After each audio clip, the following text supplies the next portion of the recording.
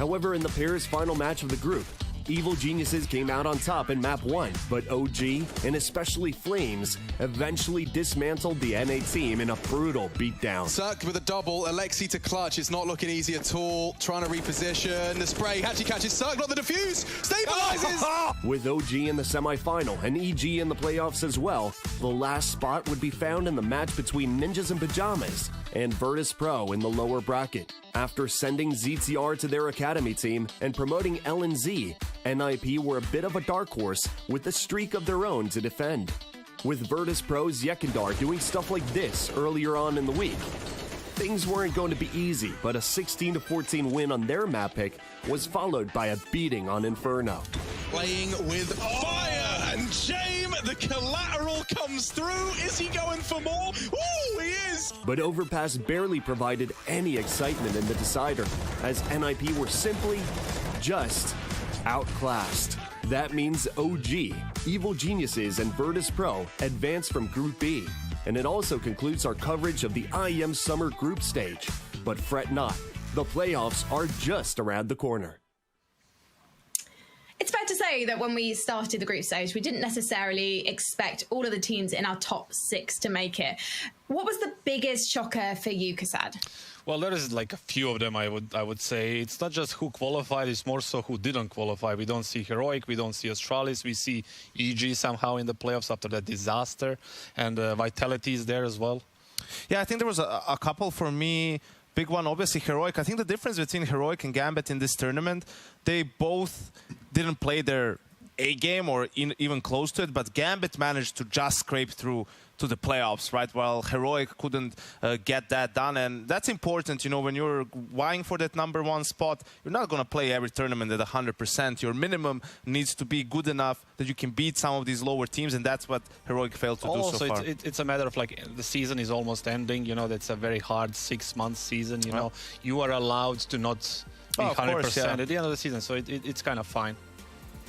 So that you can see our 2 quarterfinals leading into the semi-finals. So Gambit versus Evil Geniuses, that's going to be our second match of the day, and the winner is going to be facing G2 Esports. Yanko, do you think that G2 could be a great match for Gambit?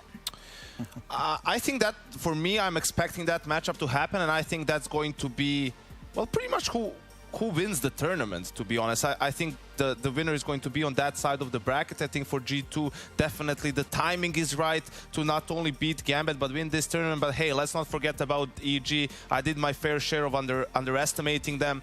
In the group stages, they already took down Heroic, who's the second best team in the world. Imagine if they somehow managed to make another upset here, take down Gambit, 2 of the best teams in the world. I'm gonna underestimate them one more time, you know, because I truly believe Gambit is gonna be the winner of this matchup. And like you said, that the G2 is in a perfect kind of setup to win this event.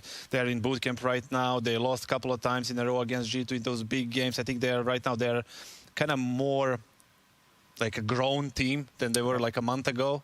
And I think they're in the right spot to win the whole event. It's just not just against Gambit.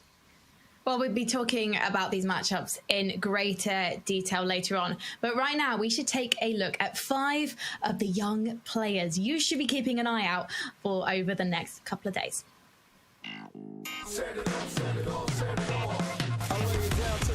Dusted, bump it, bodies on the base, bottom covered. When I bust it, one door can't flush it. No need to discuss it. Funk make your face look thoroughly disgusted. Get adjusted. I come thick with the substance. It grows like a fungus. The strap steps abundant. Ask me some dumbness. I bust the freestyle, embarrass you in public.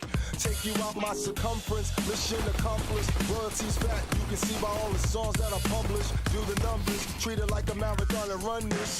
That was so 100, that's just the way that I function. I'm stunting, don't try this at home if you're wondering. I'm hustling, shooting at your feet, got them jumping, setting it off from the moment that I come in.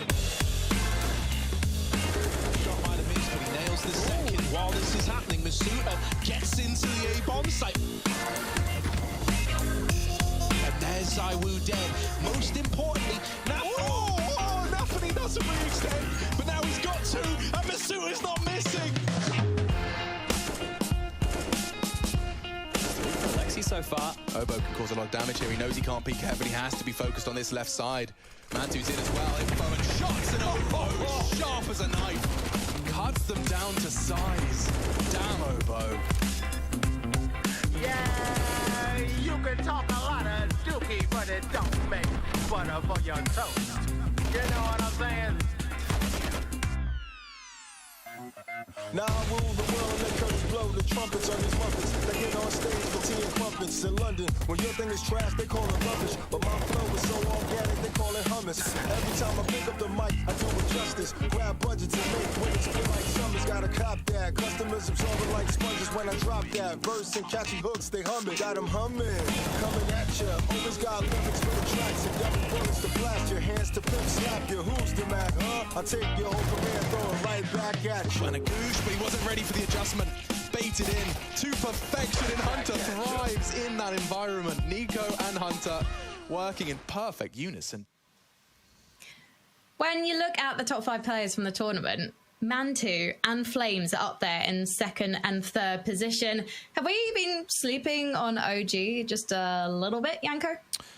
Well, perhaps, but I don't think anyone can blame us for it in a sense of they were last at the RMR despite losing to 2 good opponents, and yeah, I think they've stepped up, and those individual performances have definitely helped them to go through straight to the semi-final from the upper bracket. Yeah, what's kind of I'm wondering about, like, is the changing of the environment for them, like, that brought them to a next level. You Absolutely. know? Yeah, they're just in LAN right now, enjoying their life. You know, everything is being done as a team dinners. You know, like post practice things and pre-practicing, and just it's a different environment, different vibe completely. You know, when they're like.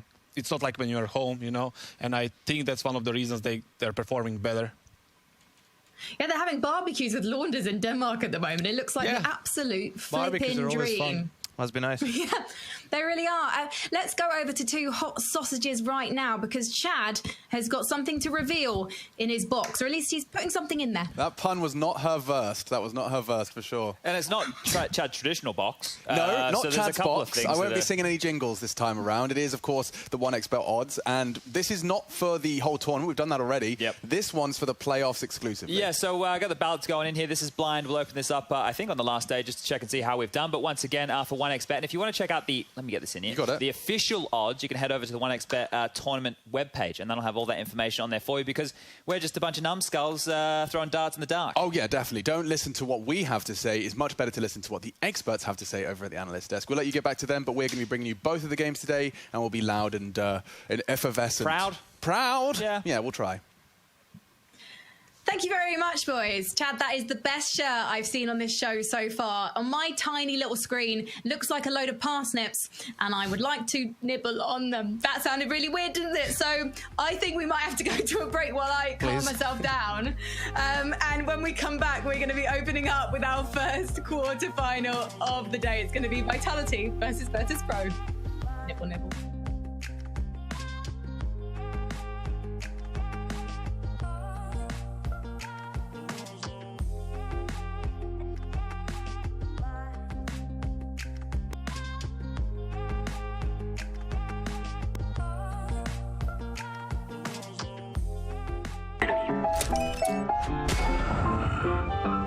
Yes, nice shot, my friend. Cheaters ruining your plays? I have eyes on the enemy. Bad servers stopping your shots? What you need is ESEA. Advanced anti-cheat to stop cheaters.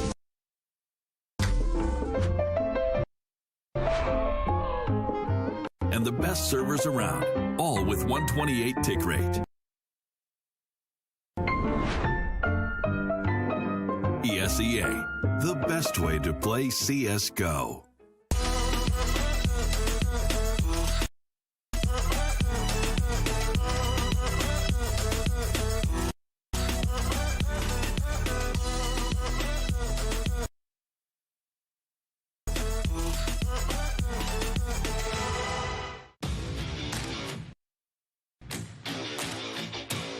I think EG will win because they have new players on the roster, so I think the mood in the team is very good, and obviously they have a lot of confidence right now, so they're just, I think they're playing their own game, and yeah, they have nothing really to lose. I think Gambit is going to win because of Exile and Shiro. Simply two good players. They will demolish EG.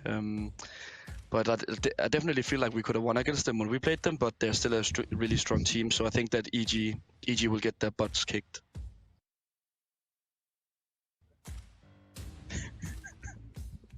It's very PG rated of you. Get their butts kicked. Yeah, no. I mean, I think both teams are super good, but it kind of just depends on who shows up on the day. And I think right now EG are probably in a better mood than Gambit. So, yeah. I think that's false information from Justin. I think that Gambit is gonna win because they have the better mood. I think they have the better players. So I think they were Gambit youngsters at one point, but now they're just Gambit. So they got one level above EG now, so they will beat them for sure.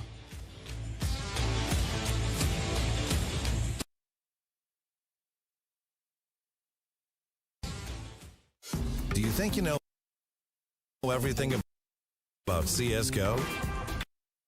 Then stay alert and look out for the DHL drop quiz on the ESL CSGO Twitch channel.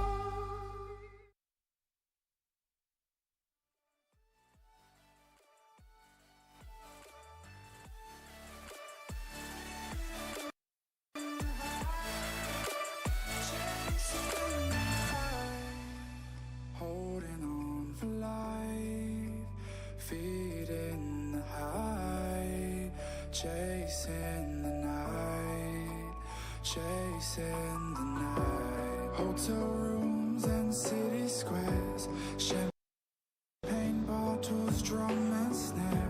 The sights and cities seem to fall away.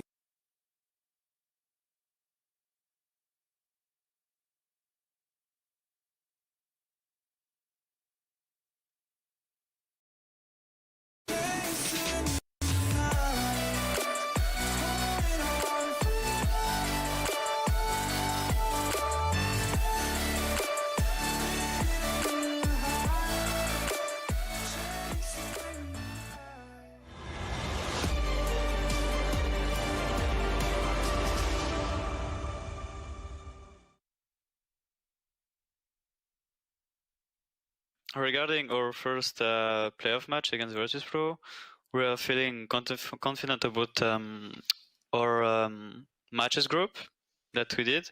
They're a strong team, Virtuspro, and we'll see. I just want to see how we are gonna perform, like at the first group playoff. It's not the same as the group stage, and we'll just see. We will see, Masuta. That's what we're all blooming here for. It's Vitality versus Virtuspro in our first quarterfinal of the day. And we should probably take a look back to IEM Katowice, because that's the last time that these two teams met. And it was in the Group B lower bracket. And VP would go on to the finals of the event, where they memorably and sadly lost against Gambit. And that was due to a strong performance, really, from Yakinda, that they made it that far. Do you think, given that Kassad Yakinda is having a little bit of trouble with his performance at the moment, they're going to have the same punch against Vitality this time round? First of all, it's like nice from Masuta not to click his mouse when he's doing the interview. It's kind of help to understand what he's saying. But yeah, I think like you said, it's all about Yakinda for VP. How he shows up on the day it's going to be like how VP shows up. We saw a little bit of a kind of high, like a better performance from Buster and Kicker. James is always the same kind of thing. But if Yakinda shows up like he did in that Katowice lower bracket, I think Vitality might beat all. But then again, Vitality is the one that beat Gambit 2-0 in one of the best games of the tournament, I would say. So they have their things. I can see also here in the world ranking. For me, this is the story of two teams who have, fallen out of grace, so to speak, compared to the start of the year. As you can see here at the rankings coming into Katowice, they were second and fifth in the world around that time. Vitality obviously with a bigger drop. And don't be fooled by VP not dropping off as much. They were helped a little bit by the fact they're playing in the CIS region, so making a deep run in their RMR, that's kind of kept them afloat, but they're not the same team that we saw in Katowice. So this tournament for them, it's a sort of a redemption storyline, right? Getting out of that slump, trying to keep that run going, making a deeper run here at IEM, and hopefully with the resurgence of Ekindar in the playoffs, or if Misuta can playing up to the level he has in the group stages with ZywOo, maybe even taking it further than just the quarterfinals, semifinals. I wonder about the mindset of VP in coming into this one, because like sometimes when you are playing a little bit worse than you did before, like coming into the playoffs or like quarterfinals, semifinals, is that going to be like, even if they lose there, it's going to be like, all right, we did well, maybe we're going to prepare like something better for Cologne, something like that, because like mindsets of teams are like really different when it comes to like playing off like worse than you did before. We briefly touched on it, Janko. This might not be the same VP we saw at Katowice, but it's also not even the same vitality that we saw even last event or the last couple of events. There's something that's kind of lit a fire under them, and one of those key components is Masuta. And while Ekindar is having troubles, this player seems to have done something, not sure what, but as you've mentioned, he's helping out ZywOo, and he's got a huge rating right now. This isn't his rating, I should say, that 1.44, that actually does belong to ZywOo. Yeah, he has, I believe, a 1.29. 1.29, yeah, and this is his first positive tournament or rating over 1 in 2021. So that just tells you this. I mean, we'll see if it's an outlier or not, or a sign of things to come. But he's definitely stepped up massively. We saw in that game against Gambit some of the highlights for him, and that's the difference maker right now for Vitality. ZywOo, he's like simple. You're just used to him putting up big numbers. He's always going to do his thing. But having Misuta stepping up this much and definitely helping in the fragging department, I think that's elevated them to really making the playoffs. You can be to ZywOo what Electronic is to Simple, right? Well, Electronic is Electronic. He still has a long way to go to become that, but Vitality will love it if that will happen. I mean, it's a great start for him. Like, finally, ZywOo gets somebody to, like, frag with him, and then Shox is always help there him somewhere. Carry the load. Also, I really need to mention this. I did before. Like the game plans going into these games so far, I think they've been on point, and I think they have been executed perfectly. That's props to their IGL coach, whoever is doing that. So I think they're doing overall a good job, and they deserve this spot here. Well, Janko, take us into this veto, please. Yeah, unfortunately for the guys, no agent here. Vitality is going to get rid of it. No nuke for VP. We were thinking like probably Inferno. Vertigo, Inferno, right? Inferno for VP, Vertigo for Vitality seemed like the go-to choice. So we'll see what the teams have decided to do. VP is going to be picking first, I assume. Yeah, they did. They are starting as Team A. Safe pick we have there. It's been the one staple map for them this year, Vertigo, even if they've fallen into a slump, right? Yeah. So we're correct with the picks, and now it Dust becomes... 2 is going to go away for VP here. I probably think it's going to happen, and then Mirage is going to be out. Yep, Dust 2 is out for VP. Again, a safe ban, then Mirage is out. Not really good map for Vitality, and Overpass is a decider, pretty much as we expected. Yeah, I don't think there were any surprises here for the teams either. I think they could have guessed the veto with, a good amount of confidence, which usually means... A VP doesn't take risks. Yeah, and it usually means you can prepare really well. And Vitality is a team that does come with, like you said, a clear game plan. They're going to stick to it. They're going to try to execute it the best they can. So it will be interesting to see what they have in store for us on that Inferno. I agree. It's also going to be interesting to see Twitch chat have some say in IEM Summer, because there's not just a trophy at stake for our teams, but for the players. There's the very first ESL Pro Tour DHL MVP award. And we're going to be kicking this off today, because after every match in the playoffs, we're going to present to you 5 players who had the best statistics. And then we're going to ask you guys via a Twitch chat poll to vote for the player that you think should be the MVP. So we're going to do this for every match. And then at the end, we're going to tot your votes up. We are obviously going to look at the stats, and we're also going to find out from our expert team, so the likes of Janko, Kasad, Sponge, etc., what they think and who therefore should be our very first EPT DHL MVP. And we're going to be doing this for every Masters event from now on, but this is the first one at IEM Summer. So who's going to make history and be the first MVP? It's kind of in your hands, guys, and it's in your hands. Nico, are you 100%. Guys going to be horribly biased? Of course. Yes. That's why we're here. Oh, God. All right, then. You guys don't get a say, but 2 boys who are going to be talking us through this series are, of course, Sponge and Machine. Vitality versus Virtuspro. One team is going home. One team will survive to the semi-finals. Let's get this party started into the pistol. All right, a best of 3. We're into the playoffs. A very good afternoon, good evening to you, wherever you're watching from. VP starting on the attacking side. The analyst not surprised to be seeing Inferno. I imagine neither are you. Oh, I was almost freaking out there, but they decided to start slowly, Alex. So we can start slowly, Chad. I mean, this is Virtuspro. Slowly, play slowly. Make sure you set aside the next 3.5 hours because you're going to need it. Yeah, we've got a feature-length movie of Virtuspro versus Vitality. So strap in, grab your popcorn. How long does the first Lord of the Rings take? Oh, it's a solid 2.5 hours, I reckon. Okay, well, we'll be rivaling that here, but looks like we're setting up for a heavy B execute. Look at all these nades. Here we go. ZywOo Masuta hanging out for contact, and he's going to have to find a couple of heads, and they are starting to look like good clicks. Masuta with one, and it's ZywOo up front.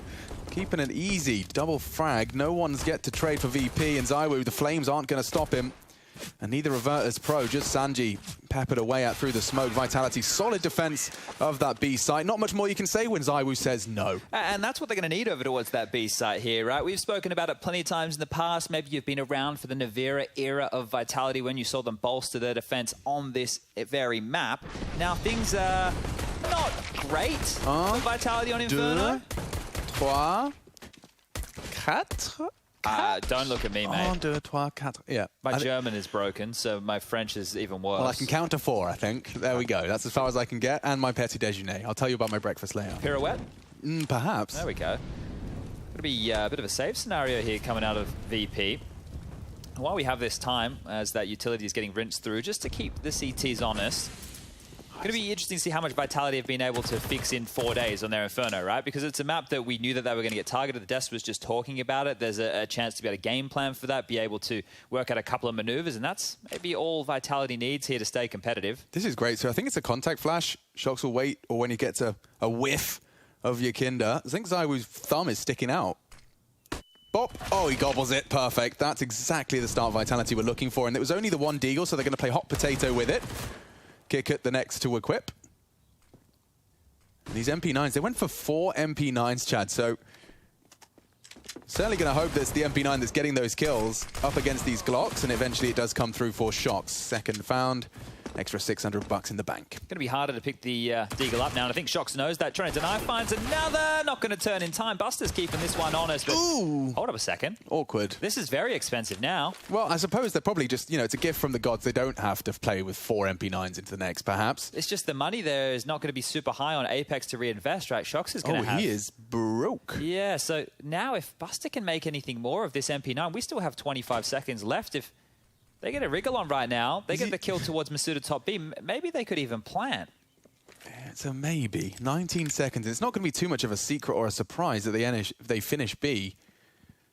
But it is just Masuda, so here he comes. Sanji is his first, and Buster his second victim. Tidies things up, stops any of those weapons falling into enemy hands. Never mind a bomb plant. VP, just the one Deagle invested, and they leave with at least 2 kills. Yeah, that got a bit messier than Vitality were hoping there. So now guns will get dropped across. Apex back into one of those MP9. Shox straight out into the AWP. Alrighty then. Let's see how quirky this one gets. Is he tossing that over to ZywOo? That's a shot. I think he's going to keep it. All right, my boy. Where's he taking it? Straight towards the A site. So that does mean that we're going to be seeing 3 lean B early. Virtuspro on the offensive with the weapons for the very first time here in the quarterfinal. And it's starting second mid. A lot of pressure there. Safe passage, but not going to be victim to Shox's AWP down mid. That's for sure. They could swing on this.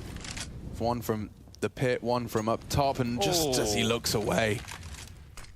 Little info, Yakinda's flirting with middle here. Could very well lead to an early death if he pushes the issue. He is swinging on it. Oh, God, the flash was good. Shox is booked. What are you supposed to do? He can't get out of trouble. ZywOo's trying to save the day. Just the single dink will do. Oh, dear. Yeah, a bit of an awkward timing there. It's not landing exactly how Vitality wanted, but Masuda's here to clean up top mid. Buster falls. We find ourselves in a 3-on-3. Didn't Sanji have one of his career highs on an individual basis for VP on this very map? That was against NIP. He absolutely bodied them. He looked ridiculous. I saw like the Sanji Frank movie in the post-match. Here we go then. Just those MP9s. They are going to have to bolster their defense. It's 2 of them here. Masuta's locked off by the CT smoke, but Kickert's yet to advance. They have one more smoke. That's it. Yeah, it looks like Apex is already starting to get the hell out of dodge. It could be the right call. Kyojin's getting a lot of space taken from him. Cowering on the site. That long flank from Sanji is set in motion. And it seems the entire VP squad's coming with them. There isn't enough time to be fanning around through CT, so it will be an A finish. And only Kyojin.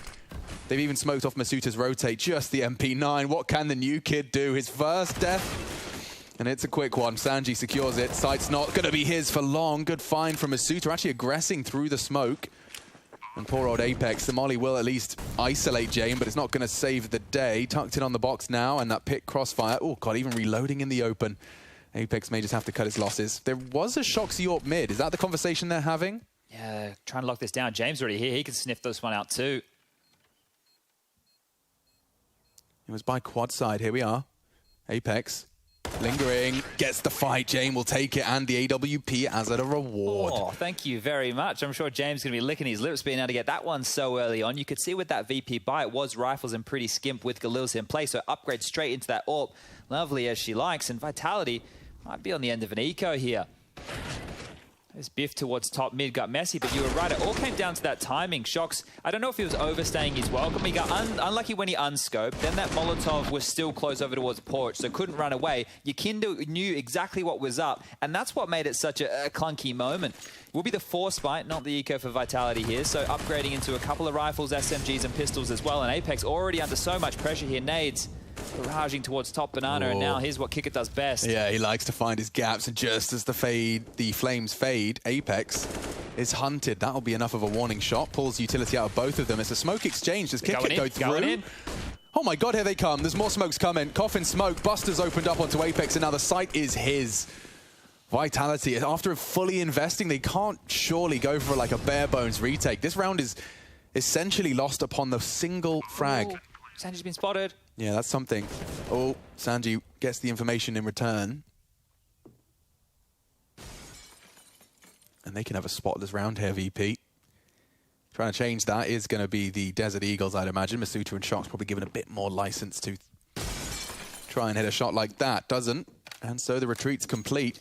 And we have ourselves as close to, it's not a unicorn. What's like it should be mythological, but it actually exists. Like a platypus. Yeah, actually, that was a perfect example. That's where my brain went as well. This is a platypus round.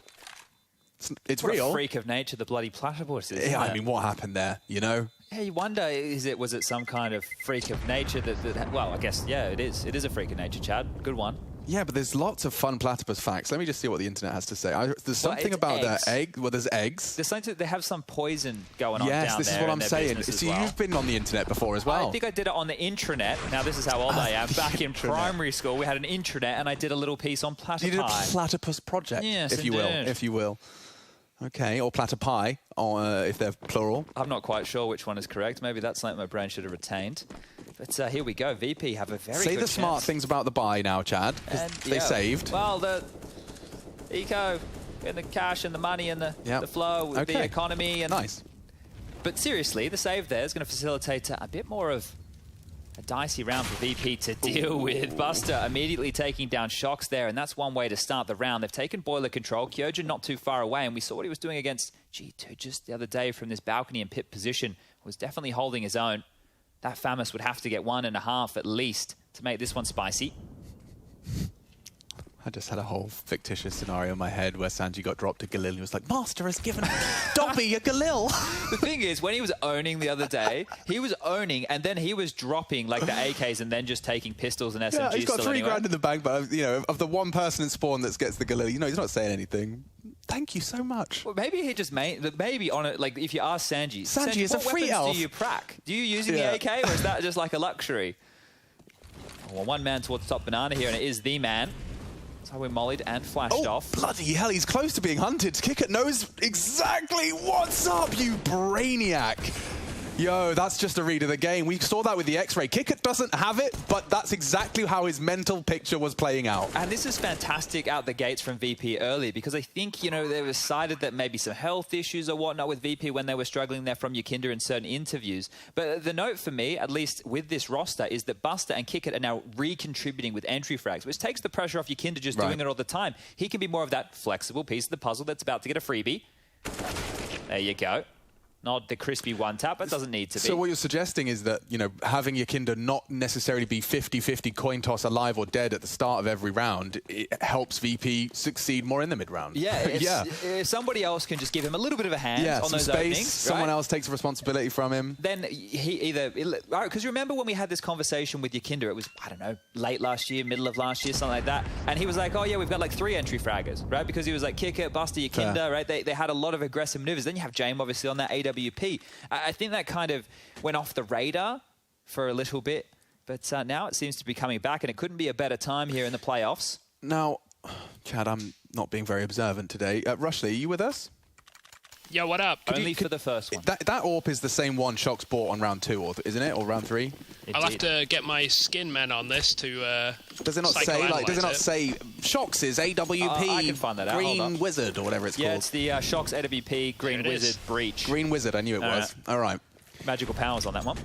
Just keeping track, keeping tabs, so plenty of cash for VP to splash, fully invested, and Jane gobbles a nade. I'll have to add that to his MyFitnessPal. They come with a barcode, or? Yeah, I'm not sure. I'll have to enter it manually. Highly explosive. 55. This is a pretty bare-bones CT defense. Now, you can see Shox completely barren of util. I'm still counting 4 smokes, so VP... There we go. They pull 1 out of B as they throw one of their own. So an exchange, if you will. And actually, equivalent exchange. This is good from Vitality, right? Not to be rinsing through too much of their utility early. Yeah, Shox is barren, as you mentioned, but the others are being a bit more stoic. So they're going to play this game with VP, and they're calling each other's bluff, right? So Vitality are holding on for some form of contact to then drop out their nades, and VP then are being forced to make that presence. So here we go. Perfect timing, though, right? Yeah, and 45 seconds left. This is about to get very dicey. Looks like it's going to be 3 players out the apartments, 2 up middle. There's going to be a lot of pressure on the A defense, and it is just Kyojin here, right? Oh, poor soul. Yeah, he's got 3 very angry polar bears about to burst out of this apartment. He's actually positioning better here. As time goes on, Shox has joined him. He's read the situation. Buster's late flank could dismantle things. Shox tucks in. Good read from the French. And a great fragging from Kyojin. Takes all 3. A fresh AK for his troubles. James confirms his location, but this round falls apart. Wants to keep that wizard in his hands too. So, of course, this is the James time that we're familiar with. Buster gets a chance to punish Apex here, but closing that door, he's going to be wrapping around. Scope might have been heard. Never mind. James will take him down, and that's the round done. So Vitality tie things back up 3-3. I'm very excited about this, Chad. I just got a text from Anders Bloom. Oh, dear. He says, in capitals, Alex, I have platypus facts. Okay, all right. So we'll hold on. I'm not going to hold my breath, but that is exciting. When are we going to find out these facts? Well, he's typing now. All right. They have 3 kinds of receptors on their rubbery beaks. Well, that's cool, Anders. What do those receptors do? Well, we'll learn as we go, won't we, Chad? For now, it is some recovered AK-47s and a 3-3 scoreline. Does tie things up nicely for the successful defense of B. Some defuse kits in play as well for Vitality. He's going to be tested this time, at least early. Molly forces him out of that corner, but he can patrol backwards and clear his lines. Lingering on this. Kyojin taking out pressure as well. Oh, Zaiwu goes forward, and it's nearly the collateral kick. It takes a whole lot of damage, down to just 14. Buster taken down in the process. I think his spinal column may have protected Kickett. Looks like Apex has floated back over now towards CT spawn, so just a lot of pressure still on Kyojin and Shox. They passed the test last round. This time round, they only have to deal with 4 players. And VP continuing this slow crawl. Sanji up to the plate next. James going to flash him in for contact. Nobody home, and they're not even baiting util. This is very good stuff from Vitality here. They're keeping VP very, very honest.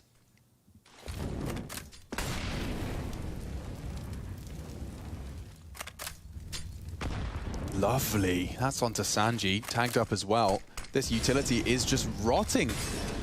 At Virtuspro, you can see the cancels are called, and they start to reposition. Yakinda floating through the apartments. If he could find a way in, they will commit, and it looks like they're starting to. With 30 seconds left, you have no info in Banana. You surely have to commit A, and there's 3 players waiting for you. And Kyojin's even got a spicy meatball of a one-way. He's got to be patient. And Yakinda does prove that he's coming from the apartments, and now Shox has been swung on.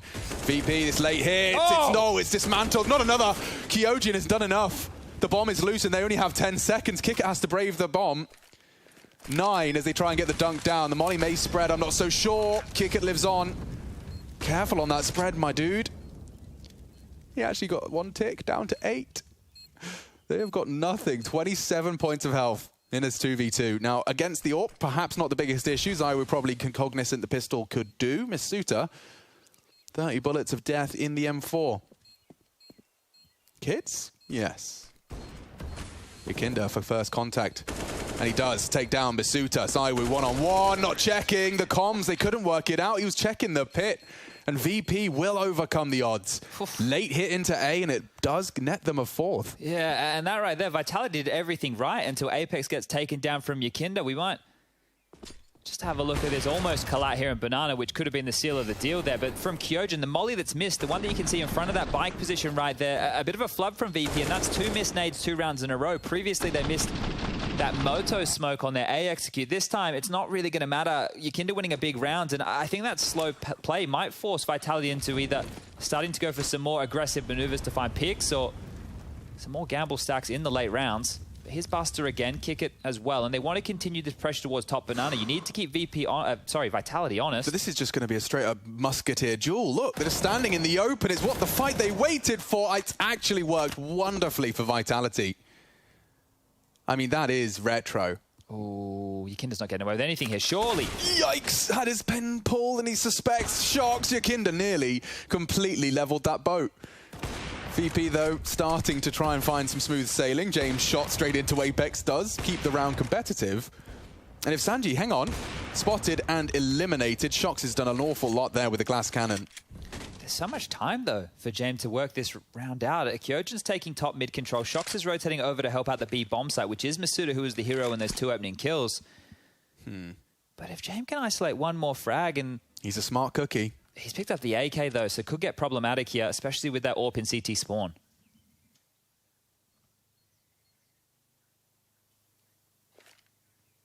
Smokes off Shox and a molly for the new box. This is great. Oh, but the fight is taken, and another for Masuta. 3 on the B defense. He has sent a very clear message. Every time we've seen VP test B, from pistols to weapons, one of those 2 signature B defenders has showed up, whether it be Zywoo or Masuta. See that one again. Shox, 2 very important frags on his AWP, but Masuta not falling foul to the Jame attempt. He did isolate the Jules with that utility. 4-4 the score. We're getting back into things, and another sacrifice for Sanji. A deagle for me. He's very lucky to have that right now. And Shox, well, he's only operating with a bit of an MP9 here, so both teams with some omissions in the buy. Utility exchange top Banana. Apex and Masuda towards the top, and this aggressive line being held from Zywoo could profit here if they're lazy on their clears. Buster, they want to fight for this. They really want to fight for this. Masuta's coming for you. And he's already taken down Kick, and he's taken 2. Masuta has Banana under wraps. And that's not enough. Yakinda, a consolation prize at this point. The deep smoke, the Banana control is lost, and Masuta's taken 2 Virtuspro members down and out. Re-smoking top Banana, that will really slow things down.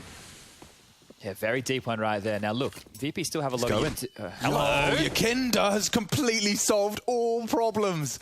Jumps through the re-smoke. Apex can't believe it. And now Shox is feeling the pressure. They're already smoking CT. Good God, they've managed to flip this straight back into their control. They have lots of smokes for this. They can smoke off coffins, no dramas. Yeah, and Shox has already made it clear there's at least 1 CT here to receive well ahead of the rotate. He threw a smoke. They know he's here. James staring at the advance through that smoke. He can reposition, and now this afterplant... Look at Sanji. It's ruined. Oh, God, not the... No! Oh, Zywoo. He did manage to react in time. Shuts down the flank, and now perhaps they can live on to lock this down, pushing Jamie. He wants to try and slow them down, and he's missed his shot as well. Vitality clawing back in, and they will take it.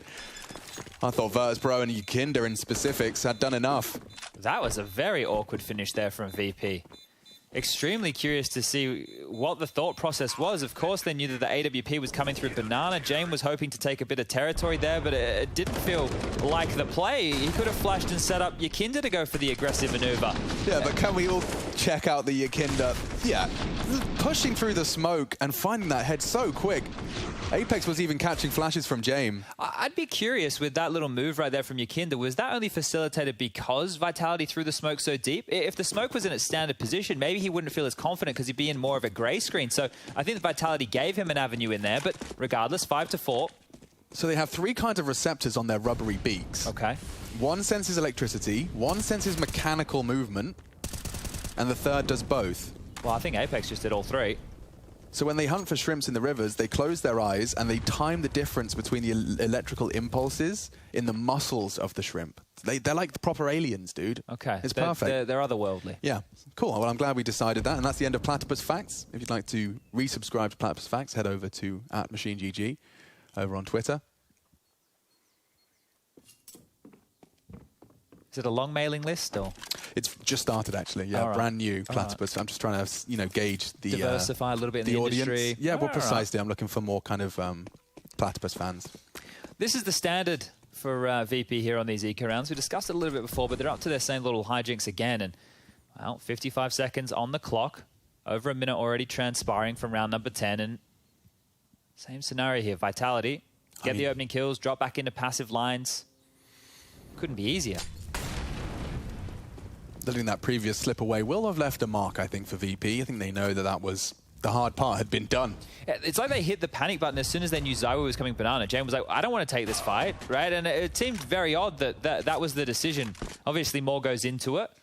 And now just 2 stand, 25 on the clock. And they do have to die. They are on the T side. They don't want to miss out on securing that loss bonus. It is just Jame. Couple of shots, Masuda takes him down, and continuing that good form we had from the group stages, Masuda now. Yeah, well, if it's not a flash in the pan, that's something that Vitality could very well do with. I mean, you've got Apex and Shox. Certainly Shox is typically on analyst's tip of the tongue besides ZywOo, but to be able to have Masuda to rely upon that is going to do wonders, especially when integrating another brand new rookie into your ranks. Yeah, consistency would be key here for Vitality. I bet that's probably done wonders for him, though, to be honest, not being the rookie anymore. Yeah. He's the one that's giving tips. He's giving tips like, it used to be like this for me, man. Yeah. That's my Masuda impression, apparently. Here comes ZywOo, and not for long, he's immediately Molotov'd out of position, and Banana is lost. At least the information, they are heading elsewhere, and so is Shox. Aggressive AWPing in the apps. Kyojin to babysit. I'm not sure how long he'll last. Great spot and a better find. He takes the head off of Vikindar. This is awkward now. Look where Shox is. He's still not turning around. Yeah. Oh, he hears him. He knows he's back in the bedroom, and now the AK's recovered. It should be a freebie. No way. Apex has taken Buster. There's still a chance that this falls apart. Kyojin's doing more than you could have asked of him. And this is a lovely Vitality round. It doesn't get easier than that. 7th to be secured, and with all 5 hearts still beating. That is, unless Kickert can change things.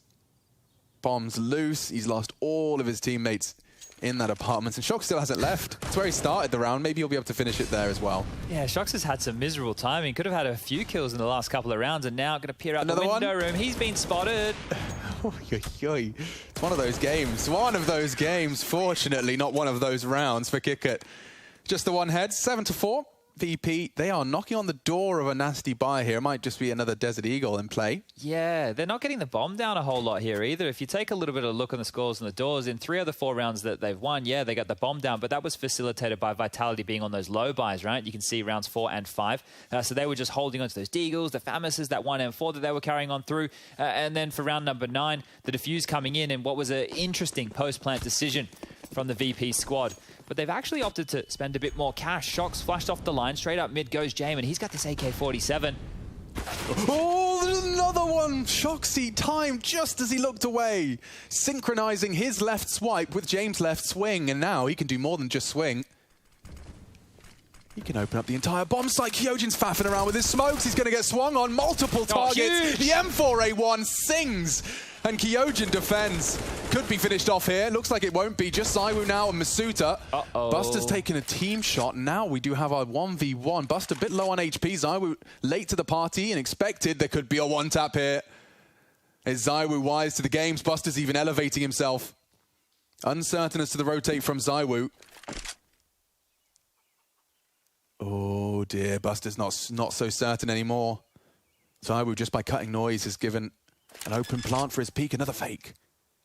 And just as he looks away, ZywOo stabilizes the aim and makes it 8.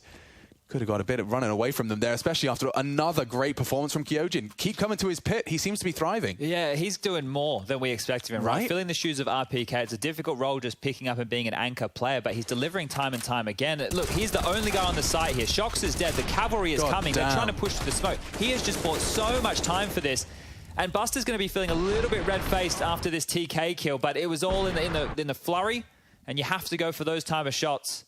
So huge. Kyojin's impact being felt here in VP. Well, they will get the guns back out, but these aggressive stances. Shox is on it. He's been spotted. Surely he's a dead man walking. Flashed off, executed. Rare to see that headshot angle used by Jame on the barrel. Team flash coming in as well. That was lovely. Quick reactive play from VP. Shox completely neutralized, and now a disadvantage for Vitality to stomach. And this is where VP can really start to turn the screws, right? When they go back and forth and they have that style of play where they milk the utility over towards that B side, they'll come back towards A. They're going to leave Vitality here with nothing, but these slower approaches haven't been working for them, so maybe something a little bit more direct could be on the cards. Vitality are one step ahead. They've gamble stacked towards B. ZywOo's here. Masuda and Apex is... They're boosted towards the back of side. This is perfect. Yep, it is absolutely perfect. ZywOo tries to get a shoulder to bait at least. They are looking his way, and it enables the boost for one. No, two! Masuda does it again on B. And he's still alive. He's lost Apex. Drops off of the boost, drops down a can of flames, and nearly a can of whoop ass. Sanji dinked. ZywOo is there, advancing now. The bomb's on its way as well. Throws it across. Sanji, get it done, boy. And that could be a problem. James missed his shot. ZywOo's already wide swung. He's being very loud about this. Oh, and Jame Molotov'd out of position, but has escaped. Now peeking in. Another for ZywOo. Spotted out, executed by Jame. Can he clutch? It's impossible. Nice hold. Jame locks it down. 3 from the flamboyant AWPer of Virtuspro. And they do save it. They convert the 4 versus 5, but not to Vitality's detriment. They did stack the right site and make it close. Yeah, that was really close. I was expecting it to be drawn out, one of these 20-second affairs. And there we go. We see VP finally putting a much-needed round on the board. That is to stop the streak of 5 that Vitality have strung up here. Check out the scores as well. The fact that I know we've been talking about it, we've been witnessing it, but Masuda and Kyojin at the top of the scoreboard for VP in a quarter-final game for Vitality against VP. The bloody Vs. VT, I think I wanted to call them. But regardless, it's a very good sign for Vitality fans across the world that these boys are delivering in this capacity. At the very early stages of this quarterfinal, this is just the first half of play, as we said, especially with the names in the server tonight. Expect a bit of a brawl. Could go a bit of a long haul as well. 2 best of 3s today. But just to round out our half, will it be the double digits for Vitality? It's still within reach. Virtuspro to tie it up. 8-7, the best they can muster on this T side of their map pick. Keep this in mind, Vitality have only purchased into 1 defuse kit here on Kyojin, so if the bomb does go down and that kit is lost during the round, we'll have that 10-second full defuse needing to come through. More pressure from Kick It now towards top banana, and the 3-man stack towards B again. Masuda, Kyojin, and Apex this time round as double AWP A defense. You don't see that every day of the week. We've got Shox patrolling top mid, and ZywOo ready for a quick one over towards apartments. This is curious, both of which can't get run down. They need to hit a shot between them. It does enable a very kind of hard committed 3-man B. Oh, ZywOo's just backed away. So the timing with these AWPs is very unlucky on the CT side. If ZywOo hits a shot there in apartments, they might have scurried over towards Arch side, not expecting a double AWP. So this little maneuver won't get to profit. And more pressure towards top banana, but the 3-man rifle stack is still here and still holding on to utility. Couple of mollies, couple of smokes. Things are looking very good for Vitality. Like Yakinda and Sanji are going to try and sell an A fake, but with these scopes, I'm not sure how much information it will force. Kyojin's falling off. He left the boost. He's floating CT. The fake has at least achieved some of its goals. Yeah, Kyojin knife out, but now VP is second-guessing. Fully receding and a 5-man gather now in banana. Apex still has a smoke, a molly, and a flash. That smoke's just gone out. We're at 30 seconds. They're going to have to go through it, or they charge to A. What's the play? It's oh my God, this is Inferno right now. 20 ZywOo. seconds. 20 seconds and they've changed the plans. ZywOo knows they're coming. He can ruin it all. Lets them bait the shot. He's missed his, and now they're in. Surely not. Another AWP to overcome. Shox lines up one. The bomb's in. Sanji pre-fires and has a couple of seconds to spare as the bomb goes down. Oh, I know it's IEM summer, but I'm bloody starting to swear with how late some of these rounds are. That is insane, right? They got to know. This is reactionary calling. God, right? that mini-map is just a nightmare, isn't it? Just watching the dots, the CTs, it's all about being in the right place, and they were at 20 seconds. They weren't at 15. That is insane. Just the fact that they're willing to pull the plug that late. A lot of teams, when that banana smoke comes in, go, well, I guess we're going through. Because just the idea of trying to channel back up mid, we can see it was double orbs. They had no idea it was double orbs. No, they didn't come into contact with those orbs at all. Imagine if it was just 2 rifles either side of mid. Brrr, that's it. See you later. Or just got 1 on Cold Zero, 1 pit, and you're like, well, this is a meat grinder. Yeah, that is insane that they were able to get away with that one. So VP stealing one away here, and that's to get their 6th. So this half is becoming much more competitive. Certainly is. Final round of the half then. Let's get this one finished. Not so finished with a bang, at least for the CTs. IEM is going to get to play with his big green. It's not going to look pretty for the other two. Masuda can drop a Famis. He will do so for Kyojin. Shocks into that MP9. On the other side of things, it'll be 4 AKs in the AWP. So the buy for round number 15 looking much better for the CIS squad. The French would love a 9th here. We knew that this was going to be the pick of VP, and we're expecting it to go that way. But this is competitive. It's very, very good signs for the series overall.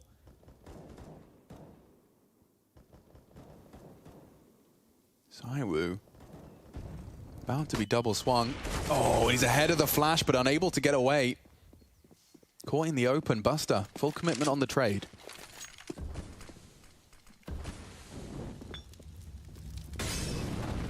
Feels like a B pin.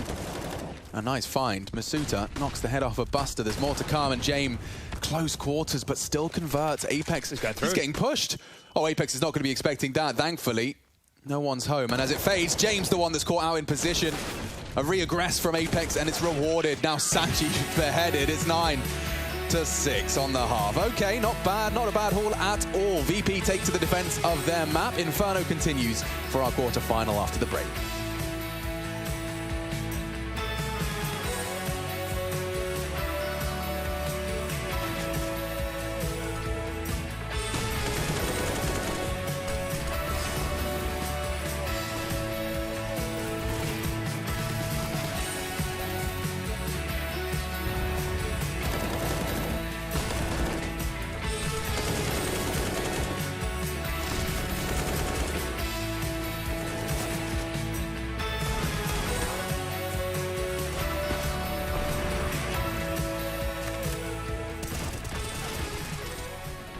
Shoxy, welcome to the playoffs. It's great to have you here, and you guys are going to be playing off against Virtuspro in a best-of-3 today.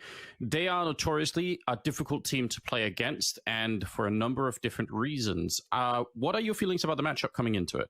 As you just said, it's gonna be it's not gonna be an easy task for us. First, we are happy to be in playoff. It's been some tough time since some months now. So it's nice to feel it again. Now our main goal, it's to go to the semis to, I would say, confirm that we are doing a good tournament and not just go through the playoff and just lose directly the first match. We'll be disappointed for this. So yeah, we are aiming for the win. Virtuspro is gonna be hard because it's a CIS style, CIS team, and when you are coming from Europe, it's never easy to play this style because it's not a CS that I would say speak to us, you know. I was watching the game that you guys played on Inferno against G2, and something that I noticed was how much importance it was when on the CT side, you were playing the arch position over towards the CT spawn, and you had to make sure that they didn't wrap around the A bomb side or they didn't sneak around into the B bomb side, even through CT spawn. That position, it felt like some rounds, if you got moved away, if you got pushed somewhere else, or if they just snuck someone through, that had a big outcome in that particular match. And I'm sure VP will have been looking at some of those demos. How do you feel about playing that arch position when you have to do so many things at once? I like it because I like when you have a lot of decisions to take in a game or in a positions, and it's different comparing who I am playing. And I'm not gonna take the same decisions in front of a different team. So, for example, the decisions I took against G2 won't be the same that I will take against VP today. Pretend that VP were listening to this interview. What do you want to tell them? No, but I would say something funny. I would say that it's game time. Well, thank you, Shox, for joining us. I appreciate it very much, and best of luck in the game. Thank you. Goodbye.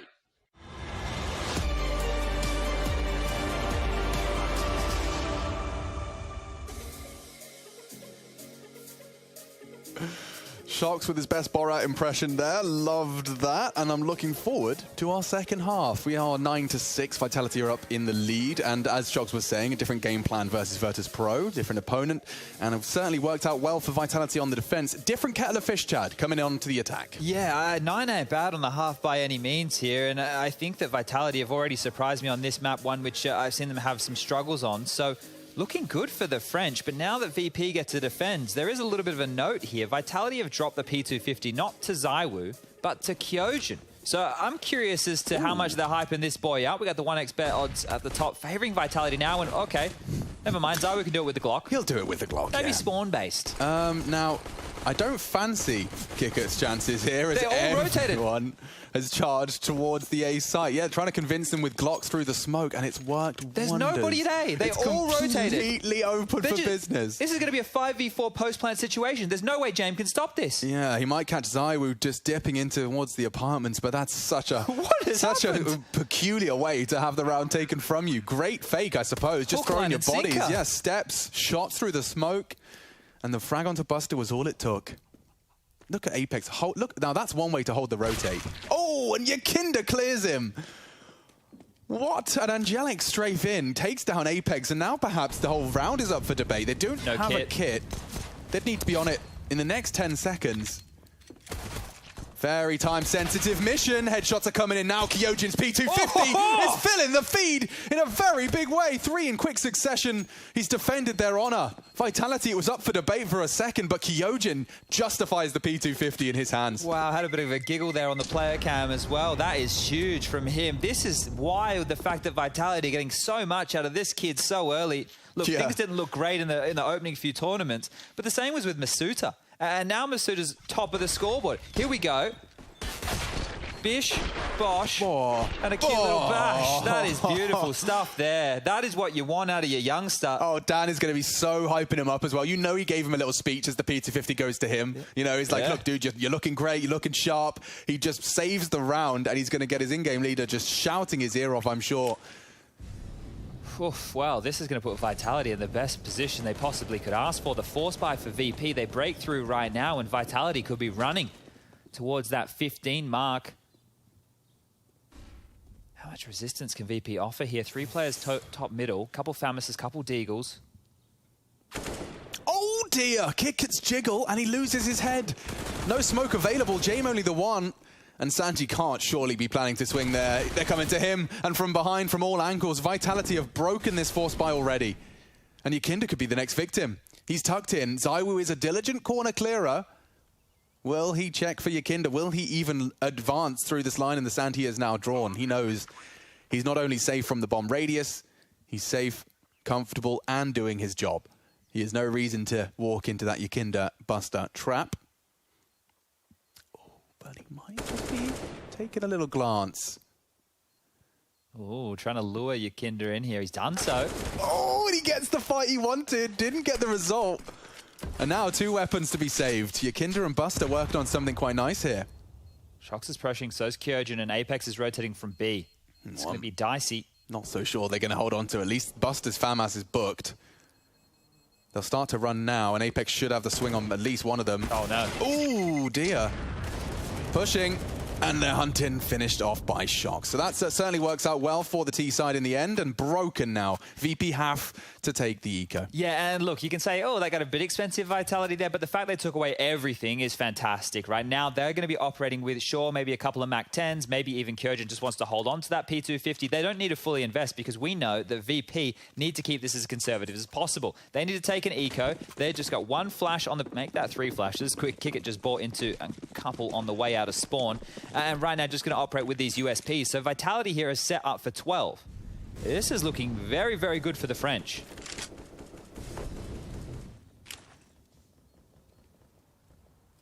Yeah, really just hoping here that they come towards B. Apex is already top middle. If we can just take a quick little look at Apex, he's scouting out. He's doing one of these classic in-game leader moves that we're seeing become more and more popular. Taking all this room on his lonesome. Meanwhile, his team are just fortifying Banana. And if he continues to crawl and clear and calls nothing home, the bomb might just be able to slink into A for free again. Yeah, Apex is going to very quickly start realizing it's a bit too quiet over here. Oh, they're committing Banana, though. The bomb's here. Oh, they're walking into the stack. Fellas, James done damage. Takes the head off Kyojin. They are a bit shaken now, and Kickert's even found one with the silenced USP. Finally, it's pulled across the line. A little bit sketchy there. But 12, okay, deep breaths. Jane will whip out the AWP without hesitation, and we're getting back into the fray for round 19. Now, this is where we're really going to see the intent behind Vitality. If they're able to get into the bomb site and get the bomb down, it almost has to be a save from VP, right? Unless we're talking about a 2v2 and maybe they know a lot of damage is done, but there's only one kit in play for Yakinda. If they get into the site and they know that they can hunt and take these rifles away, I think the hunger, I think that tenacity from Vitality will be felt here on the chase. But here's James, peering down mid with the AWP, flashed up, pushed off. Now we know the AWP's in play.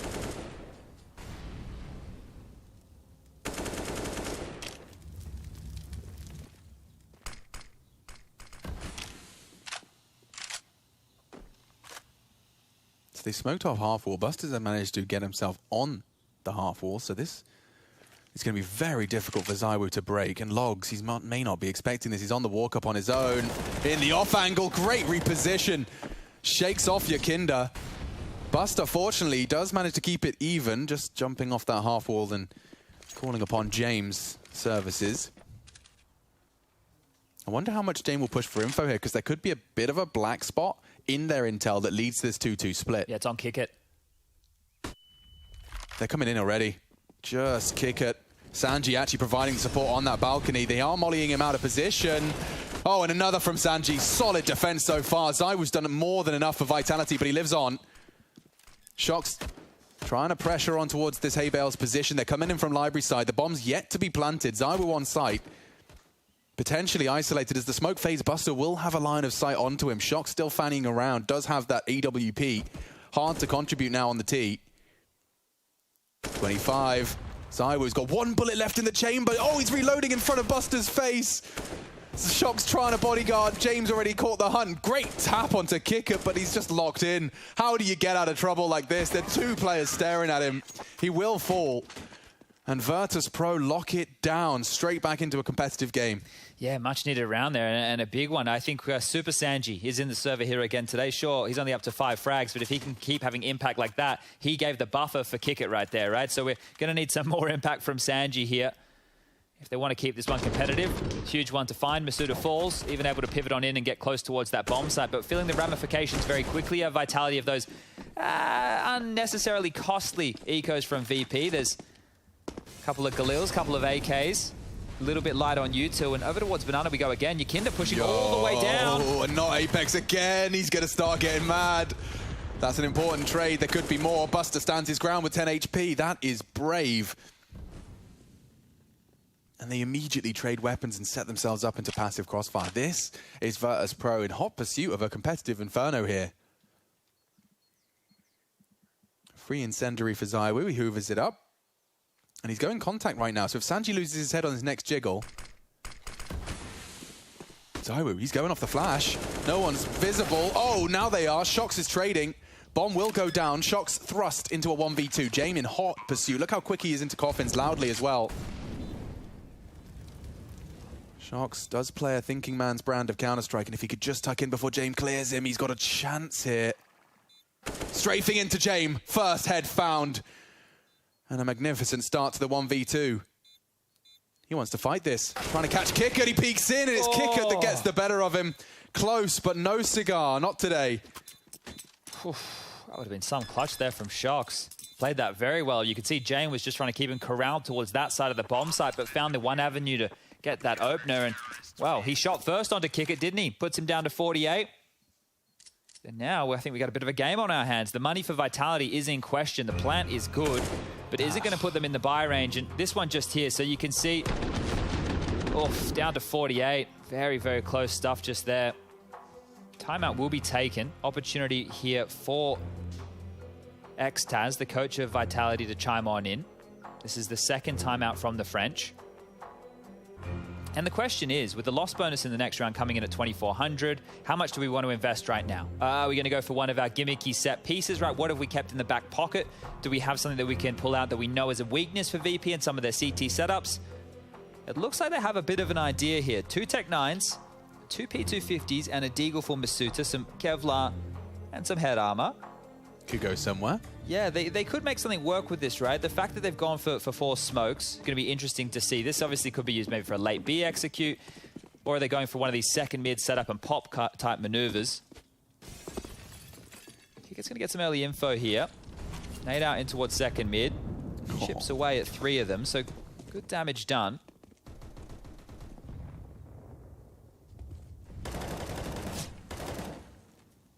Classic Yakinda with all this space. A gap in the smoke as well is going to help him know that there's not too much to worry about behind that. More utility being lobbed out now from this VP defense.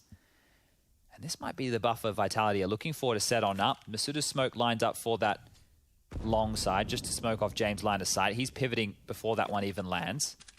And they've actually gone back into a very passive stance. Now they have Yakinda so forward, Buster baiting for him.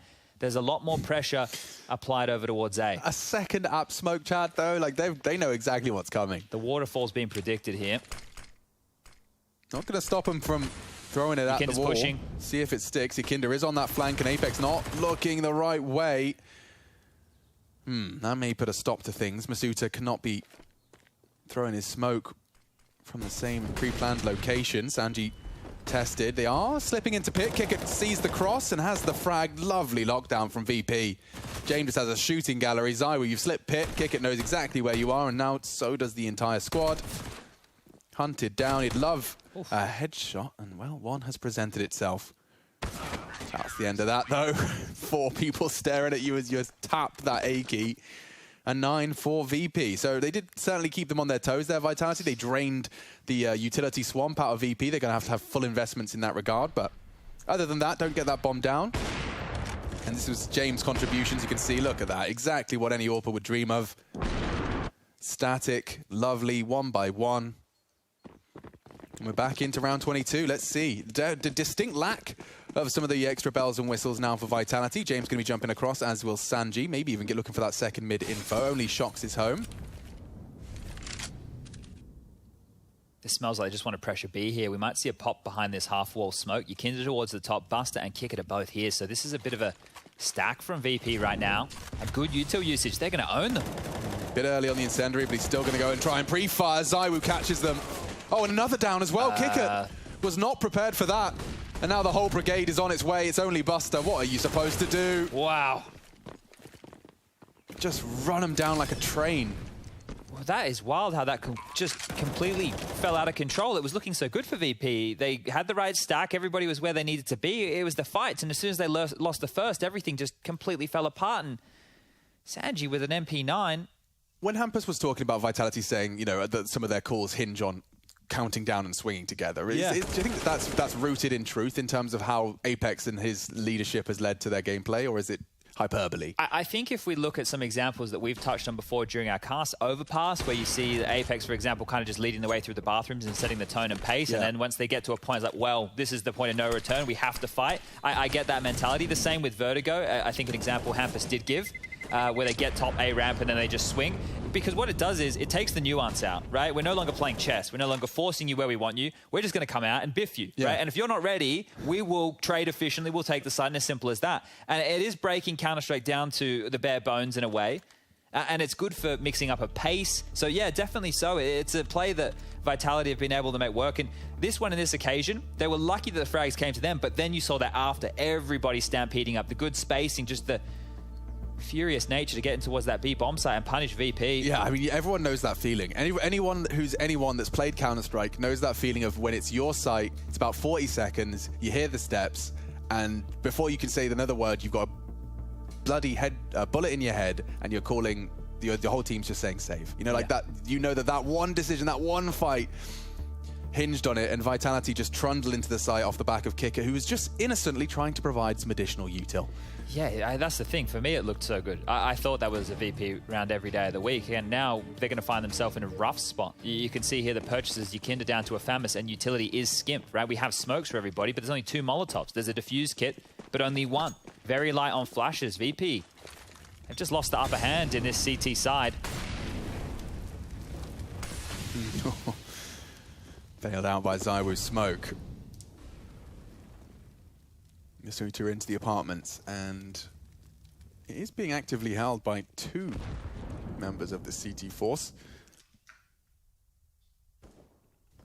Yeah, they're going to need an early pick here. Oh, they even dink him. That is scary.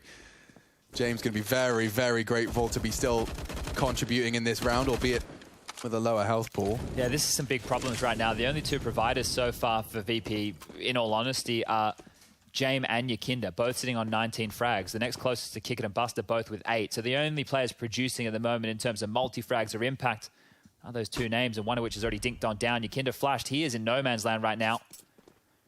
A little bit of a spot on the jiggle there, so it gives him the chance to drop on back, but the hit's still coming. Here comes the smokes. Okay, full commit. Just Masuta watching that flank. Oh, what a lineup from Buster just under the smoke, and he gets 2. Controls the spray magnificently. They aren't stopping, though. They look to trade off it. Kyojin does do so. Wasn't expecting Yakinda. And VP can't believe their luck, just running into the meat grinder. That's the other side of the Vitality coin. Yeah, and that was one of the 3 names which I didn't mention on the Virtuspro side that just showed up and basically secured a round single-handedly. So there we go. Somebody else for Virtuspro able to contribute here. That's going to get Buster up to 11. What we actually see, just sees their little white trousers and Apex and Shocks completely caught out. You can see the idea, though. You can see how Vitality can turn those rounds around in as quick as 2 trades onto that site. Kyojin giving a go with Masuta, just not this time. Bit of a buffer here now as well, because Vitality have fully bought on in here. It's a Tech 9 for Kyojin, and that nade is actually doing a lot of damage. It's into rare. Second mid. It's rare that I see that one connect as often as it has here. Trying to silently mount up in towards that window room here. You can see the little boost scenario that they were setting up, but now that they're scampering on back, it looks like this has been cancelled. So calling on the fly Vitality, and this is really where we're starting to see some problems, right? The CT side of game plan, they knew what to prepare for. We saw the way that they were punishing certain maneuvers of Virtuspro in that first half, but now scrambling. Yeah, completely rehashing the game plan. I think they wanted to take at least a Nightbusters info top banana. They don't have to contend with the deep smokes we've seen earlier into the piece from VP. Yakinda's not got that info for free this time. Only a minute on the clock, or should I say, still a minute on the clock, and we're only working with a couple of smoke grenades and a flashbang here. So for Vitality, this will come down to the headshots and being able to snowball.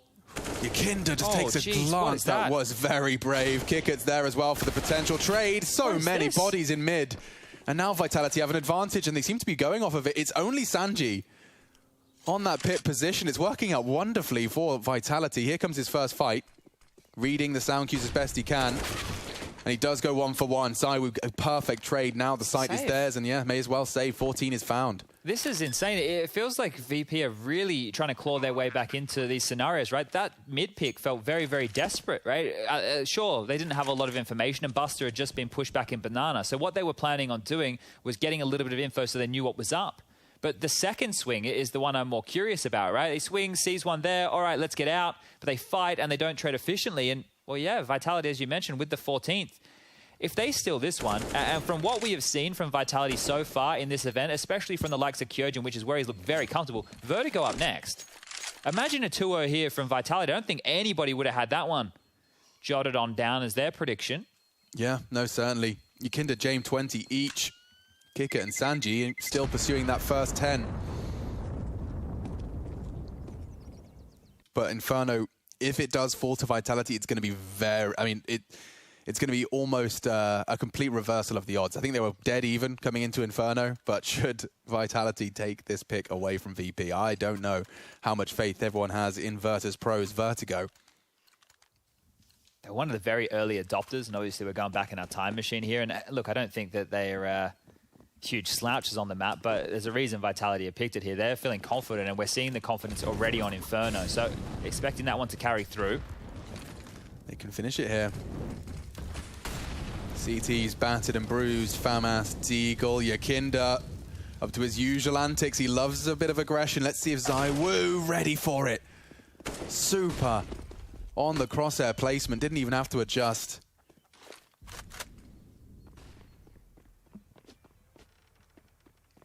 Beginning of the end now for VP.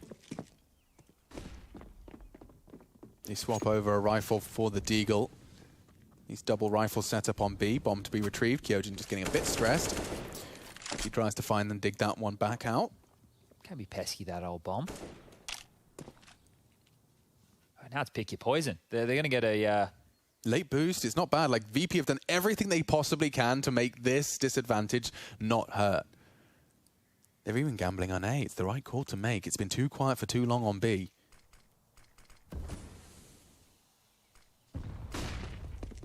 And now, sound cues steps up mid. It's confirmation of their suspicion. Jane will be the first port of call. Smoked off on long, 30 seconds for this pop. Shocks late apps. And they go alongside. Jane baited out as well. Now he has to focus his attention elsewhere. Sanji's dipped into the apartments. Oh, it's working wonders. Everything connects for Vitality. Just kick it in the library, and Apex lays his own life on the line for that info. Oof, all right. Well, this is looking like it's donezo. It's just going to be kick it, trying to... Wait, he's going for it? They're leaving the site. They're already on the hunt. Imagine. There's no way. Surely not. No, Zywoo's cleared him. I mean, I'm just happy to see someone even considering it. Considering that little bit of that, perhaps the lapse in judgment. We've seen G2 fall foul. Vitality not going to be falling into the same camp. Well, look at this. The loss bonus was only, what, 1,900 coming into this next round here for VP. So their money is well and truly in the bin, right? This is Deagle territory, Famas territory. Light util, just Kevlar, defuse kit's not going to be there. This is Vitality about to steal away map number 1 and going into Vertigo. Wow.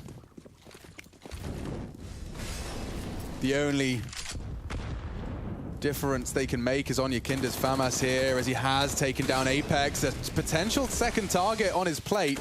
Oh, caught out on the reload. Shocks can finish it here. Buster's Deagle denies access to Banana. They still have managed to keep it at least favorable. 4 versus 3 as the second body, of course, has hit the deck.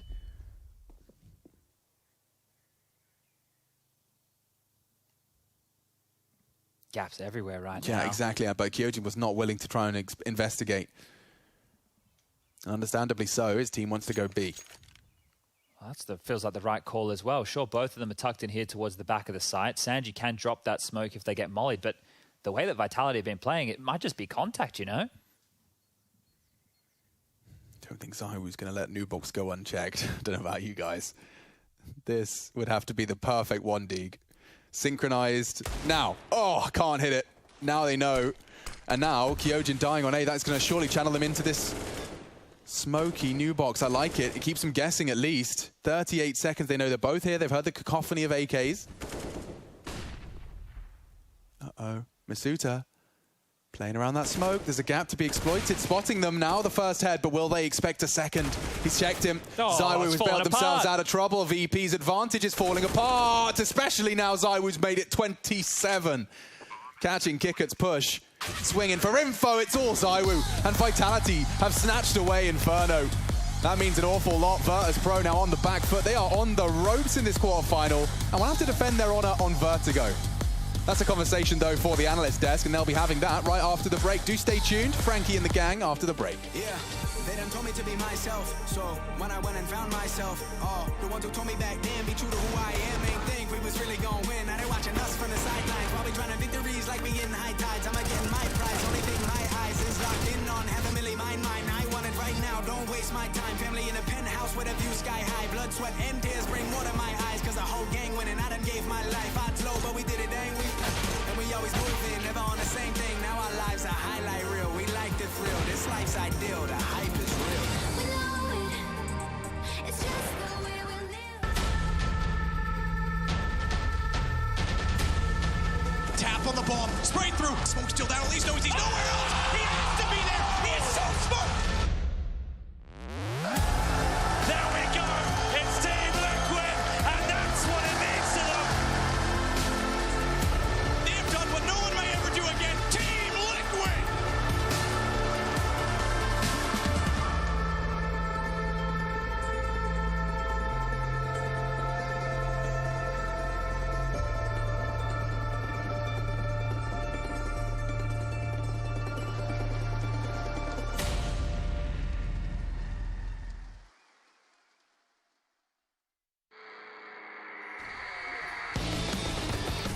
I believe Kyojin has to bring a lot of energy into the team, right? He is this newcomer, this rookie, and he has the fire, the will to play the game 24/7. There's the other side of that with the pressure. The eyes are on him to perform. Stepping into the shoes of a legend like RPK, there's pressure just there from not only the fans, but probably felt from his teammates as well. He's playing with one of the world's best players in ZywOo.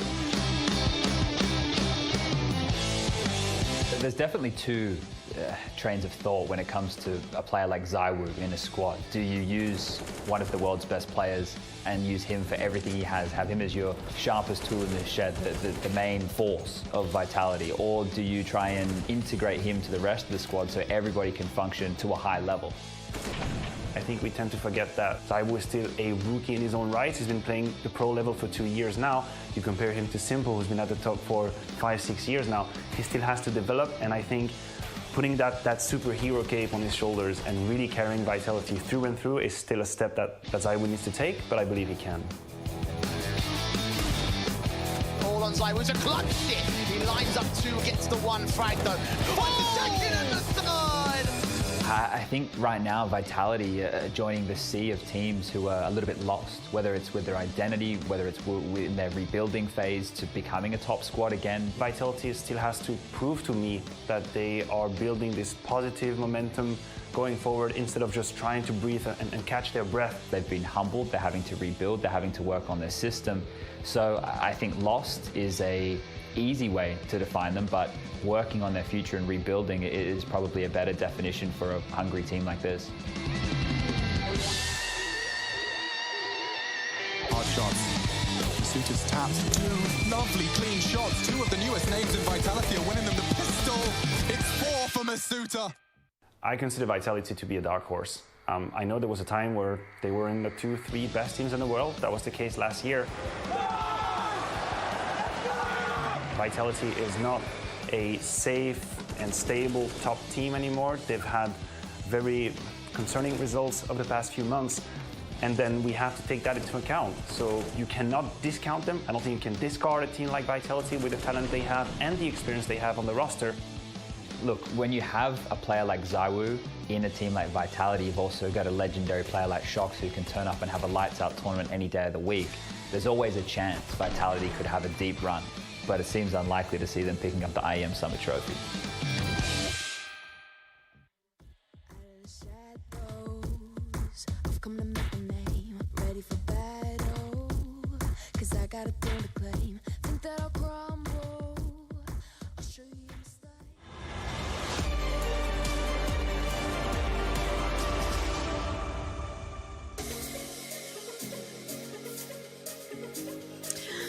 A rather fiery inferno of heads-up Counter-Strike, sharpshooting Vitality, pretty much giving it their all. While VP, well, not every single member has turned up to join Yakinda and Jame on the server quite yet. But surely it wasn't just down to some missing individuals, Kassad, on that map. Yeah, I mean, it's a big reason why they didn't. It's their pick, you know. That's the first thing. It's their pick. They needed to deliver more. We have Jame and Yakin are delivering in their own roles, delivering their own numbers, but the others didn't really follow up.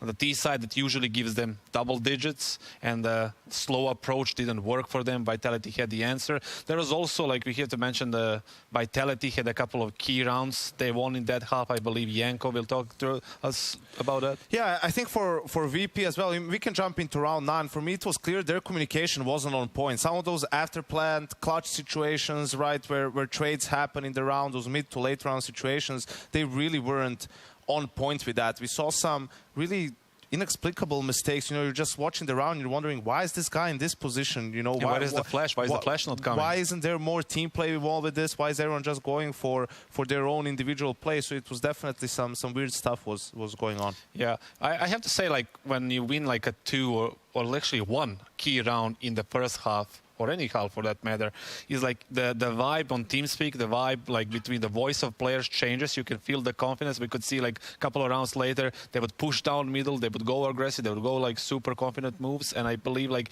that's like one of the key things in order like to get into control of the map, you know. Well, let's see round number 9 if we can, because I'm curious to see this one, because this is one where Virtuspro, they had B.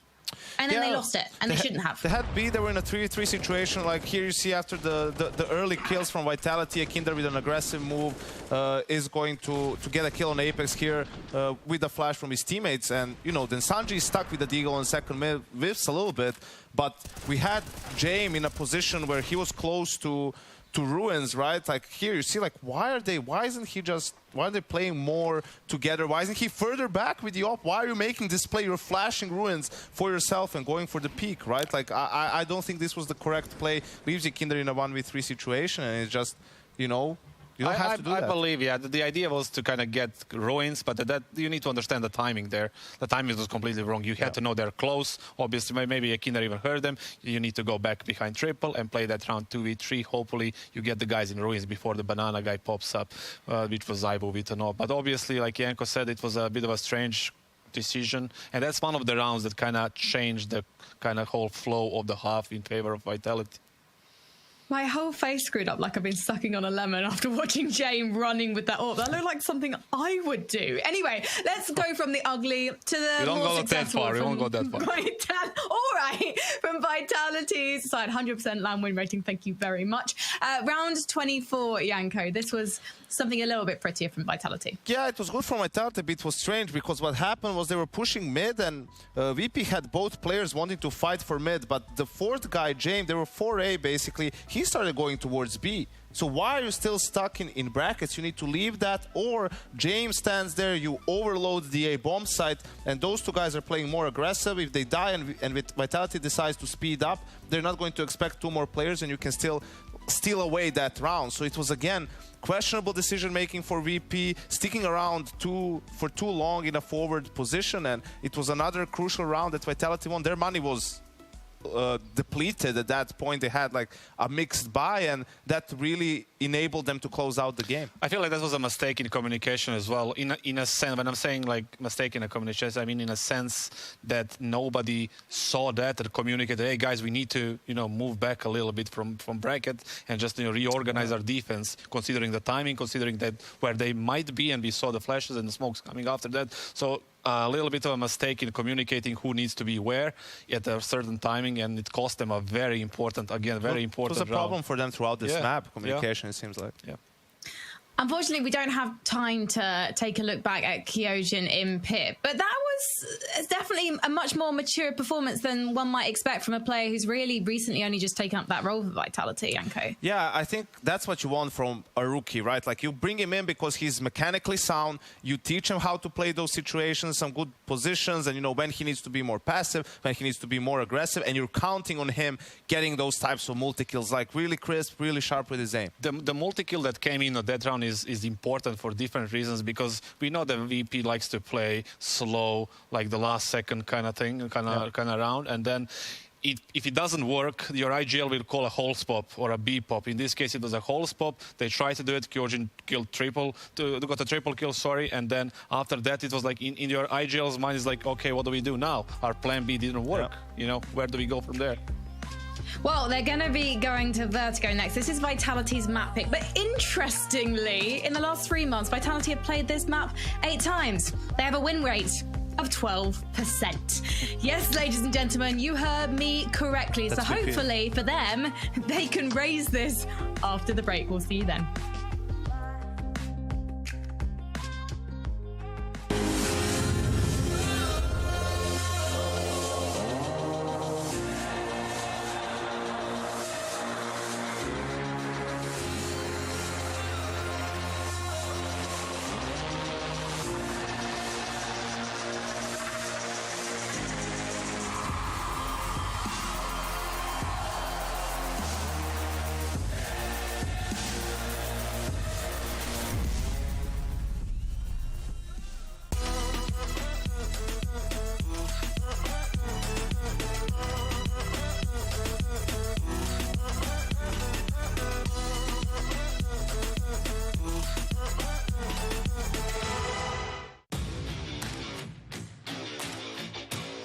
I think EG will win because they have new players on the roster, so I think the mood in the team is very good, and obviously they have a lot of confidence right now, so they're just, I think they're playing their own game, and yeah, they have nothing really to lose. I think Gambit is gonna win because of Exile and Shiro. Simply two good players. They will demolish EG. But I definitely feel like we could have won against them when we played them. But they're still a really strong team. So I think that EG will get their butts kicked. It's very PG rated of you. Get their butts kicked. Yeah, no. I mean, I think both teams are super good, but it kind of just depends on who shows up on the day. And I think right now EG are probably in a better mood than Gambit. So, yeah. I think that's false information from Justin. I think that Gambit is gonna win because they have the better mood. I think they have the better players. So I think they were Gambit youngsters at one point, but now they're just Gambit. So they got one level above EG now. So they will beat them for sure. Heading into the IEM Summer Playoffs, let's take a look at what we can learn from the group stage about how Virtuspro function as a team and what we can look for in their upcoming game against Vitality. A principle of playing the CT side that VP do incredibly well can be seen in rounds 25, 26 and 27 on Inferno against NIP. What they're looking for in these rounds is a minimal amount of information, not about where NIP are, but about where they are not. Based on this, they time and again make very impressive rotations. In round number 25, it's the Molotovs going towards B and Quad, after which James goes to slightly check and neither hears nor sees anyone on the Quad side. In round 26, it's Buster playing the top of Banana and feeling no engagement from anyone on the T side. And in round 27, it's James again playing really forward on the Quad side of A and feels no presence from the NIP side. Every single round here, VP managed to call early and correct rotations, which heavily tilt the outcome in their favor. The great thing is, this applies to all maps. When Virtuspro take on Vitality, see if you can identify these moments and read the game within the game.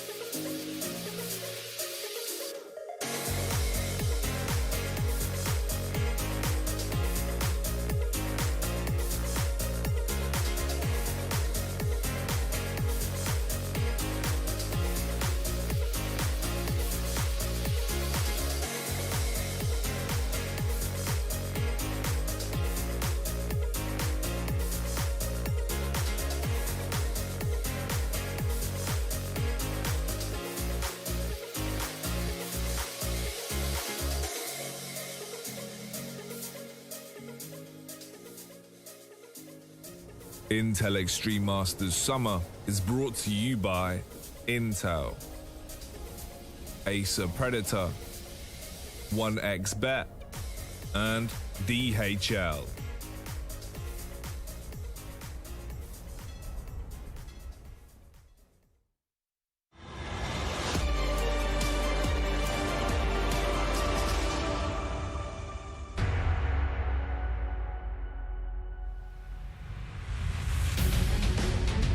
Let's get this one started. I'm back in business, and so are we. Virtuspro, they're on the back foot, just lost their map, and of course you just saw Anders' breakdown. It didn't quite work out for them as it did previously versus the Ninjas. It is 1-0 to Vitality here in the quarterfinals of IEM Summer. Winner of this one does go on to meet OG. Vertigo is our second map, and I mean, you said no slouch, Chad. You said that Virtuspro are no slouch on this map. You were telling me they've also only won one of the last, what, 8? Yeah, so out of their last 8 played, they've won 1, lost 7, and the reason that doesn't really do this justice is we're talking 16-14 losses, 2 of those, 16-12 loss, 16-11, 16-13. Okay. So they can keep it competitive, but can they get the W? Because that's what they need right here to keep this series alive. They've got such a setup here. Masuta, Apex, Kyojin all playing a responsive defense on B, and that's where VP are going. They've boosted up 1. Buster desperately staring to not poke his hitbox through, and both of them now ready to do the okie dokie. Here we go. Oh, putting bullets into the boards. It doesn't stop Buster. Still gets the first. Kicker desperately trying to bait shots as Yakinda covers ground. Pushing. Chances. Multiple targets. Kyojin starting to hit shots. Is not quite lethal. Apex has instead found a second. And more bodies falling. They're going 3 from Apex, and he's chasing them in hot pursuit, down aggressive on the B stairs. It's a game of cat and mouse right now. Sanji's going to be on the side. Saru's here, though, so I'm not sure if Sanji's going to be able to get too much further. The bomb from James now hinging between the two sites and hoping Sanji can cause a bit of an over-rotation. Would need a kill, surely. Yeah, that would be the only way to commit fully. Apex is still housekeeping B. Is James just going to walk on in here? Sure, he has the smoke. He knows the games they like to play. Oh, that's the info, and the bomb spotted. Apex. Oh, here they come back. Try to do something. No. He's missed his smoke, but he does get the bomb. Sanji's nowhere near him. Maybe another headshot for James. He's getting swung on. Can't keep the crosshair in the right place, and now the bomb is lost. Smoke didn't quite go where it needed to either. Virtuspro fall, and 3 of them to the hand of Apex on that B pincer. Great CT setup again, and this is something from Vitality. Just to know, you're not crazy. This is the map choice here of Vitality, and they've been given the CT side because VP chose to start on this T half. Now, sure, this map can be pretty 50-50. You know, you get a lot of those T-sided executes, but one of the things that we, or at least I, really liked with Vitality and what they've been doing on their CT side is how dynamic the CT setups are, right? Multiple pushes through middle with the likes of Kyojin and Masuda going for some argy-bargy plays. They go for heavy B leans and pushes, some good gamble stacks. And that's all made possible when you can have ZywOo over towards A here, just mowing him down through the smoke. So this eco should be over as quick as you like. Oh, Apex is going to get 2. Doesn't get better than that for the CTs. Oh, Yakinda. They know he's in there, and he will fall as well. Great start for Vitality. They are not complaining, and lots of cash for Apex and ZywOo to splash. 3 kills for ZywOo so far. Get to see the AKs now in Virtuspro's hands. But as you've already stated, they have been very close to breaking through on Vertigo against good oppositions, but never really posting a convincing W. Yeah, we're talking those ones that Scollins was talking about. 2 of the most recent 3. One of the wins was against Fnatic in this event, which was 16-10. Yeah. Gambit was a 16-14 loss. Entropic, another great team coming out of the CIS region, a 16-14 loss. So close stuff. They will need to show us what they've got here. These AKs against the SMGs, sure, they're great, but you're going to need to wait for the utilities to subside, or is Kicker just going to keep pushing? He's going to push off that released incendiary. The trajectory doesn't make sense. It's sandbags or he's back on site. Kicker, he's not slowing. He's gone a full... Oh, he's tucked in as well. And just in time, Apex exposed. ZywOo's pushed round the world. There's so many bodies here. Multiple targets and everyone connects. They don't kick it here. They have to. They will not check in. Masuta has responded in time, and now VP completely dismantled. Buster the Lurk left to do it all. The timing on that push and the fact that Masuta got all of the frags that ZywOo didn't. Like, they divided and conquered there. There was 2 on the right swing, 2 on the left, and they both seemed to divide and decide pretty damn quick in the blink of an eye. Virtuspro's ramp format and setup was completely ripped out of the server. Oh, this one still could get interesting now. The fact that they've given Buster the chance to pick up that bomb means that he can actually play the round out. There's roughly 45 seconds left on the clock. Sure, the utility isn't great, but if he does head over towards the B site, if he can get past Shocks pushed up in this cutout position, he could be on for a plant here. Kyojin over towards Heaven at A, Masuda into Sandbags. So the rotation is not close at all. Okay. But Shocks is doing intermittent checks, so let's see if he syncs up with Buster here. Kyojin's rotating. Oh, here we go. And his head spots him, bangs through the boards. Running out of bullets for this next fight. 13 in the mag, and he's holding it. Kyojin should finish this, and he will. Not going to let that bomb go down as well. Keeps VP honest, and Vitality will make it 3. Wow, on the bonus round, mind you. That push, you're right. You're bang on there. Just the fact that, look, they've postured top ramp, and then they've gone, okay, we've got the SMGs, let's swing back around. The timing was so good. ZywOo just getting those 2 like a laser beam, and Masuda at range. Really good stuff. So you can see here they get 3 kills, and they're like, they've completely forgotten about Kicker, but they knew. I'm sure Apex at that moment is, Kicker's still there, Kicker's still there, because he's gone down, right? So they knew they were always going to mop that one up, and here you go, VP with a hero AK for James. He's getting all the luxuries here today. Poor little Sangini, nothing left in the bank balance. Sangini. He rubs James up the right way. Oh, Masuta has completely squashed any chances of a round here from VP. That was their hero package. It's just been sent straight back to the Shadow Realm, and Kick it's off for a retrieval mission. Everyone else gets to hang out, maybe play with their Rubik's Cube, fidget spinners, that's what they're called. That's the one. You know the Sangini reference? We could probably go a little bit further with that, right? You rub his belly, everybody gets 3 wishes. So if you think about that, within a game, he's dropping guns non-stop. Yeah, that's right. Everyone gets to take a lucky dip. What was it in Aladdin? Can't make you fall in love. Can't wish for more wishes. Yeah, that one's standard. Can't make anyone fall in love, and I'm pretty sure I can't kill anyone. I think that's the 3. That sounds about right. Sounds about right. I'm Yeah. not going to kill anyone for you. I guess that's the same with Sanji. Ouch. Oh, no, come on.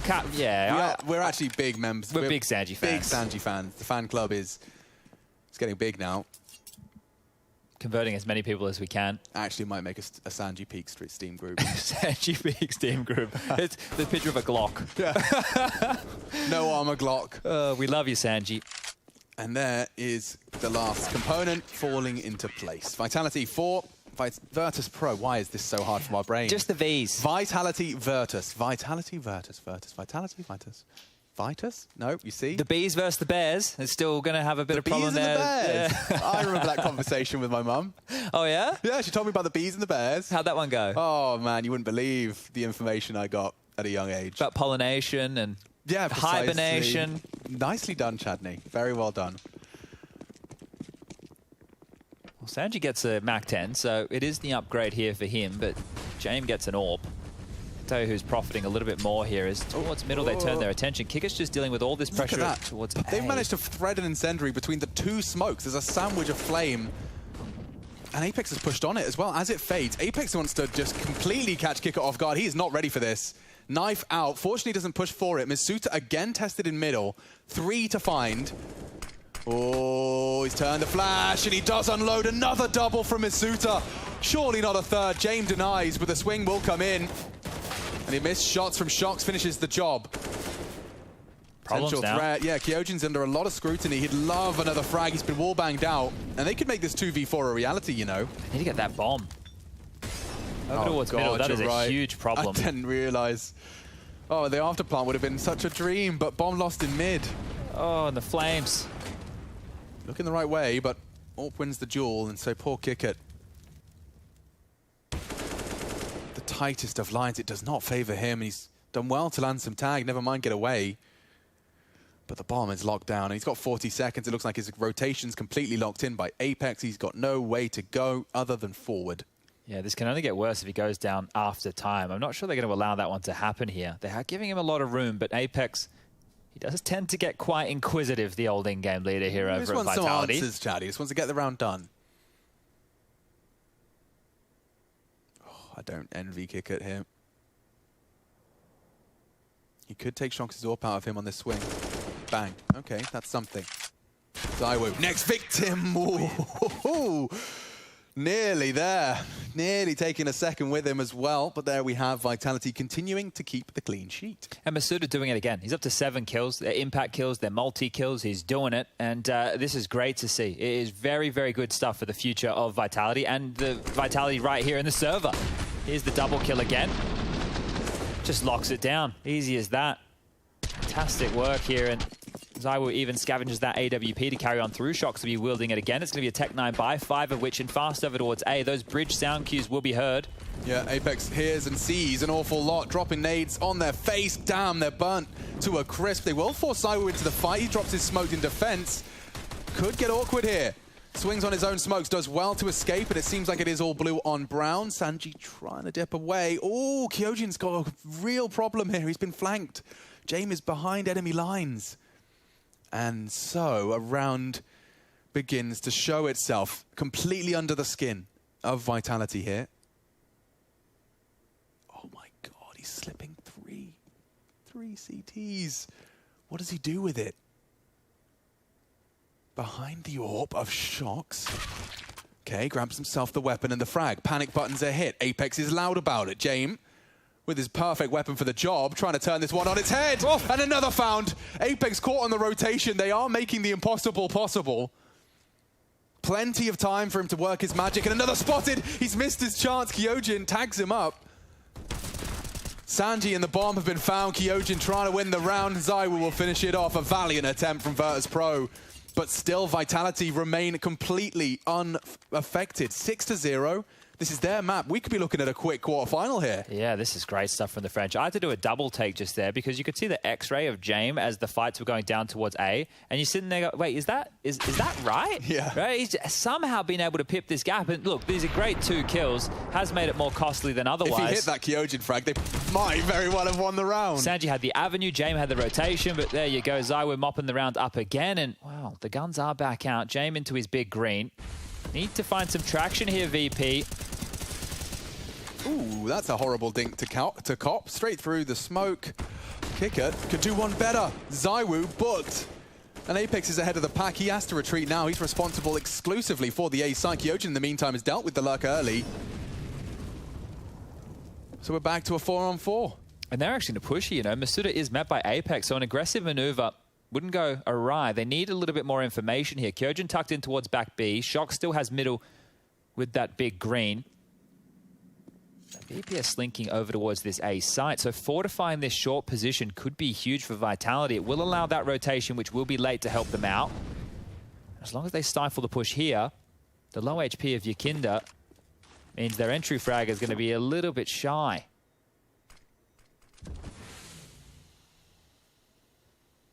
James peeking into Masuta. Oh, he gets that real quick. He's not ready for Apex, is he? No, he's not. Sanji, however, quick to trade. Weapons are juggled, and that bomb still needs to go down. Kyojin and Shocks are so disconnected, they might just be giving it to them. Where do you come from? Through mid for Kyojin. Shocks was holding this whole time, and he's only just going to start his adventures now. So the first for Virtuspro. They've waged war for 6. It's the 7th. They finally break serve. And it was just with ZywOo going down, not expecting that push, right? So kick it there. His entry has almost decided the round here. A great shot from James necessary, and, well, the trades came in their favor. So simple stuff from VP, but we need to see more of this. Vitality have been working on a bit of a bank, so ZywOo, Masuta, and Apex, even with that 1,400, is all they're going to be getting in the next pay packet. They'll still be able to afford the buy. Are they going to go for a bit of a spammy business here? Is Shock's going to try and shoot on through? No. Oh, Yakinda still goes down to the bomb there, so another casualty. We'll have to reinvest on him. His cash is not looking good, and the same for Buster. So the economy, Alex, is actually in a worse spot right now for VP. They're going to have to drop and juggle and work out how the buy is going to go, whereas for Vitality, as long as they secure this one, they're going to continue to be pretty flush for cash. I love the fact, right, we've had these 4 days off, and this is something we haven't really been able to sink our teeth into too much with long-form discussion. But the 4 days for teams between the group stage and then the playoffs means the level of prep that can be done and just the focus on some of the finer details, making a team like Vitality, who's been struggling, looking really, really good. They look very tight right now. Double defense is questioned. It seems they'll fall off. No, Yakinda is pulled out of the round. And ZywOo wants to stick around. Getting hot. He's going to get naded out. He's throwing one of his own. Does send James back in a quick glance. Oh, more frags. Look at this. Oh, Masuta takes them all down. 2 through the smoke. And another round. Vitality fight back immediately. Ramp is theirs. I can't believe how much Apex just showed of himself just there on that peak. I was like, what's going on here? Look at the timing on this. Just as Apex has drawn attention to Crane, Masuta strikes. Beautiful. That's what you're looking for. You can just see that ramp getting picked from swung on so many positions. And you know the comms are coming in late. He's only just gone for info. He's glanced Crane. They're screaming as the nades come in. They know there's one sandbags. They're not looking at Scaff. Beautiful stuff. Vitality will make it 7. And look at Masuta now. He's been tested mid twice, Chad. Watch this. Got a double twice. Oh, not thrice. Yakinda will not let it happen. Apex, however, in place. He's fallen too. We got a very early 3v3. Very early. 90 seconds on the clock. And you've got Wingman +1. And Shocks wants more, dude. Are you crazy? They're not ready for this. There's no way. Shock's ready for a second. He knows Yakinda was there too. Oh, he's done it.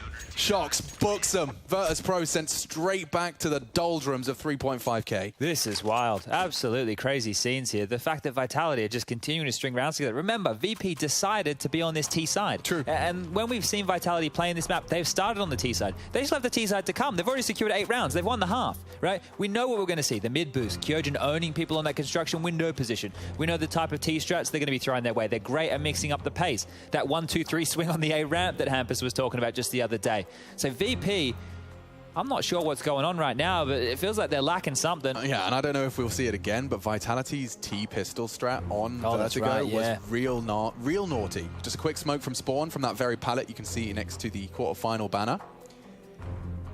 Line that bad boy up, smoke left side of sight from Spawn and just rush that bomb plant. It's very hard to contest unless you're ahead of it. Like if you're fighting ramp actively with 3 CTs, maybe is the counterplay. We'll see if it comes out. That's a little while away. Round 10, let's get into it then. Just Deagles, Tech 9s. It's not pretty for Virtuspro. Ugly. Yeah, and they're heading towards that B ramp early. At least have a little look. Kyojin has the support of Shox.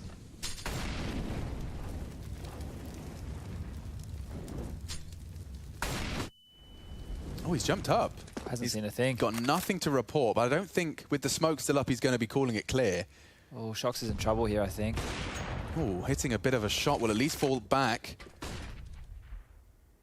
Setting up the boost. Kyojin's ready. Yeah, Shox will pre-aim right side boost. Kyojin's focused on the other side, I imagine. Oh, maybe not.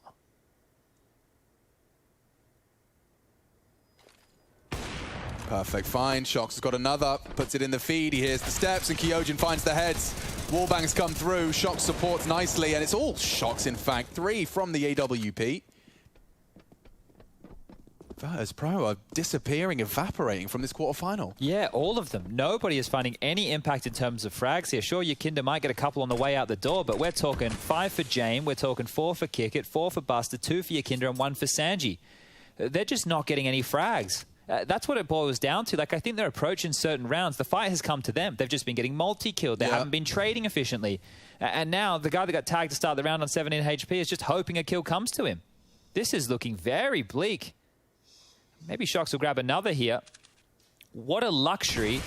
Oh, there we go. Closes it down. What a luxury it is for for Vitality to be able to have ZywOo solo defend the A bomb site so they can play like 2 middle, or maybe Apex is just over there to throw nades early. ZywOo, I'll leave you. You can have my util. I'm going to float and bolster mid. You've got 2 players on the B bomb site. Normally this is such a tough area for the solo B anchor.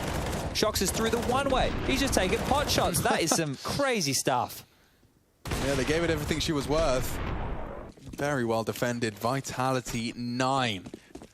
Back into the rifles and back to A, it seems. Same could be said for the CTs. They're going for an aggressive fight. They'll at least be in the positions to go for it. Apex on that sandbags. They're boosting early. ZywOo can completely rip him out. If he's not spotted over the smoke, he is. And now it's Virtuspro with an advantage early. It's been a while since we saw one of those. This could spiral quickly. Oh, how's he done that? Come on. How's he done that? Jame, just trying to find an elevated position, and Apex isn't quite done, it seems. It's 3 of them. Rolling back the years. Just like that, ramp is 1, all with that silenced M4. More and more of that in the feed, and Apex wants to lock them down. Sanji's holding in the smoke, and Apex could get a 4th here. God damn, it's not far off. Like peppering for Sanji. Oh, I think this is the end of Buster. Okay, just Sanji then. Vitality to make it 10-1, and you can see just every Virtuspro player just doesn't seem particularly enthused right now. Like, nothing is working. Sanji's clearly got the audio. He knows that there's a gap in mid for him to jump through. It will be short-lived, I'm sure. The bomb's down ramp, so the map has changed somewhat. Oh, Shox has just realized it's his job to cover up towards spawn. This could get ugly. Yeah, with the Tech 9. Sanji did get tagged to 5. Shox has perhaps done enough. Yeah, and with Masuda and Apex both down towards the fork room, they would have to give up both of their heads here to make this one a bit of a freebie. I think Sanji is going to get the message through the post that he should hold on to this AWP, but look at the reposition right now. Masuda will hear anything above. Apex cutting off their avenues to save. It's pretty good, actually. I think he's going to have a timing. Will Sanji slip mid before Apex gets on construction? Oh, yeah, he will. Okay. AWP should be saved here. So Sanji's done his job. He's kept the big green across to Jame. And just to take a couple of notes here, when VP are going to establish control, right, they got that kill over the top of the smoke. Apex didn't back away. He just stayed. And you feel that that's happening in a lot of these rounds. There's like, okay, we know where you are and we know your tricks. You like to get the kill. You like to siphon out utility. You like to drop back and apply pressure somewhere else. And Apex just standing gets 1 through the smoke and then is able to deliver with a couple more. That's the difference maker, because the way this round started with Kickit onto the likes of ZywOo was how the only round VP have come through, right? So you're thinking, okay, this is starting to look good. But then that happens and it's double digits, 10-1. Every single Vitality member has had just a multi-kill round winner. You know, we've seen Kyojin on Inferno, yeah. We've seen Masuta, Apex just now. Shox on the AWP. Shox on the AWP. Oh, it's pretty suffocating, actually. And you wouldn't try it again. It looks like he wants to. And it's a smoke being held by ZywOo, gets tagged up in the smoke. Apex will have to call the quits. Okay, well, VP have hit that big red button. I think right now they're just going to sit and wait out any aggressive maneuvers. If you want to keep fighting, if you want to keep biffing, you can come to us. You can just see how passive they are. If they wait out all of this util, they might force Vitality into similar situations as they were very good at defending against over on Inferno, right? They were good at holding on to these nades. So once again, without any pressure, Vitality found themselves still with... What's Apex lined up? Just for my own morbid curiosity, I think he's got a ramp smoke lineup from here. Okay. Flash in hand, okay? It's a flash? So, yeah. Okay. Flash is this gaff side, and ooh, no one was home. ZywOo does get a warning shot across the bow. Now they can limp out that utility. There's 44 seconds left. What are you meant to do? You have to wait this out. You have to respect it. And this awkward position from Masuda is still in play. He's still in sandbags. Do they have the time? They don't even really have the Molotov. There it is. Apex can smoke him off. You'll have to be quick. Okay, Masuda lives on. Now he tries to get above the sandbags. It costs him his life. Now a man advantage, but VP have got 25. Shox and Kyojin are coming as well. Everybody will be here on A. 20 seconds, fellas. This is about to get very Russian. It's ZywOo trying to bring the pace. 15 seconds. They're still fighting at ramp, but the frags have come through. Bad smoke. Gap for Shox. If he could just stop that plant. It's Sanji. He hasn't hit the shot, and the bomb will go down. Oh, Shox has had a screamer there. It could have been the denial he was looking for. He's lost all his teammates in the process. And Yakinda on the walk up looks away at the wrong time. VP will make it too.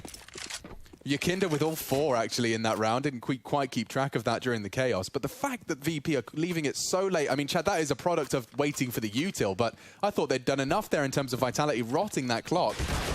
It comes down to the frags in the end. Yeah, this becomes a coin toss for me, honestly. If you're going to leave it that late, imagine if ZywOo... Yeah, he got 1, right? But imagine Apex comes out, he does a little bit more. Like, if everybody was just trading 1 for 1 there for Vitality, it's likely they win that round, right? There was also no real need for Masuda to jump on up, maybe because they're winning with such a margin, wanted to continue that brawly nature that's gotten them this far.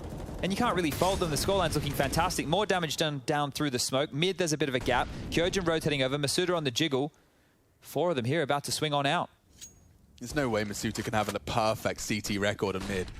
Can he truly hold on to this? There's 3 men in his realm. Oh, the molly! Look at the damage. Look at the damage it's done to them. 2 of them on third. Oh, no! Kyojin's had a screamer and now swung on. Shox is dead too. Oh, you can see him smiling.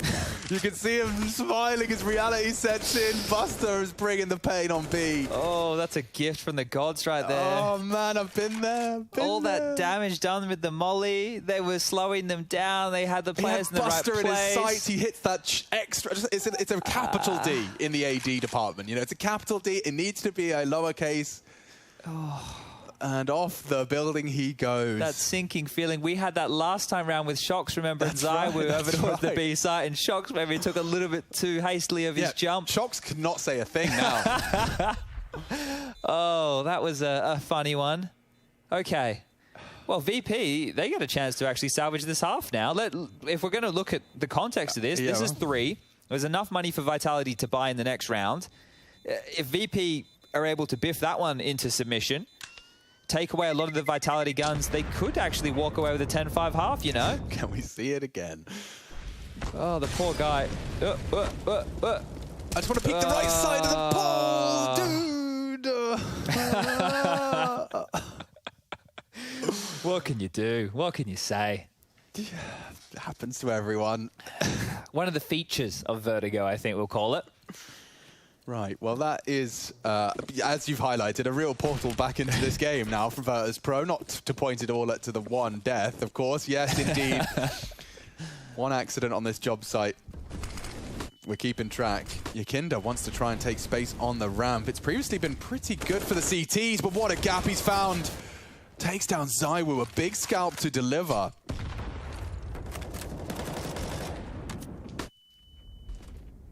Virtuspro have taken space. Apex has called upon Masuda, mid, open now.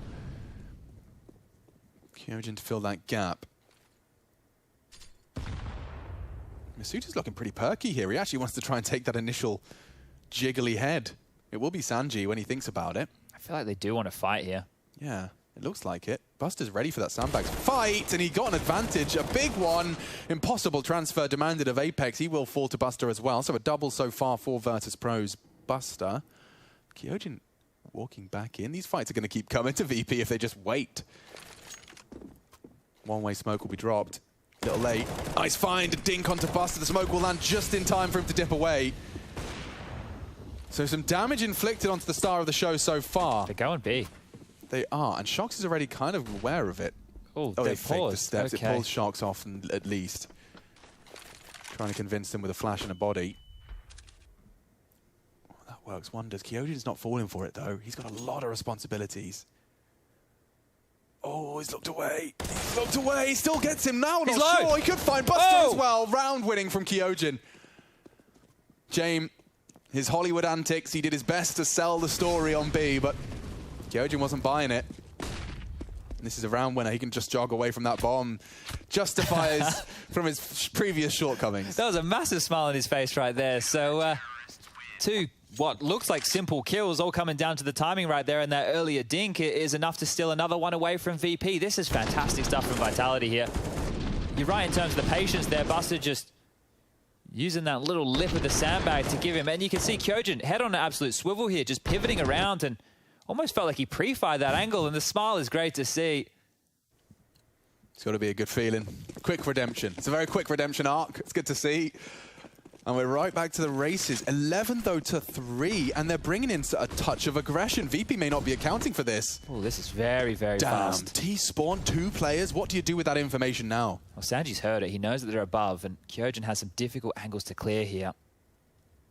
He's got an advantage now if he just sticks around. Ooh, Sanji, unenviable task of going into T-spawn, and Kyojin, perfect find. Peace out. Ugh, you got a full cancel now for VP. Look how far. He can just go all the way back through middle. He's even expecting it. Yukindo gets the info on the ladder. But VP feeling like they're in a very tight box here. Yeah, smoked off, no ladder re-aggression, funneling them almost towards this A bomb site, and Zywoo, Masuda, and Apex are all getting ready for a biff of their own. This is a great start. They can't believe they've been given the gift of the CT side. Oh, Zywoo caught out. Masuda won. Jame on the ramp. They commit to the sprays, and everyone wins their fight. The French are going to finish this 15th with a 12th. What a half. What a half. What a great half. And this is a Vitality that are very, very threatening. If you're OG and you're watching this, nose to the grindstone for your last 24 hours before game time. Oh, Kyojin playing around with the ladder. Doesn't play with Buster too much. The round is won, though, you'd think. 25 seconds, Buster. What can you do, mate? You need a miracle round right here. Trucks are still going for the wall bang. Just in case he goes up the ladder. All right, mate, come on. This one's done. There is no way. There is no way in the world. What are you waiting for? There's another smoke. There's 9 seconds. Is he really doing this? I'll start my yeah, do it now. My throw now. And that's it then, folks. 12-3 on the half. We'll be right back with the second. Will it be a quick one? This could be it. This could be the first quarterfinal done and dusted here on Vertigo. Vitality look like a team possessed, and we'll be back with their T-pistol after the break.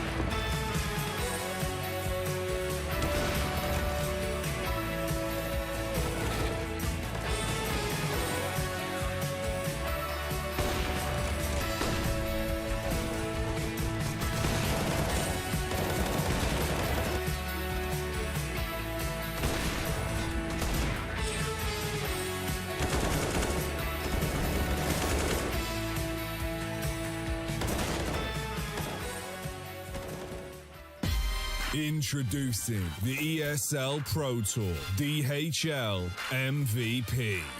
Expert analysis.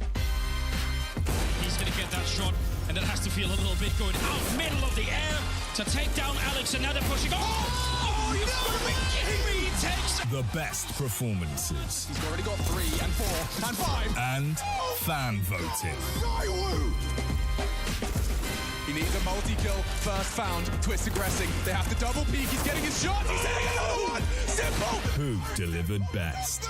Unbelievable! Ok, let's go. Come in the middle.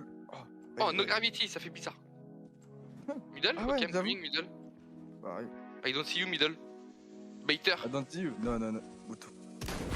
Oh, aïe, oh, aïe. Oh, yeah. Oh. On utilise le décor. Ah non. Ouais, j'ai I think I got this. I got this. Easy. Ok. Ok. Oh. Ouais. Non, laser. Ah. Quoi? What? Laser. Oh, headshot machine. Quoi?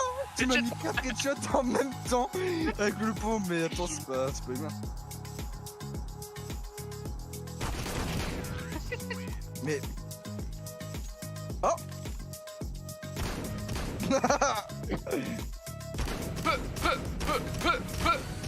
Déjà, on n'a pas le même pont. Oh là là. T'as de la chance qu'il y a des obstacles entre nous. Oula. J'ai failli me le prendre.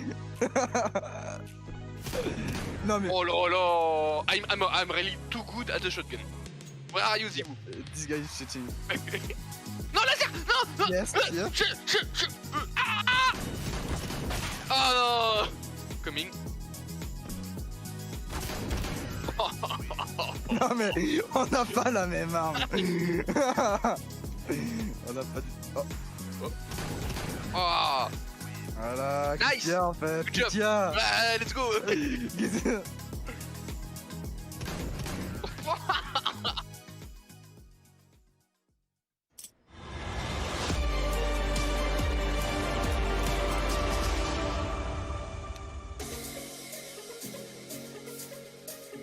Could be a very quick vertigo and a quick day in the office for Vitality. They are sailing through their quarterfinal bout with Virtuspro, team that did manage to survive and weather quite a deep run through the lower brackets. You know, Virtuspro, they showed resilience. Right now, they'd have to do the same. They're heading into the defense, that's something, but Vitality with 12 to the name, just 4 rounds separating them from a semi-final battle versus OG tomorrow, as we'll be finding and crowning champions of IEM Summer tomorrow, Championships Sunday. Hope you're all having a lovely start to your weekend. And I told you the bets would all get weird. 1xBet. Bloody hell. Really doubting Virtuspro, and understandably so. Rushley's on the 1s and 2s. Let's get this one started. It's not going to be the same pistol I was discussing. But he does have a smoke, and he did break those windows. So I think that kind of helped lure them in early. So now a lot of pressure on towards B. Are they just going? Yeah. It's like a full counter-strat to the counter-strat. Break the glass, say bye into the site, and no one's home. VP thought the same as I did. It was the quick all-in. But this time to the other side. Oh, brutal. Okay, well, that smoke's just been dropped now. There is a kid in play. Then the Molly smoke and flash for Sanji and Kick It. Sure, that's going to be good, but this is a 5-on-5 retake. Yeah, and the boost. Look at this. With a P250, Chad, it's so spicy. I'm talking Vindaloo. I'm talking Scotch Bonnet. He's missing his shots. Does knock off Buster's head, but Kicker pre-firing it. VP can do it. Straight back into the site. They're vicious. Time. Apex does well, clearing the site as best he can. If he could just not kick it off the default, it's clearing. Zoe needs to find the head. In body blocking. He defuses it in front of Zowu! The fleshy shield is enough. They're throwing. Get down, Mr. President. Get down. And they do put a 4th on the board. Oh, that one got really ugly really quickly. Kicker, he's trying to find the head. Desperate. Move your fat face. Oh, it's, what is that, like half a second? Half a second. Oh, that's so unlucky for Zywoo. Would have been some clutch. Look at the buy, though. Zywoo lives. He's into an AK. There's 3 Galils with head armor. Apex has gone... Who won the pistol? I'll challenge you now. Take a screenshot. Oh, the Famises and the M4s. Both teams are so light on util. This round comes down to just the headshots. Yep, welcome to Deathmatch. And Sanji trying to do what Masuta did oh so well. They've actually got a full 2-man crossfire here. In fact, it does really favor VP. Oh, it certainly does now. The flash is late. Frag is found. And Masuta 1v2 here in mid. Apex does join him. Kicker's still up top. But the Galil has connected. Masuta claws it back. Shox does not go down. God. It's Buster to fall. He gets a freebie there. 1 HP and a blunder from Buster has put VP on the back foot. Well, right now, because they all died with that diffuse, there's no diffuse kit in place. So there's a little bit of utility on Apex. Now that he's got the Galil, they can just go the standard left side of sight smoke if they would like. Kinder shows a centimeter and the round is lost. That's all it took. How are they meant to contest this? like that. You throw 30 bullets and then you talk about the save. But these guys, like, love the save. Like, I can't see a world in which Sanji and Jamie even consider having a look in. Well, Sanji's being dangled out as bait right now. He gets another one. That wasn't far off onto Shocks on that close wall. You don't have a kit, lads. Now you don't have a Sanji. And the classic, this is Sanji. Hey, look, I know this is tough, but we are going to send you out. And if you can get 2, then I'll consider it. But if you can't, I'm just going to save, mate. So good luck. I'll honour our arrangement. Yeah, right now, James just seeing red because he knows his KD's not positive. He's absolutely fuming at the deaths he's managed to accrue. He's not getting an AWP anytime soon, mate. Let me tell you that much. No, but jokes aside, I mean, this is it. This is it for Virtuspro. That was a short-lived victory on the start of their defense and immediately just humbled down to 1,400 peasantry. Oh, yeah. Look, these are the decisions. Force buy and have Deagles at best. They've actually, Sanji just dropped a Famous, so at least they'll have another rifle in play. Vitality secure this, that equals 14. VP are left with either force buy with a 1900 loss bonus, or they save and then try and go from 15-4 to 15-15 to play overtime. Yeah. Well, they do typically post close vertigos, perhaps. I feel that. Now I feel like I've sold everybody a bit of a bung match. Well, yeah, I don't know, actually. This one's getting a bit fruity for a second. It looks like Apex has solved things on B, and they actually just pulled the plug on that. Sanji loudly stepping in middle. Get himself a gun. Yeah, and keeps Apex on his toes. You can see he's heading up the ladder as well.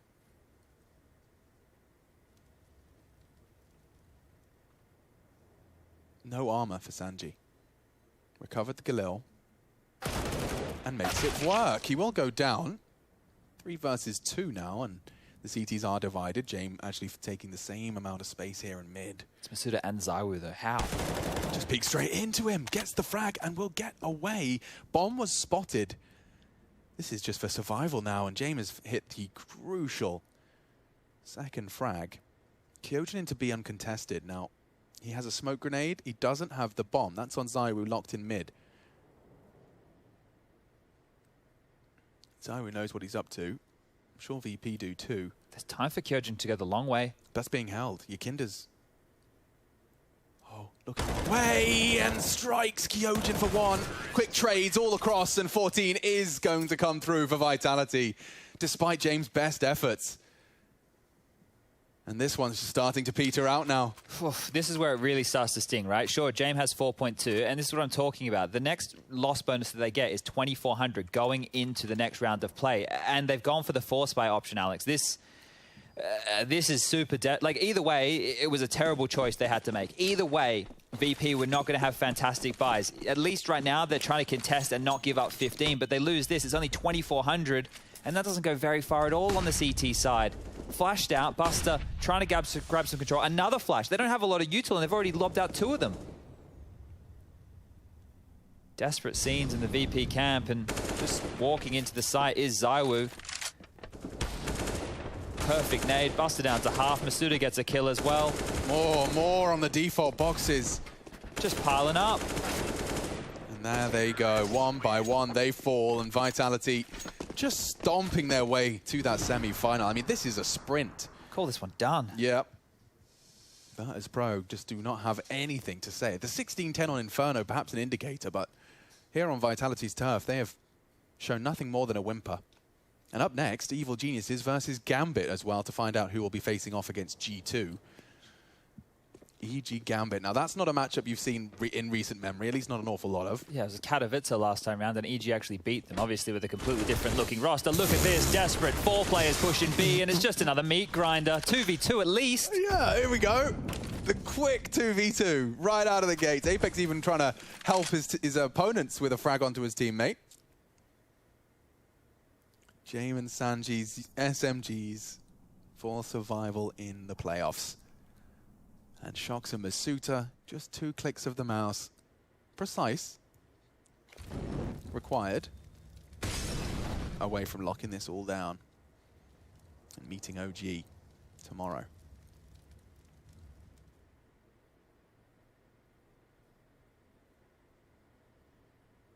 They're in the right place. Shocks has joined them to now towards ramp.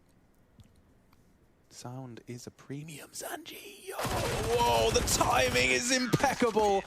And it'll catch them both unawares. Masuta stared at it for 30 seconds, but do pip the gap, and we go again. All right, well, they're extending play at least here, and sure, that was a Hail Mary attempt, right? If you're going to have 4 players just push that B lobby, it's a risk, and it needed to be with where the weapons were at, but the buy is still scrappy for Virtuspro.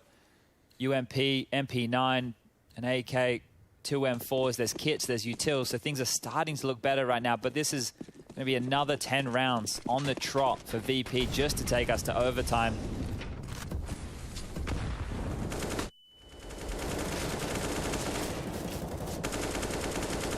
Oh, heavy battered onto James, but he's gotten away, as has Yakinda. Pulls a lot of Vitality resources to try and respond.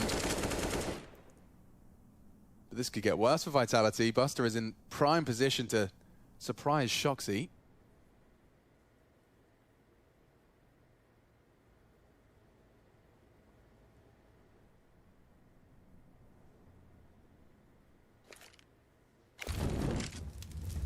James swings straight into Masuta. They catch him with the util.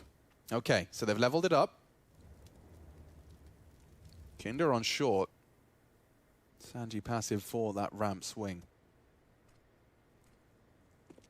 Oh, here he goes. That's the go sign. He starts just stomping across, taking the wider angles, and Sanji forced to elevator. He's isolated James. It's Yakinda, excuse me. James now rotating through. He's the dead one. Brain. So with 38 seconds, they are making it clear where they intend to finish.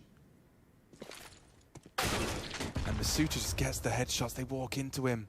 It's only really Sanji now.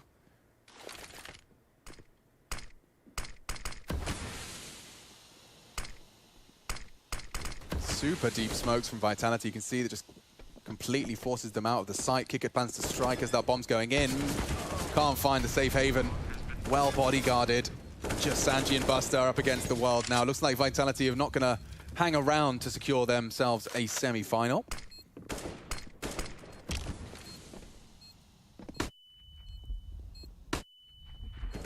He pushes with that flashbang. 1 remaining. Sanji can't do it. There you have it. Vitality sail to the semi-finals, and VP, their story ends here. IEM Summer does continue, but Vitality, Masuta holds form. I'm sure the desk will have a lot to say about that one. They'll be breaking it down as we do return from our break, and then we get equipped for EG Gambit.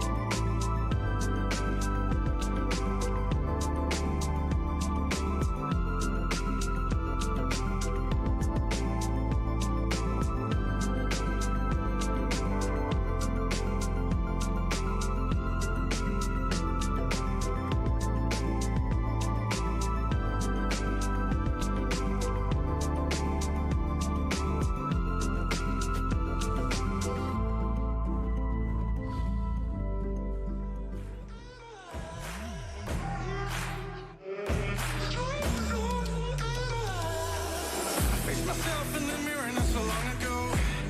And I told me, do you know?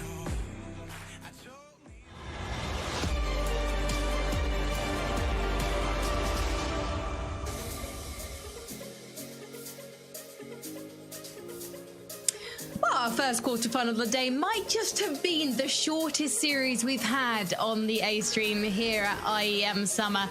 As Vitality showed, they are absolutely on the up, as are Apex's arms there in celebration. It's a funny map to talk about Vertigo, really, because when Vitality picked it, they clearly had a game plan. And Virtuspro, it turned out, after watching that, didn't really have much of one at all, Kassad. The thing is with Vitality in this form right now, they are not stopping in semifinals. I don't care if OG is playing good or not. Vitality right here is making a statement, especially with the second map and maybe even with the first map on that Inferno. I think they're not stopping on a semifinal at all. Yeah, that was the question mark. You know, will we see the same level of performance like we did in the group stage, individually and as a team? And I think they've stepped it up even. It's not on the same level like in the group stages. And yeah, Frankie mentioned the game plan for VP. Well, they must have had one. They chose to start on the T side on Vertigo, right? Like they could have started on CT side, and it didn't pan out at all for them, really. The thing is, like, What do you think it was? Sorry to interrupt you, Kassad. They just didn't seem to be able to adapt at all. I just think they didn't show up today at all to play individually or as a team. We were talking about those communication issues on the first map. Maybe that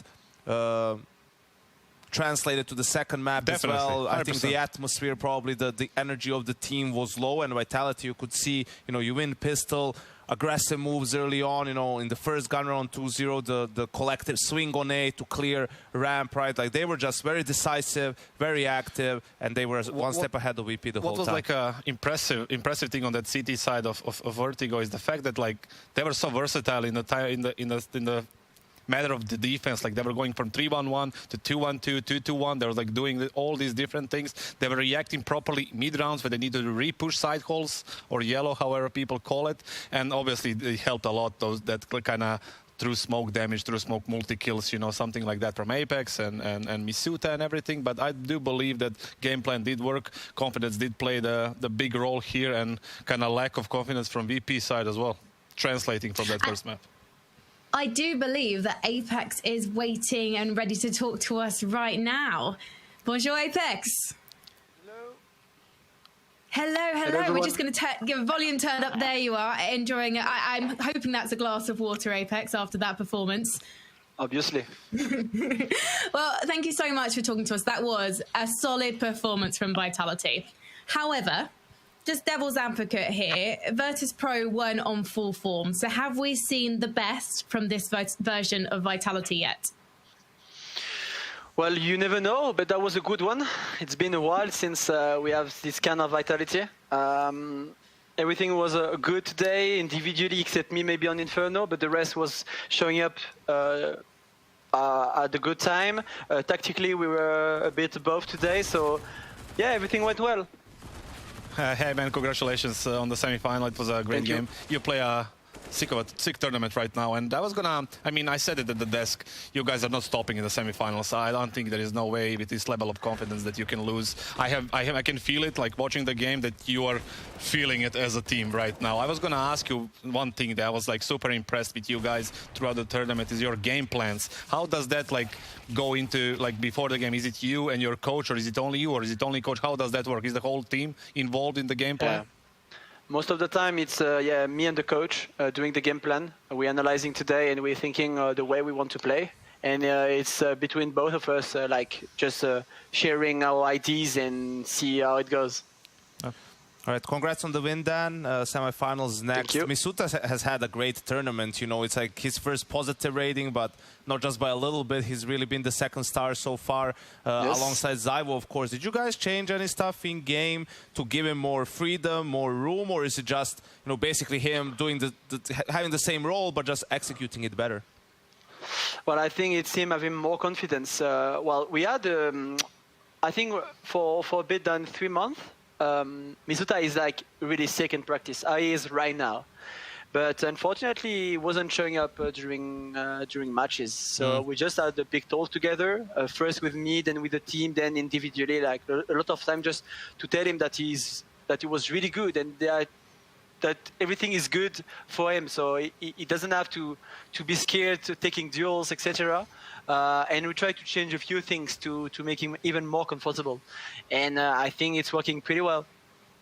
Oh, for sure. And you're working fantastically well as a leader, Apex. Is there anything you've personally been working on to find that confidence again in your in-game leadership?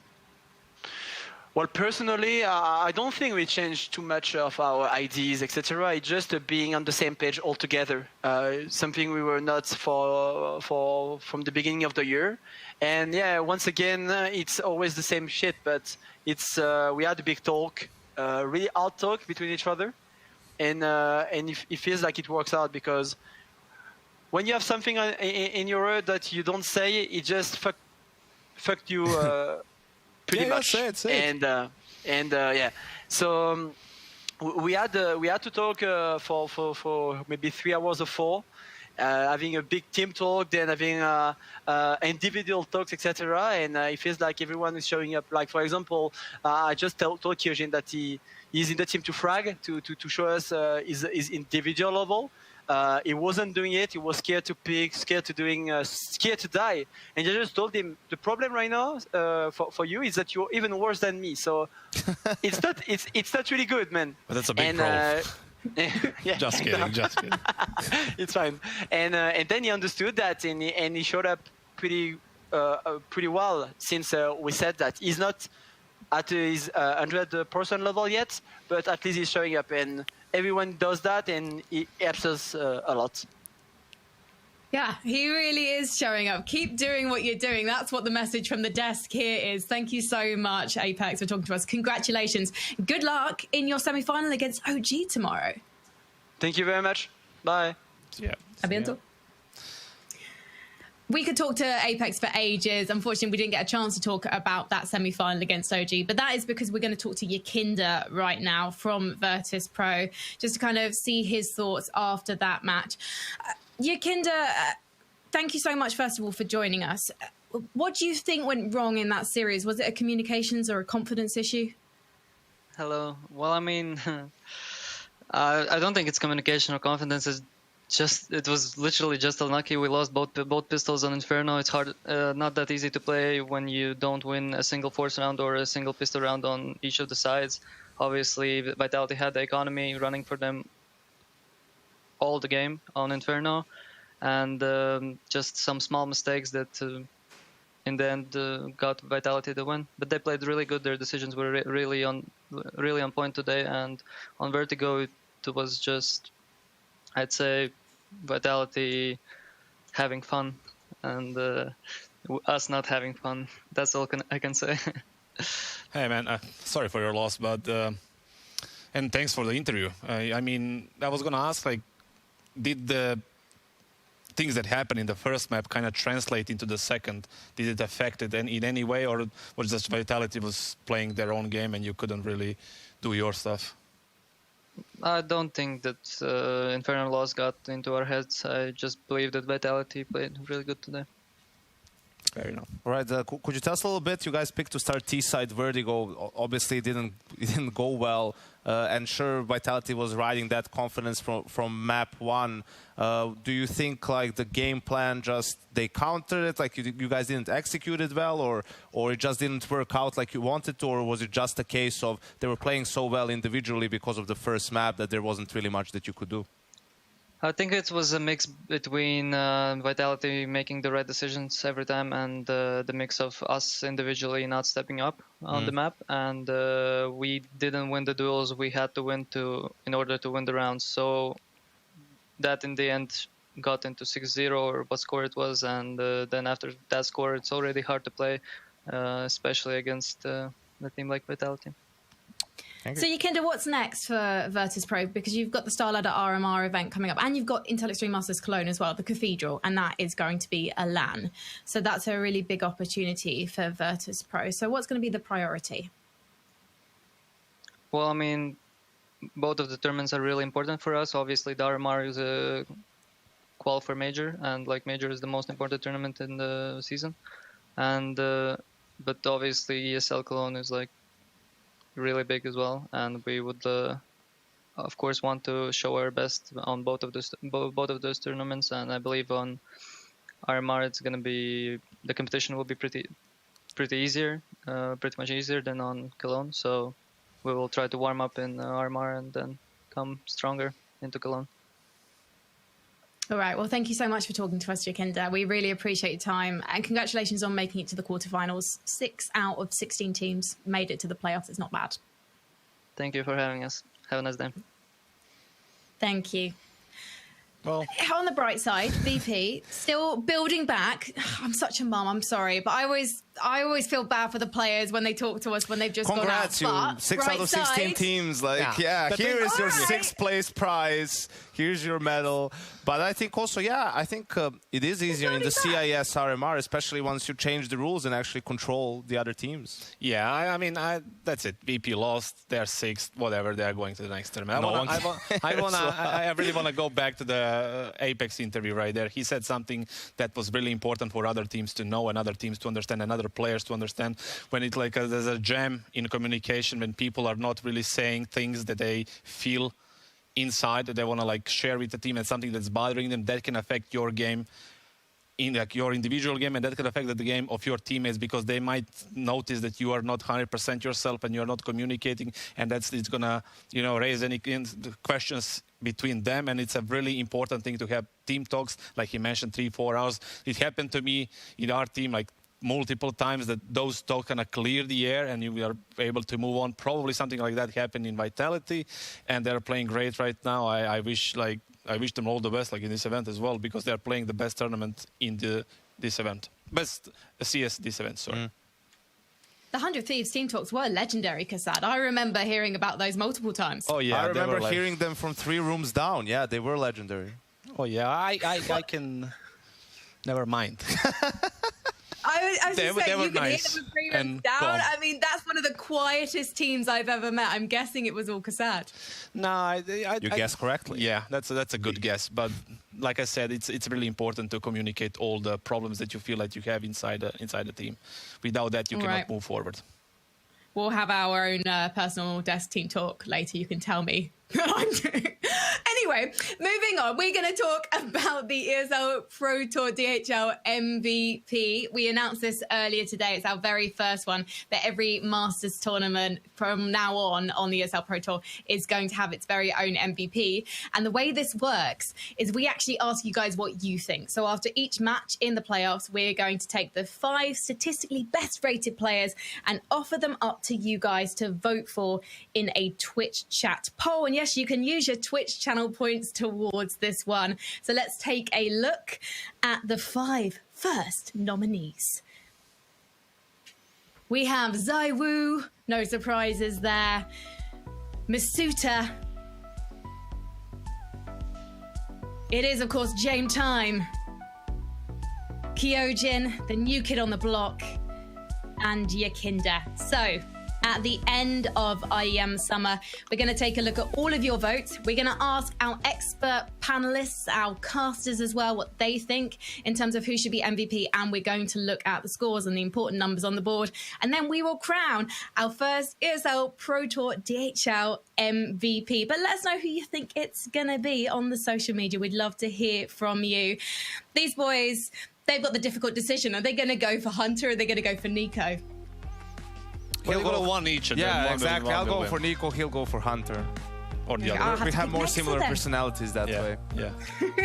We are going to take a slightly longer break because that was a sweet 2-0. And when we come back, it is going to be EG, which is short for Evil Geniuses, versus OG, which is short for OG. We'll see you in a bit. Original gangster.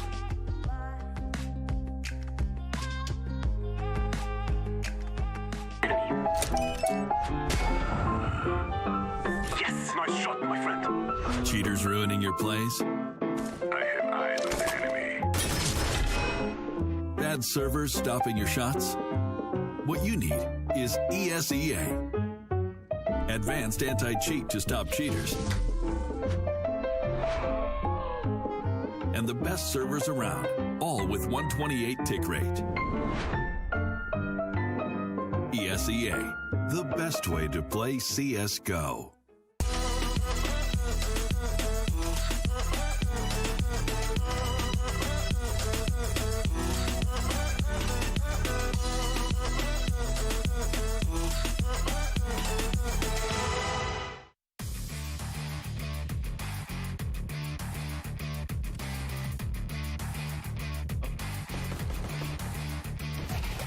Ivy.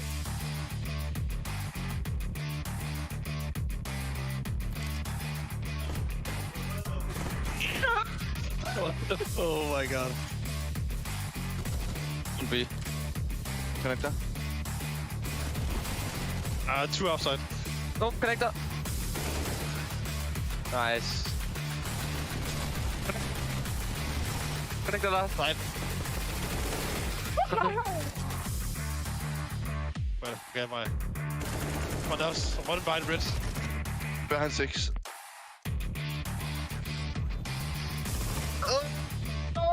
Nej!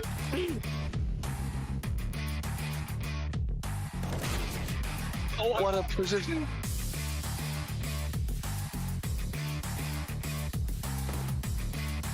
Connector. Oh! What I couldn't. Pop. 40 HP.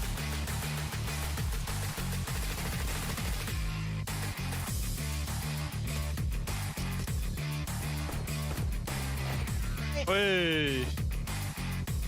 Outside, rushing. Outside. Last, behind red. Oh. Nice. Oh my god. FB. No, connector. Nice. Oh.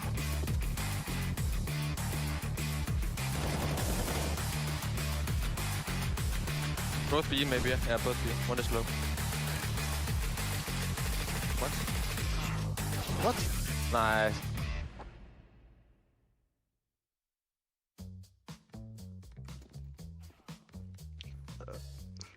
Oh, I'm so fucking dead, dude. God, I'm fighting. Oh, get him. Oh, yo! Yeah, baby! All I can do. I'm not going for anymore. Oh, you're next. Oh.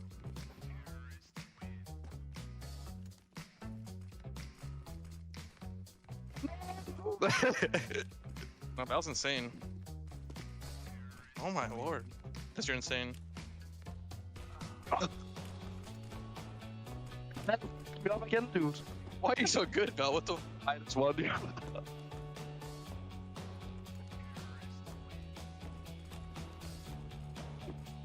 No, Boyle! Bell!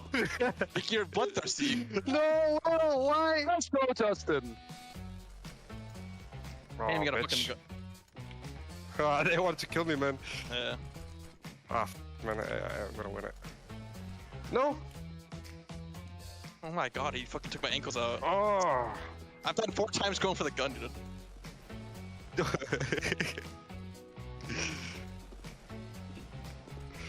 That's fucking Neo, dude. Oh. Oh my god, he pre-fired it. Hey!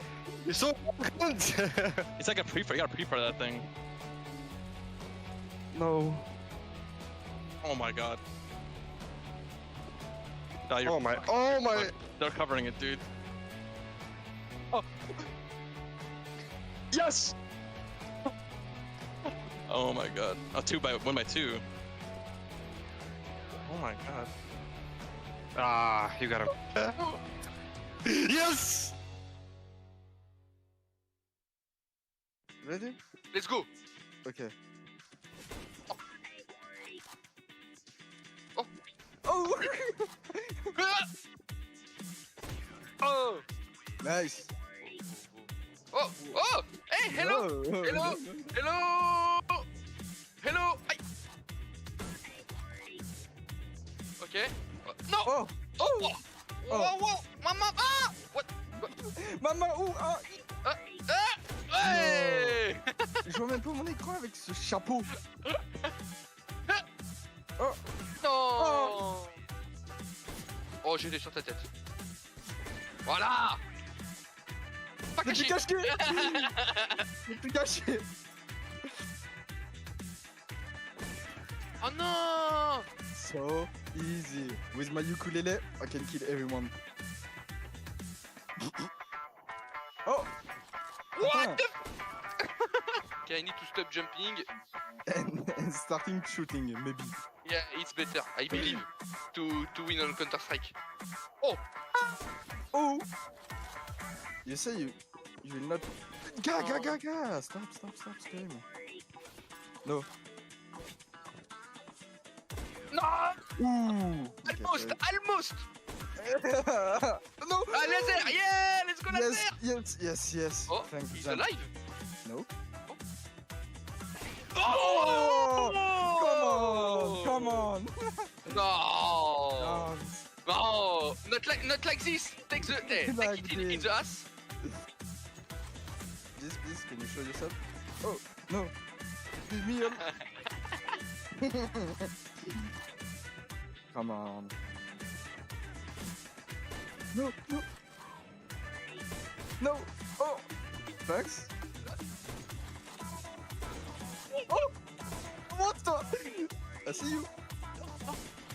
Oh oui! No! Let me go back to the floor, please! Let me go back, laser! Okay, maybe a tricks? Nice tricks! Ah, laser! No! Laser! Yes! Come on! Yeah!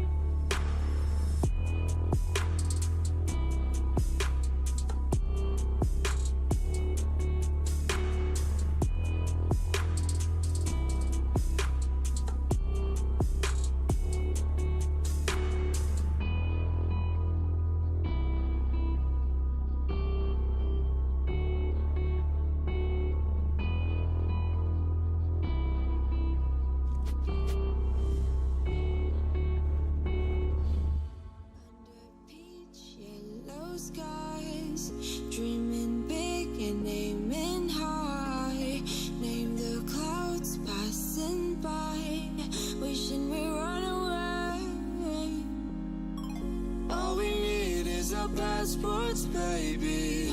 Leave the rest in our troubled minds. Let us go down in laughter, baby. Trying to figure out what we're after. We're never heading back until we're older. We couldn't care no more, not any longer. Under peach yellow skies, we keep on searching, but we will never know what we're after.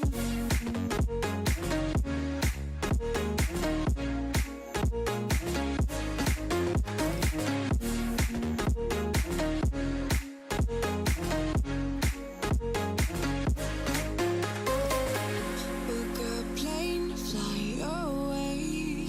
We will never be the same. And as long as you are mine, come on and run away. We wanna run away. We don't need any reasons, baby. Leave it all for the faded hearts. I don't mind if they call us crazy, 'cause they don't understand what we're after. We're never heading back until we're older. We couldn't care no more, not any longer. Under peach yellow skies, we keep on searching, but we will never know what we're after.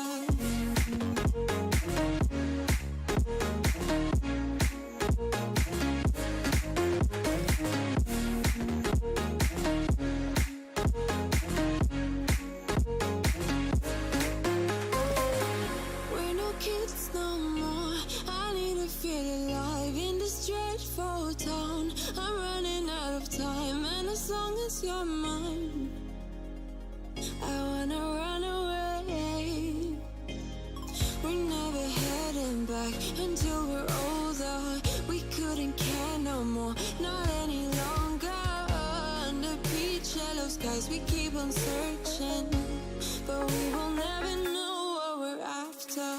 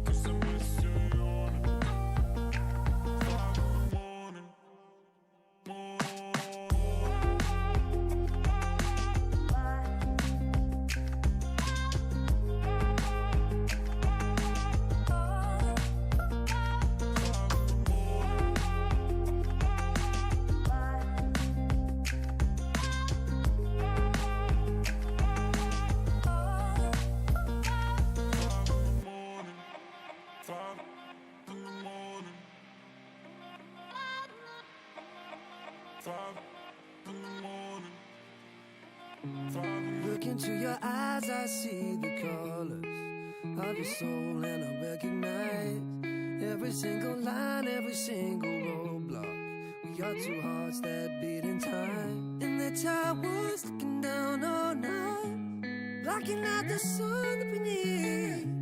Maybe we can change our stripes and colors. You're the only one I see. And I take it all or nothing at all. Driving through the night till I'm at your door. Go outside, stay up all night. And I take it all or nothing at all. Driving through the night till I'm at your door. Go outside, stay up all night. Sleep through the sunrise.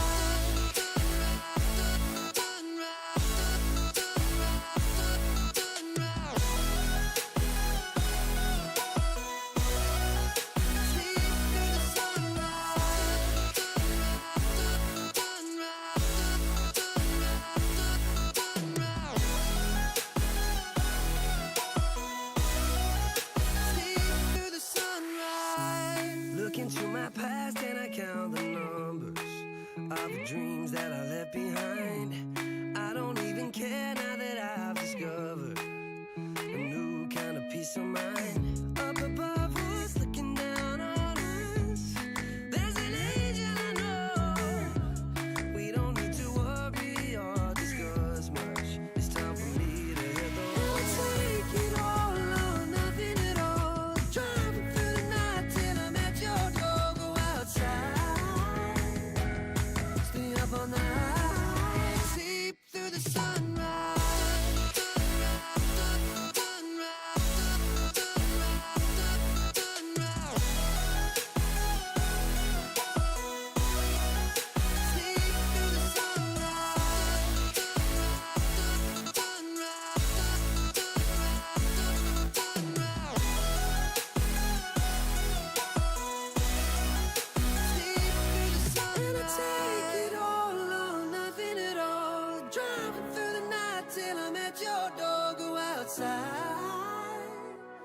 Stay up all night, and I take it all or nothing at all. Driving through the night till I'm at your door. Go outside, stay up all night, sleep through the sunrise.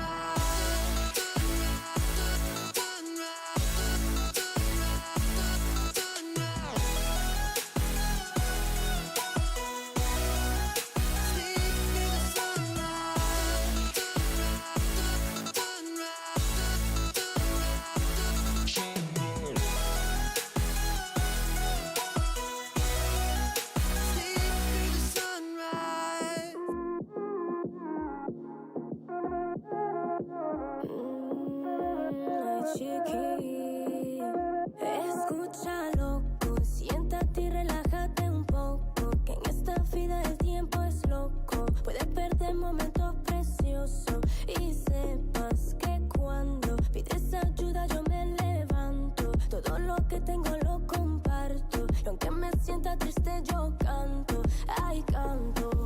Vive una vida llena de personas que te quieran, que te respeten de veras y que lloren cuando mueras. Deja de mirar la acera y levanta la cabeza, sigue pa'lante y no temas, resolverás los problemas. Ay mamá, si una cosa no te gusta, cámbiala. Si la situación te asusta, enfréntala. Si la vida es injusta, tú grita, deja de callar, escucha.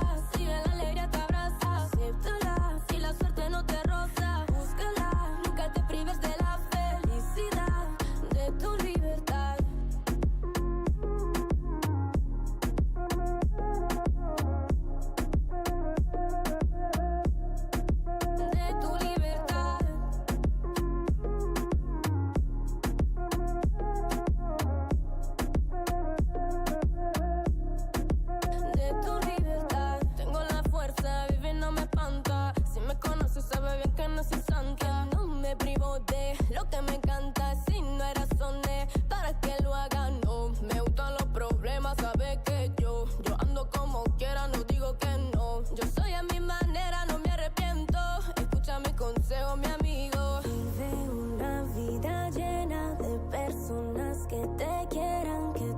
respeten de veras y que lloren cuando mueras. Deja de mirar la acera y levanta la cabeza. Sigue pa'lante y no temas, resolverás los problemas. Ay, mamá, si una cosa no te gusta, cámbiala. Si la situación te asusta, enfréntala.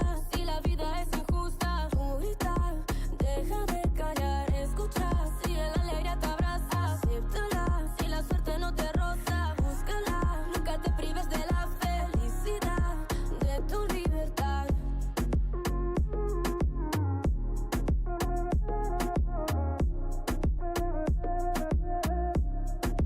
De tu libertad.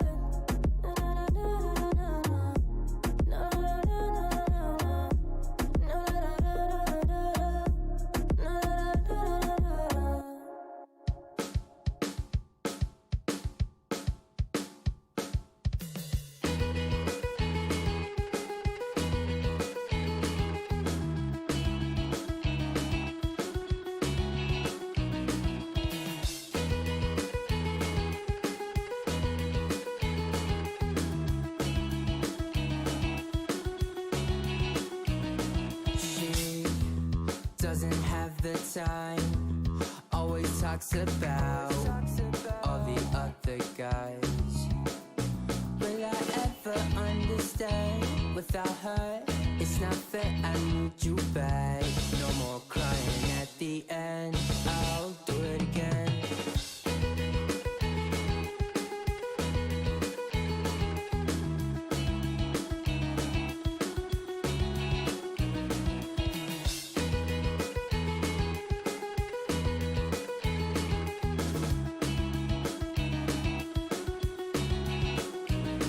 I told you I was lonely and laughing, get out my head. And even when I told you I love you, I hope I do. I know I do.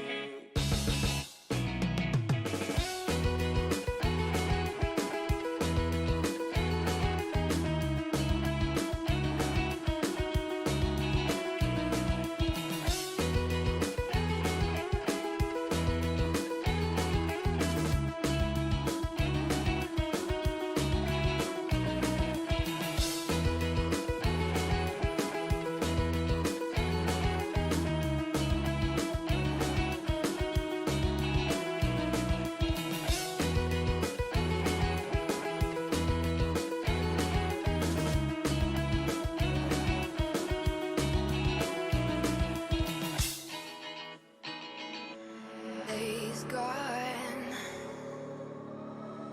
I won't waste another one.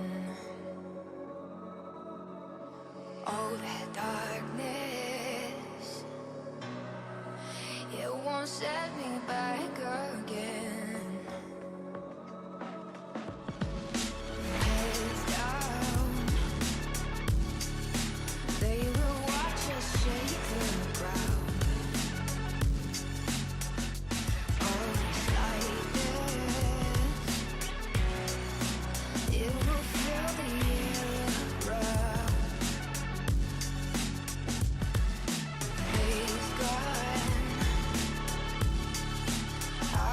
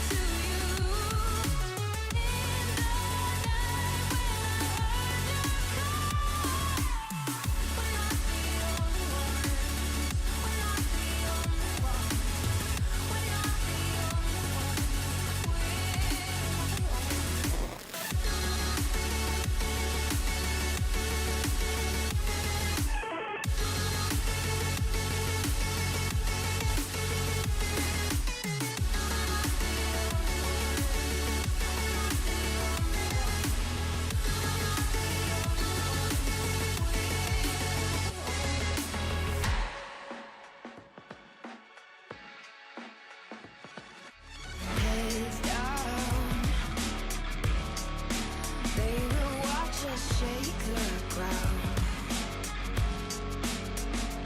Oh, it's like this. It will fill the air around. Days gone, I won't waste another one. Oh, that darkness, it won't set me back again. Oh, not asleep or awake. I won't let the future escape. Oh, not asleep or awake. I won't let the future escape.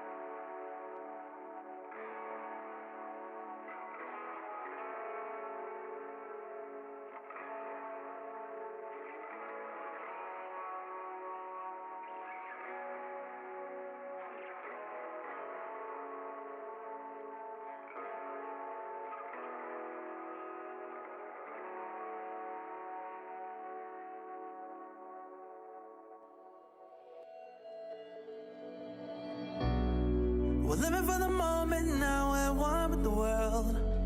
I can't lose this feeling I get. My heart's in the right place, and so is my soul, yeah.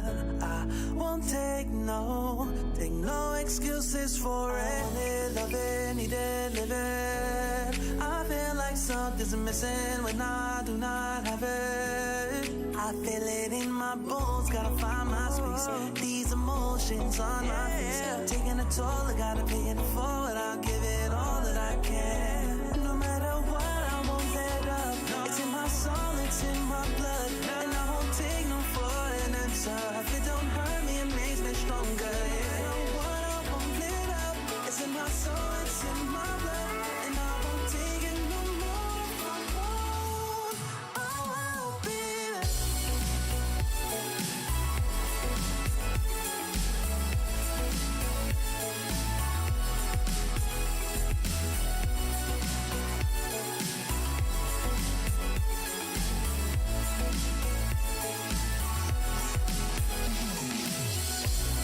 Just leave it to me. I know what I need. You'll find if you see.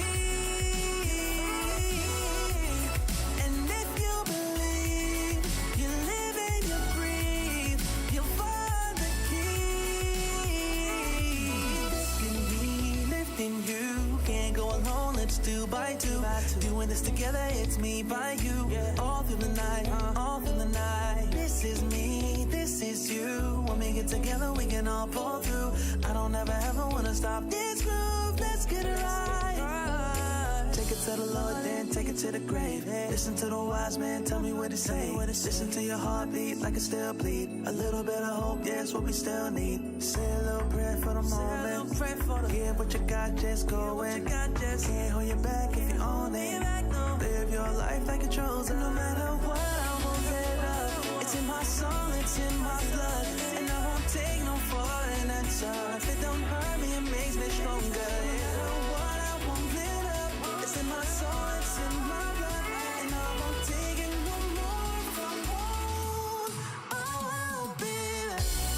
Just leave it to me. I know what I need. You'll find if you see.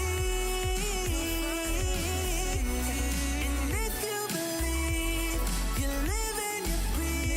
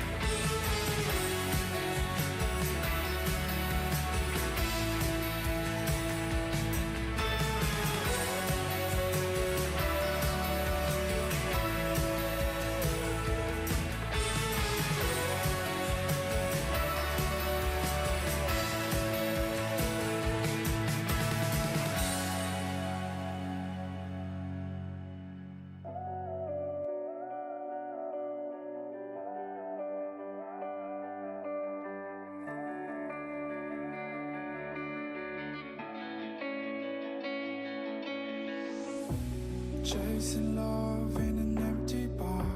Pour a drink till I make it past. The midnight hour seems to come and go, but I know.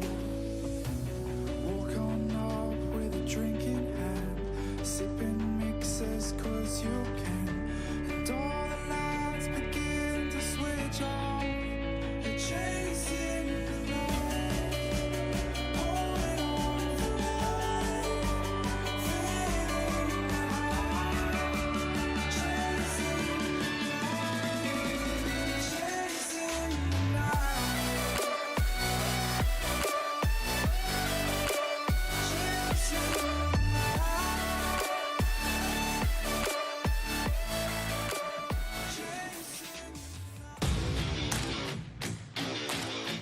So what I think about the Gambit versus EG game, I think it's gonna be a 2-0 for Gambit, and my reasoning for that is Gambit is the best team in the world, and they've been playing really, really good CS lately, and the EG have struggled a little bit. I mean, they played good this tournament, but before that they struggled. So I think now when they play Gambit, I think it will fall apart for them.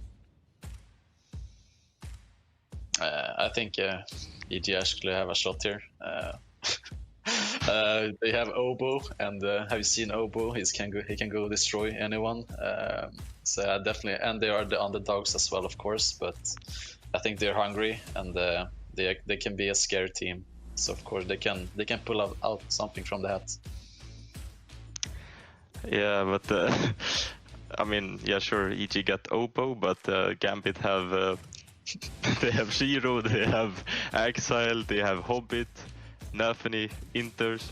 They're like everyone in their team is on point right now as well, so it's gonna be a tough match if they want to win. Yeah, it's gonna be tough, but if Breeze is in his prime, I think he can pull out something amazing there against them. Yeah. Just looking at the map pool, like Gambit is really, really good on like basically every map. So and EG have actually have no idea. Yeah, EG like top 40, but they're hungry. They're motivated. They want to be top 10 again. So I think they're gonna. Yeah, but fight Gambit wants to build an era, right? So if they want to build an era, they want to win the tournament. I think they're really hungry for that as well. Yeah, EG want to come back to the era that they once were in.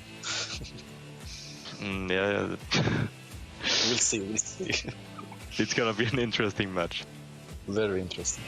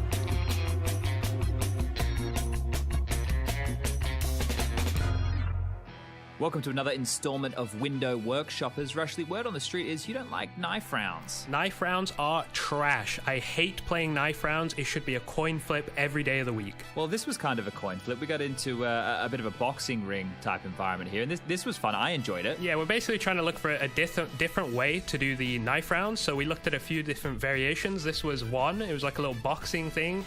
It was okay. You got owned. I think that's why you're a little bit tentative here about giving it a good rating. So that's why we're going to let me do the rating. This one here, it's going to get 3 bumps out of 5. Fair enough.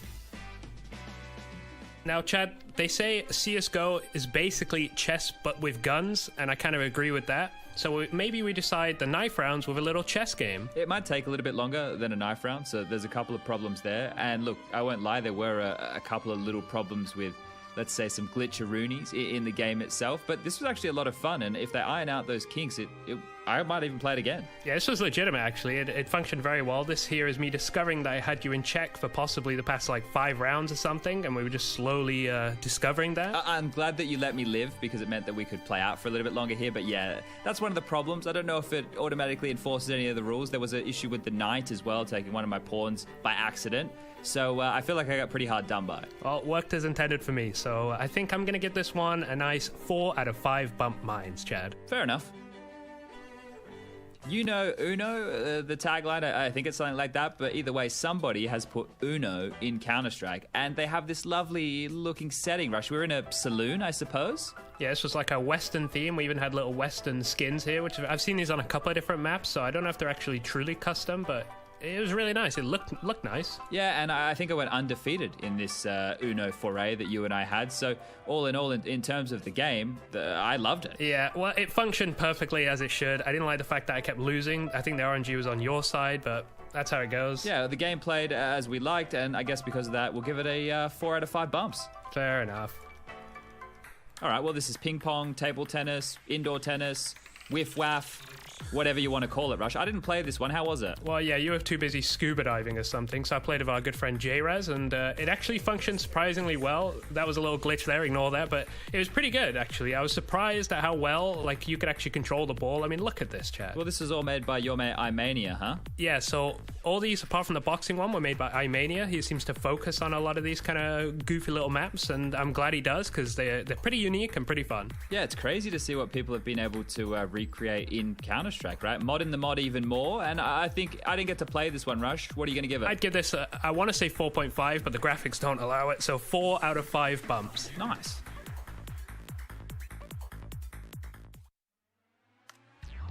Все, let's go. Что такое? Почему меня жгет? Найс. Справа, right. Где? Справа. У нас на респе. Сидит, идет. Сзади.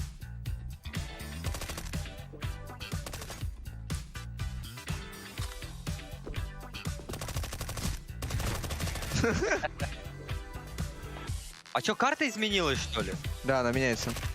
Ты спаун. Без шансов вообще уволит. Где я? Где он? Да, Тимоха с прыжка убивает. Подвал, левый подвал. Убегаюсь. Не выдвигаюсь. Где? Слева.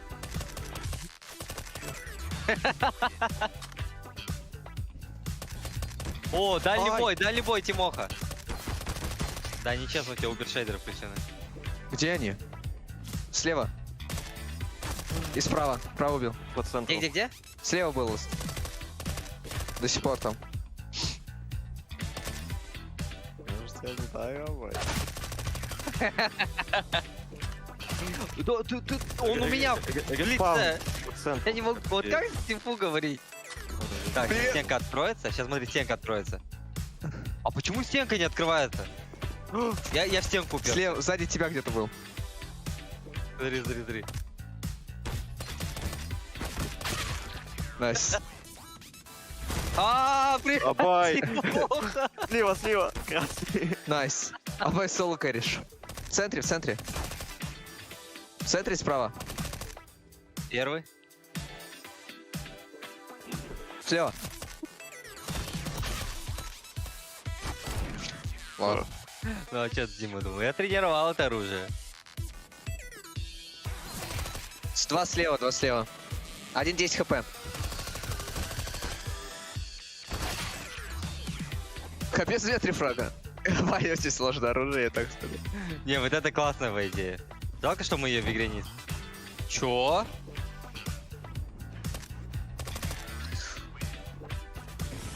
Я горю! Горю! Горю! Слева. Центр.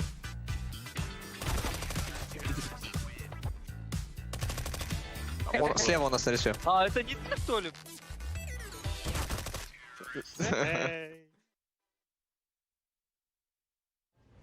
Intel Extreme Masters Summer is brought to you by Intel, Acer Predator, 1xBet, and DHL.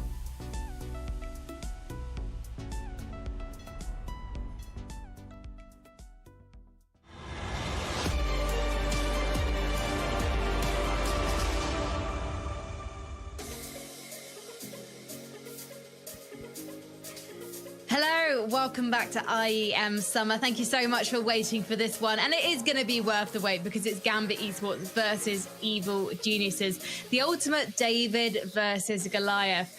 And actually, we're going to have a David versus Goliath right now. I'll let you guys on the desk decide who's the big man, who's the little guy with the stones, because you two are going head-to-head with our Epic's GG rush match of the tournament. Yanko, tell me about your roster. My roster, well, it's a mix and match. First of all, I'm thinking we're playing this game on LAN, right? So there's a couple of surprises there. I definitely have Nico in there. I have Hunter 2, the Kovac brothers, right? That's a given. They're playing great this tournament. I got Zaiwu. He's back to his usual best player in the world form. You see he has 100 overall rating here at Epic's GG. I got Breezy. I still believe in my boy Breezy. You know, we're playing this on LAN. He's a top 20 player again. And I have Jax because Hunter cannot be Hunter without Jax, and Jax is just so much fun to be around. I always want to have that guy on my team. Yeah, so Yanko said he has he thinks this is a LAN, so have you been living under the rock? We've been playing on LAN for like a year and a half now. Anyway, first pick for me is Zaiwu, obviously the best player in the world, online, I'll LAN, copy all my picks, whatever. man, nice. Nico is the second player. Oh, because, really? Another one of my players? I was the one who picked first, so anyway. Cirque is my Opper as well. Didn't you expect that? So I'm happy. Oh, yeah, you picked Breezy. And I have Hunter, Definitely obviously. didn't expect that. Second favorite player right there. And the IGL Second for this. favorite Kovac brother as well. Yeah. And obviously the IGL here is Glaive. Oh, they've been doing great. Well, let's see. Well, let's see. Well, you know what the saying goes, there. boys. Sorry, The Frankie? saying goes, minds think alike. So let's actually see what happens when we put these two rosters up against each other. Yeah. Talk us through. Come on, boys. Trash talk, please. Overpass, that's an interesting pick for you, Kasad. You never played with your teams. Do you know how this map looks? I needed to give you some advantages there. You need to like have something. Your advantage is that you're playing the CT side. Yeah. Oh, Glaive got a double kill there, right there. Probably so you're through the already smoke. down to 3 players. Probably through the smoke. Jax is alone there, but Zaiwu is waiting for that monster line. You can see this is the classic 3v4 people getting Hunter again with the complacent. kill. I mean, this is a super easy. This Jax is is the last one. Do you think he's gonna win? Oh no, never mind. Okay. This didn't pan out. I blame... Victory. I mean, can I have a screenshot of this? Victory. yeah, you can post that on your wall if you want. I actually will on my Instagram. In your office, that's a nice picture of you as well. Yeah, you thanks. look really good there. Yeah, Thanks. I blame Nico and his in-game leading. I had Nico too, so and Glaive. Yeah, but I was on the T side. Oh yeah, well. That's it. That's Epic GG for you, Frankie. It's a lot of fun. Guys should check it out. I was about to say moving on to a team with a proper coach, but they don't even have a coach at the moment because Evil Geniuses are the first team that's going up in this matchup. Of course, it's quarterfinal against Gambit. They're not going to just be playing themselves, although sometimes probably it feels mentally like they're doing that. Last time they faced Gambit, they actually won. It was a 2-0 at IEM Katowice. Train would have been the decider. Obviously, we aren't going to get that today. But then after this loss, Gambit went on to win every single game in the tournament. So in other words, Kasad, if they win this, are they going to You win know the my whole answer thing, to Gambit? that, Frankie. But yeah, like you said, the EG was the one who put Gambit in the lower bracket in Katowice, put them on that like winning streak. It was great. But EG is different today. Gambit plays a little bit less good than they did before, but EG is way above their league right now, and I think Gambit is a straight up 2-0 for me. Yenko. But is it the same Don't league look it as down, Gambit? look at me. Yeah, I think definitely they're not in the same league. Sure, EG has been playing better, and Gambit is not at 100%, but now we're coming into the playoffs, right? And as a team, Gambit has had obviously gained a lot of experience this year in big tournaments, and also individually, some of the players. Hobbit is the one who you look towards to the most. He's been playing great this year, but in playoffs, in those big games, he definitely steps up, kind of leads by example as the veteran player of that lineup. So everything is going against EG in this one. They've been surprising us so far, but I have to go with Kasad. I think the buck stops here. Oh man, we should record this. We should have this somewhere. He's going with me. Actually. Yeah, you can put this on the wall as well. I will. Twitch.tv/ESL_CSGO boys. Hopefully Twitch chat are doing all the clips your heart desires, and you can go back and watch yourselves in your lonely, lonely hotel rooms later on this evening. Yenko, like always. Yeah, all right. Right now, back to you, Frankie. I think we should probably move on to someone who is good at their job, and that is Anders. He spoke to Breezy earlier today. Thank you, Breezy, for showing up. We are happy to have you here. You are about to play the #1 ranked team in the world. In your opinion, what is it that makes Gambit so good right now? I think they're just playing very well as a team right now, and they're hitting their shots. And we've been at that position where we've been we were playing at our best. And when things are working, you're very confident. And I think confidence is key in this game. So when you have the confidence to do anything you want to do, I think it makes things flow better. So they have the confidence, and they're playing very well as a team, and they're hitting their shots. I think that all those things come together, and that's why they're playing so well. Speaking of confidence, when we spoke at the beginning of the group stage, you guys had played together or been together for maybe 2 days or less. You've had some more time, in the LAN center hanging out. What is that like now? Is everyone gelling a little bit better? Yeah, we got accustomed to everything. Last time we talked, we've only been here for 2 days, but now, we've been here for a week now. So we kind of have a routine set up. It's definitely looking a little bit better. We got our practice in, and things are just a lot better now than it was last week. I'm curious, with regard to the map pool, what is the general approach that you're using at the moment? Do you start by just picking up a map and trying to fix it, or do you say let's fix the T side first, and then we'll get to the CT side later? And which one is more comfortable generally for the team right now, and just across all the maps? I think for the most part, we've been trying, since we're changing a lot of T-side positions mostly, CT side kind of stayed the same more or less, but T side more we've changed. So I think we've been just trying to fix the basics of our defaults, because Peter's no longer in as I said, the pack anymore. So we have to take and step up more and control the round more. So it's just about practicing that, because people are in positions they never really were in before, and they have to step up. So I think just T side more so we're working on. Okay, super interesting. Well, it's certainly going to be an interesting game playing the #1 ranked team in the world. So I wish you the best of luck, Breezy, and I want to thank you for coming here and talking a little bit to us today. Yeah, thank you. Some great insight there from Anders and Breezy, because the CT sides from EG have looked pretty on point so far this tournament. The T sides, however, have been lacking, and now it makes a lot more sense if they're moving things around. And obviously we've seen Peter Stanislaw in those disruptive roles, often aggressively lurking and trying to find those early picks. Yeah, that's interesting. That's something that NIP and Complexity do as well with Hampus and Blame, for example. They're not part of the group, but that's why every team, there's no team where you can have one guy talk for everyone. You have to have more players talking, so now he has to rely on someone from that group of 3 players that are taking map control, without Stanislaw from the other side saying, hey, now you guys push, now do this, to just react if they see an opening to do it. And that's why you always like to have a secondary caller, so to speak, like Gambit has Hobbit for Nafani. Yeah, secondary voice in the team is super important, because he's the one that can make the adjustment on the other side of the map. And it also depends how fast you play. If you play a slow default like VP, then you can maybe reorganize better. But if you need a fast decision, something that's happening around the map that the other guy on the side of the map that doesn't see, then you need somebody who can step up and just make the quick call, and then you can make a transition or a mid-round call, or even a back to execute. But definitely I like what Breeze said, and I kind of like those type of interviews when they give us kind of inputs to see what's actually going on. Actually say something of value. Yeah.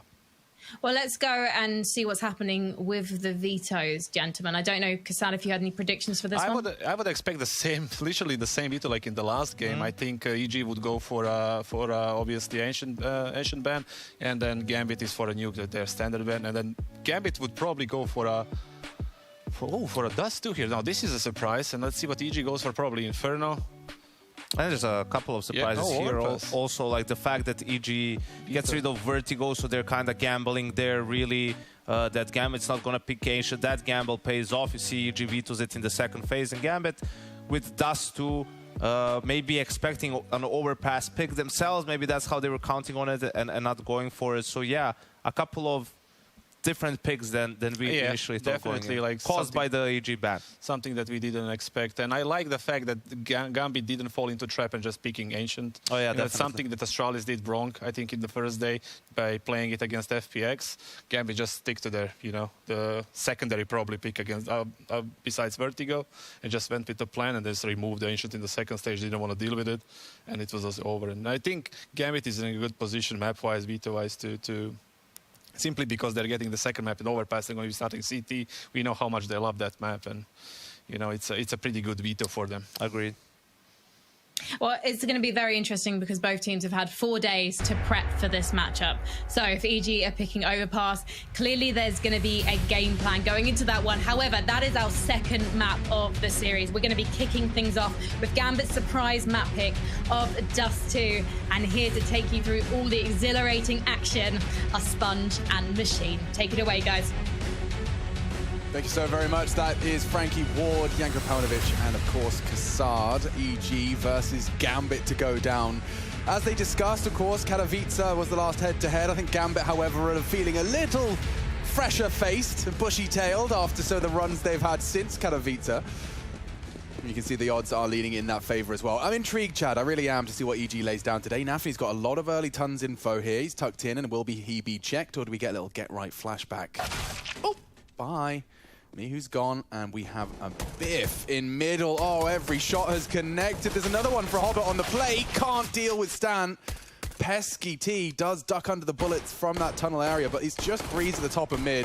Bomb is loose, and a matter of time for Gambit to wrap this one up. Yeah, the low HP here is not going to help EG whatsoever, and it doesn't even look like they're going to get a plant out of this.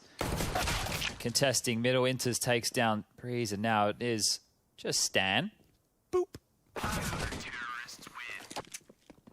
And there you have it. So, Chad, let's talk quickly through that veto and choice, side choice, just because it was a bit fruity. It's the overpass one that's overpass curious. T-side start for Gambit, yeah.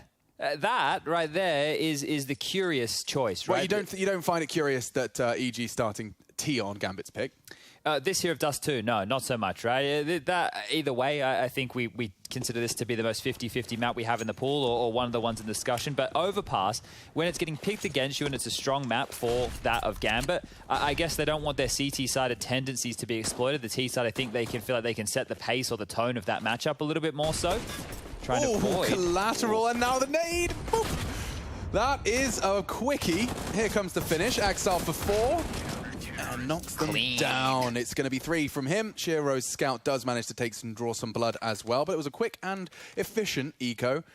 All things considered, didn't manage to pull too much util out of Gambit. Not got time for that. Can I get this out of the way early? Right, we definitely have to throw a little bit of respect on EG's name, but I think I agree with the sentiment of Kassad a little bit more that this is where the train kind of comes to its close for them. Oh, that's the assumption. Yeah, but I want to kind of give them the first 10 rounds of this game just to see what level of firepower they're turning up with, because that was one of the key components, especially with Obo. Oh, mate, get out of there. Ooh, Shiro.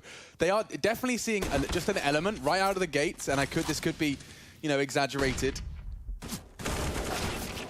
But it feels like Gambit are taking a lot of fights early. They're not going to give you the full, lockdown, rigid CT setups until you force them out of them. Yeah, so this is some issues early. Breeze going down to a Famas of that kind of rage and gets Axel short. We know Axel's a lame star.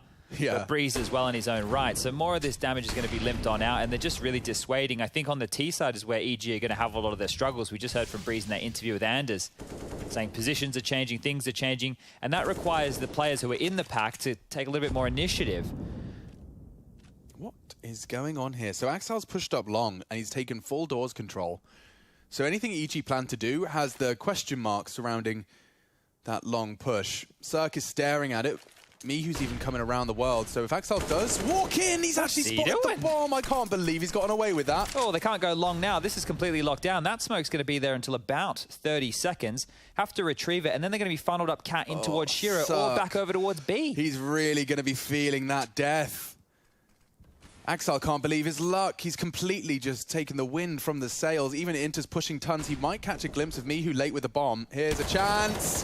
And that's the bomb lost. A big frag for Inters to provide, and the fact he lives is enough. His numbers on the board. Obo has to return to the site. 15 seconds. They calling a save? They are. Well, this one's done. That's going to be the 3-0 for Gambit. They can't get the bomb. They don't want to give away these AKs. If they push in either direction, they're just going to be found out. Oh, no, this could be terrible. Nafany pushing in. Obo with the time if he takes him after. Oh. Okay, he saves himself. A very red face there. His first frag, and it's just for survival. He keeps the AK and doesn't end up with a Glock and 350 in his pocket. Yeah, that looked like it could have started to fall in EG's favor, right, with that stand kill onto Shiro towards A. But Inter's hero of this one, as well as Axar, with 2 very proactive kills. Bye-bye, birdie. Mihu's had a bit of a screamer these first 3 rounds. He's not had fun. 0 and 3. First casualty on the pistol and run down over in the anti-eco and the following.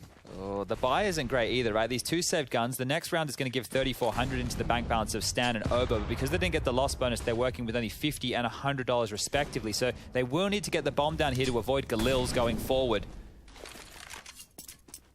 Have to make the most out of this one here, EG. The tone has definitely been set. You're right, Gambit, they're not backing down from anything. More than happy to continue being in these jarring type positions early. Hobbit being a problem over towards Catwalk as well. And if you deny them getting short easily, that means when we do get into the gun rounds, we won't even be able to see the set pieces from EG come on through. So they're going to have to solve this puzzle quite quickly.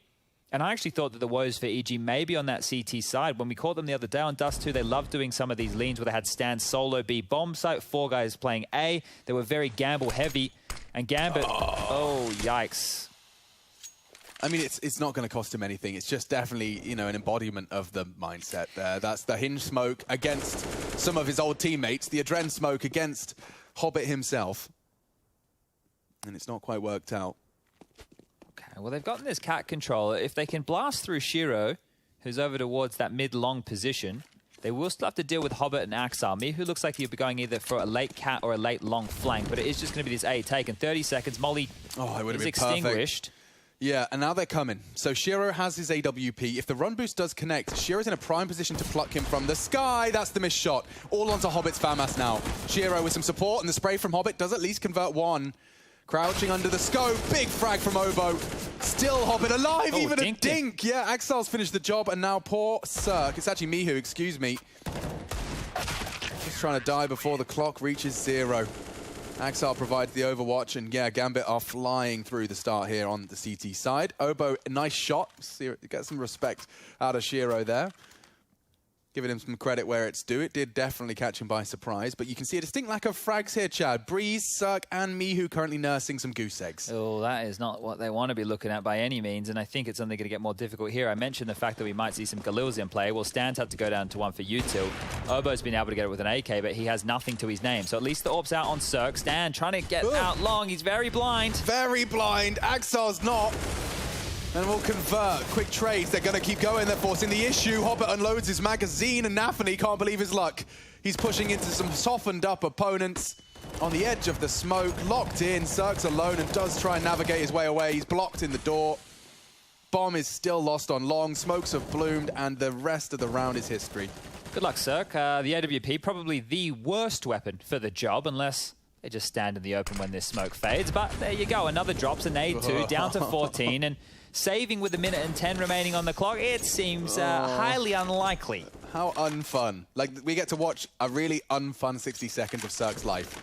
This is the thing, right? He could head over back towards B. He could try and save anywhere on the map. But look, Inters has just pushed up attack. Hobbit pushed through the long doors. Nafany's still spamming to make it think that's not the case. And Cirque's making all these sound cues. He's going to be dead about now. So there it is, 5-0. Those goose eggs still rocking along nicely. They're not in the even nest. any assists yet, Alex.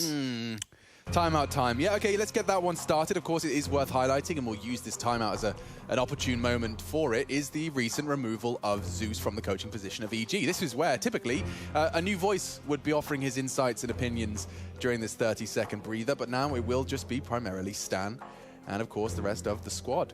I'm not even sure who chimes in as the 2IC. Right, that's an acronym for second in charge, for those of you who weren't a produce manager over at Woolworths. But this is where who's going to come out and say, yeah, mate, let's do this strat, or here's an idea that I've got. Is it Mihu, who has the European experience, but is still, you know, not really rooted? Well, no, he's not really established in the upper echelons of top-tier teams. You know, he's always had his moments, he's had his chances, been in VP in the past.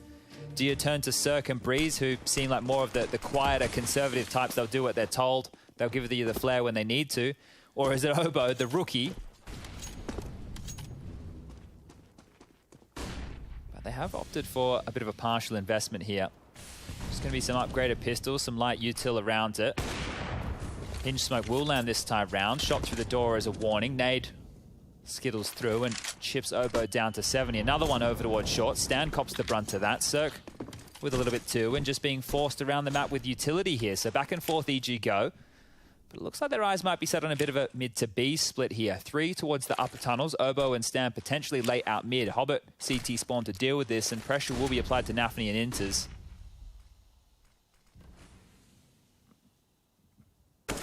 Hello, Stanislaw. And the nade couldn't be timed to perfection. Oh dear, one by one, here. Straight through the smoke. Everybody's in the right part of the site. And don't even need to see their enemy to convert. 6-0, a nice find, and EG are looking a little lost. That was just the Armored Tech 9s. We'll get to see the full investment now, but I don't know what they can... Let's look at the spawns real quick. Breeze has a pretty decent long spawn. Look at Cirque spawn with the AWP. Yeah, not happening. Not happening. It would even be late to cover the mid-cross. Okay, now last time they tried to brute force long, it was quick and messy. Yeah, give that one a cancel. It might just be the default spread here. They can't even really try and biff down mid, and the fact that they're sending Cirque over towards the tunnels early is curious in itself. Flashes out long, Shiro to contest. Breeze has made space, so this is a good start. A much better start, and the fact there's no bloodshed, all that could be short-lived. Look at Axile. Mihu's watching this. He's making a beeline straight for the flank. Mihu's tight line is rewarded, and already an advantage that EG have not had before. This is the first time we've seen that first blood go their way. First frag for Mihu as well, but Nafny, undeterred, has taken space. Full tons control. They'll be able to gather resources towards A, should that be the final port of call. It looked very good for Nafny. He'll get info within the next 10 seconds. Hobbit has short for now. Pit, yeah, sure, you've got long. But step 2 will be breaking through the Gambit setup, which is currently being established. Surely, as Nafny calls it clear, they will start to move around.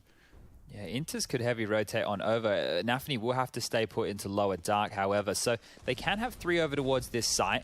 And I feel like EG know that they're up against it here. That mid-push from Axile, that signified that very early. Cirque has now established himself in pit. The question is, do they just do the double cross on the long smokes, or do they pivot back? Okay, Gambit, let's see what your plan is. The smokes are up. The walk is underway. Hobbit hiding, crouching around the smoke. He's hearing tags. They're starting to step in. Oh, he's got the off angle. Not enough for a frag. 5 versus 3. Obo extends their advantage even further. Shiro, oh, caught out and booked.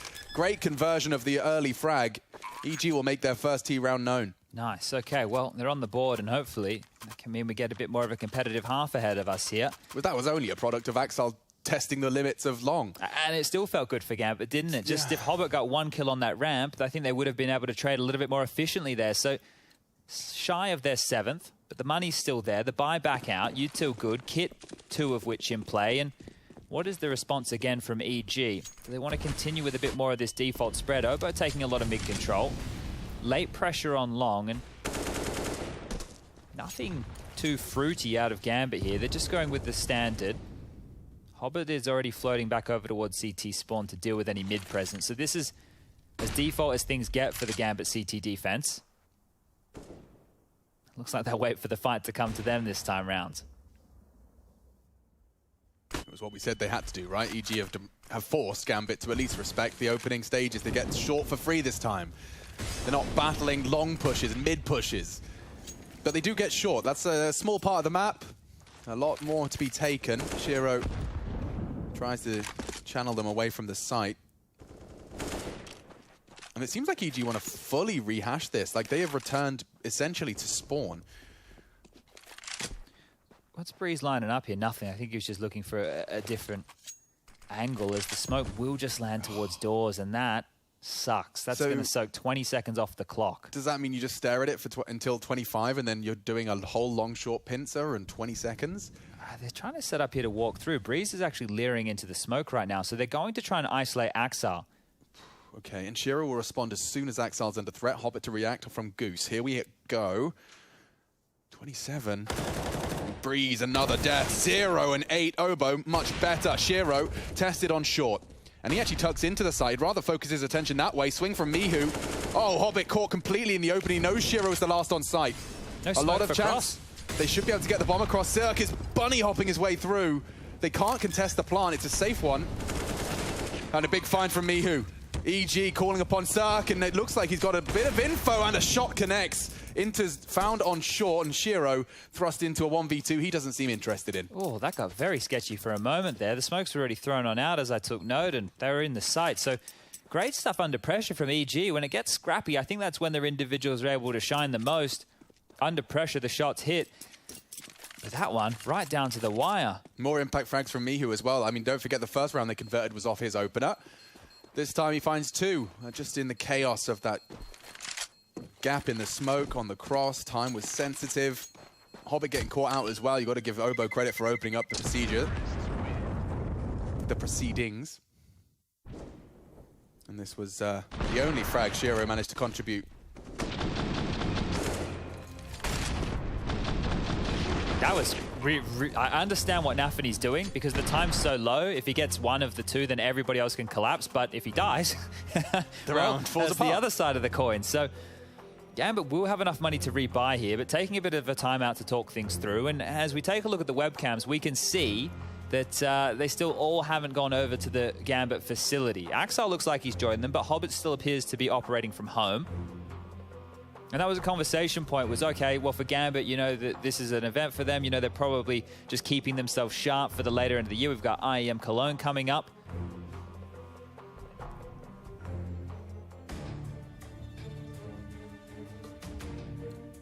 All right, well, this is definitely a bit of a resuscitation out of EG. Can they humble them further?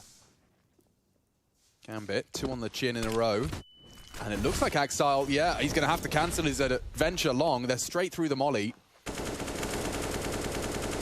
Now, previously, we've seen EG great capabilities in converting off of early long control.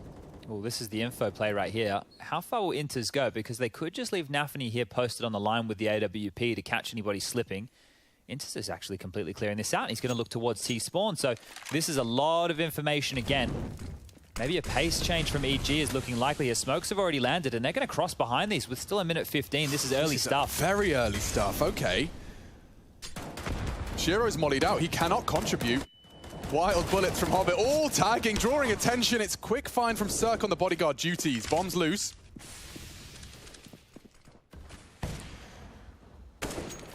They have the site. They'd love the plant. They plan to contest, I guess, from short. Util dumped. Obo can extinguish, and that's a no, he can't. Poop. He's in a problem now. That smoke's going to fade. They want to get the bomb down, but there's a boost coming in from Gambit to contest. I think through the smoke, there could be a frag. It's through the nade instead. Inters doubles up. Problems now for Mihu and Cirque. The long crossfire can work, and it is. Oh, Cirque! High impact from the AWP, and it's again these two, Cirque and Mihu, with their powers combined, a 2 versus 5. All the frags coming from Cirque and Mihu. Captain Europe. Good friends with Captain Planet. That's exactly what EG have been looking for. And let's see this bodyguard duties as I described it. He's just using that elevated position over the smoke. And this was a really important frag onto Hobbit. But so far, EG 3 for 3. Every time they get that long control, they've been making it work. Yeah, so what's the response from Gambit here? The AWP for Shiro's back on out. Axile's dropped that one across by the looks of things. He's got nothing in the bank balance. So quite an interesting buy from Gambit. They're putting all their eggs into this Shiro basket, and they're even leaning over towards B with 4 of their 5 players. Nafany close towards the doors, and right in his belly button.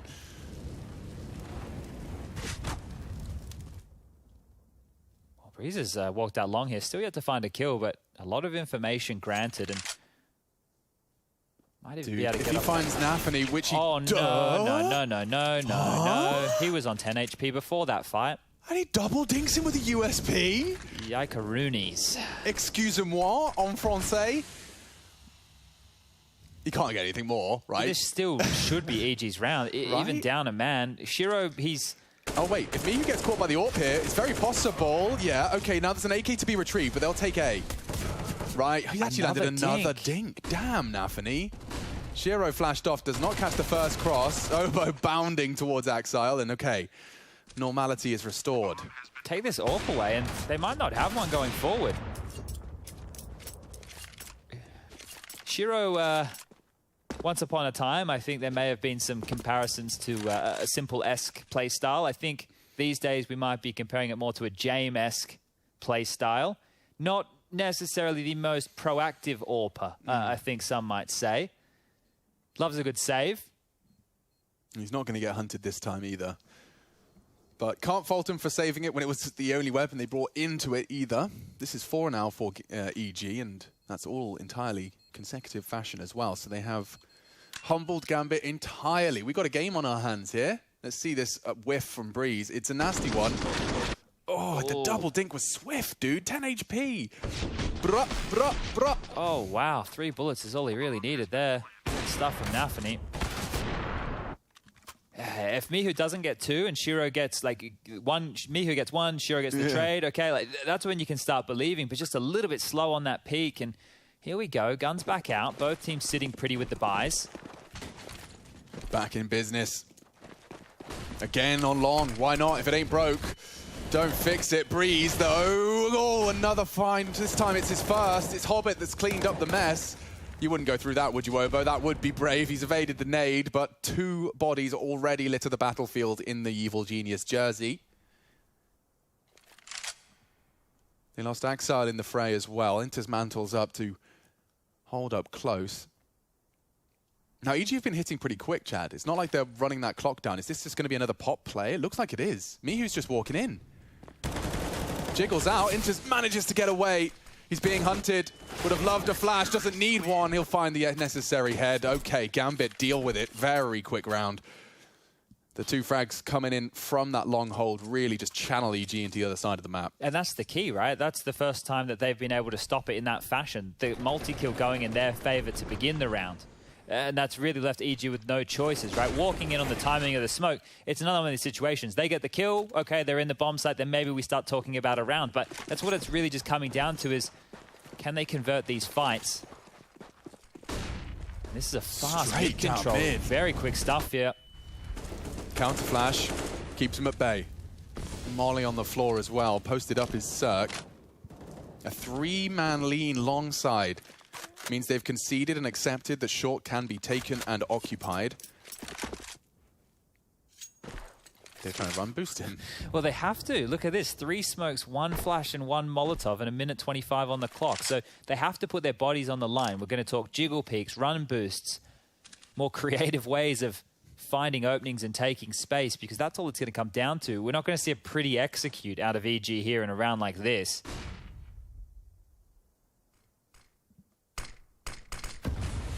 Lurk smoke dropped on B. Very deep, though, isn't it? Yeah. Hobbit's at least been pulled to acknowledge the potential for that mid space to be taken. But the thrower of the B Lurk smoke heads to T spawn, so we all start to build a picture as to where this one is going. All of this short control, can they convert? It's going to be very hard to just keep Hobbit over towards this side. That Molotov signifies it. They only have 1 smoke for the mid to B here. That might be enough, Chad. Obo at the front of the pack. Inters hanging out. A smoke to play around for the CTs. Nafany and Inters partner up. Just the one provided in the feed. So many coming in. And the smoke for him to try and play around. It's Dan, and he can't even make it good.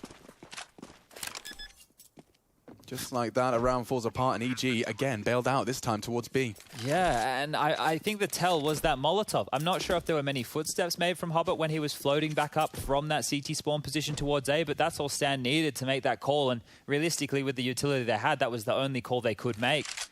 Inter's trying to chop off the legs through that car position. Nafany getting tricky with that smoke. Even had the shadow advantage on Stan coming out on that ledge, but wasn't enough to level up the playing field. And yeah, Gambit really don't have any other choices here. The loss bonus is starting to build nicely again, so this next round is going to be 2,400 in the back pocket. Hobbit could drop a gun. The same could be said for Shiro. I suppose Nafany could even buy himself here if he really wanted to. So they can facilitate another gun round here, Gambit. Stand with both of these. Great stuff, just cleaning out the site. 15 seconds left. If Nafany's able to be more of a nuisance there, that rotation much closer towards the B doors. Yeah, I mean, that smoke, you could see what his intentions were. If they just struggle to find him for another 10 seconds, he is worth his weight in gold. Plenty of cash, though, it seems. Gambit just go straight back into the fray. They humbled EG just the one. Circus ahead. He'll be forced back by the flame.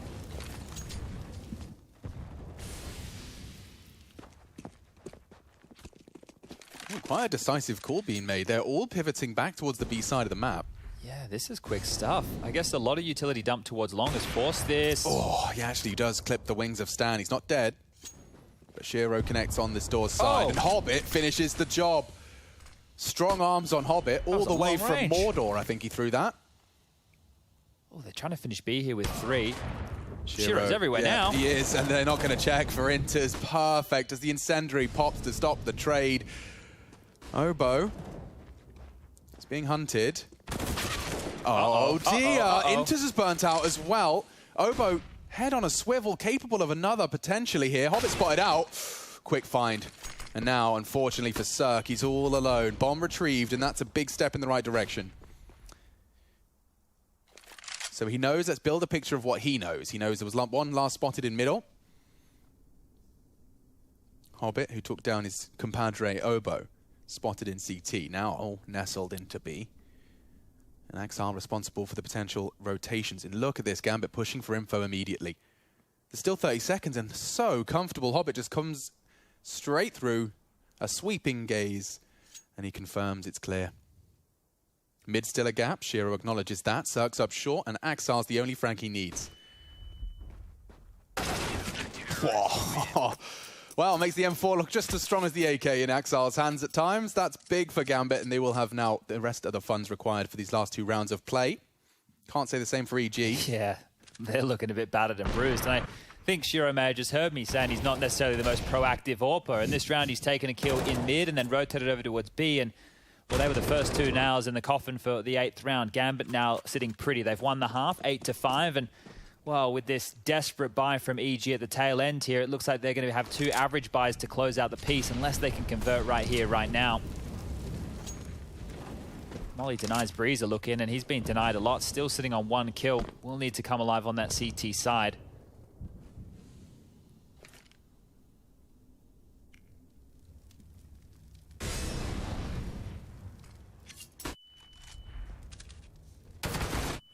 Ooh, Shiro feels the wrath of Cirque's AK.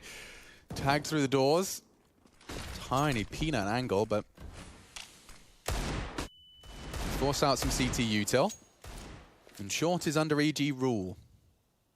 What are you lining up for us here then? Breeze with the standards, Stan with the second. It could be the Vanguard smokes and go.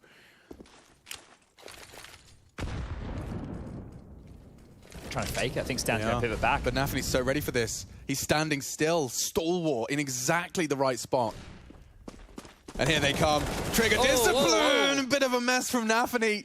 Late reaction. It's all on Inters. It is. And already tagging up Obo. That's something, perhaps. But Tunnels is a threat as well. He can't do it all on his own. He's looking the wrong way. And sticks his head into Mihu's crosshair. EG, you said they had to take this for a comfortable buy into the last round of play. They are so tagged up. Unconfirmed damage. Oh, Axel, you can see his feet. He can, and he will. Tap away. Axel might want to go for this a little bit, especially if Hobbit's got his reactions in check. Cirque's quick enough. Shiro's already looking to save, but Axel, he considered it just for a moment, awaiting that Stan window swing. Doesn't come through. EG will make it 6. I'm sure they're not going to be complaining considering the 6-0 start they conceded. Yeah, this is a great comeback from EG, all things considered. I think here, Shiro and Axel will get to hold on to what they have. They're going to get 1900 in the next. They can drop. Gambit will have another buy, and this is the thing. With these saves, sure, it doesn't make for the most exciting Counter-Strike, but what they're doing is facilitating more and more opportunities where they can be threatening. Right there, they're unawares of the HP of Cirque and Oboe. If they knew what we knew, they'd definitely be going for a round like that. If EG can grab 7 on the nose, take us into the second half as close as she can be, they have once again surprised, because this is Gambit's pick, and there has to have been a reason they decided to go into the Dust 2 territory. Normally, you don't want to be picking a Dust 2 or Mirage. They're the maps that are most in flux. Really hard to contain snowbally teams. Oh, through the flames. Through the flames, Hobbit's not ready. Neither was Mihu doing the flashbang dance. A second has landed and Axile's already cut 2 down to size. He's lost Hobbit. Surely he'll get hunted down. That's what Breeze is up to. In fact, good find. Keeps it level. Dust will settle. Shiro can't believe his luck. Stan just presses his head into the crosshair. Short no longer a threat. Inters has mid, and they can focus all of their resources into what remains of EG. Final round of their attack.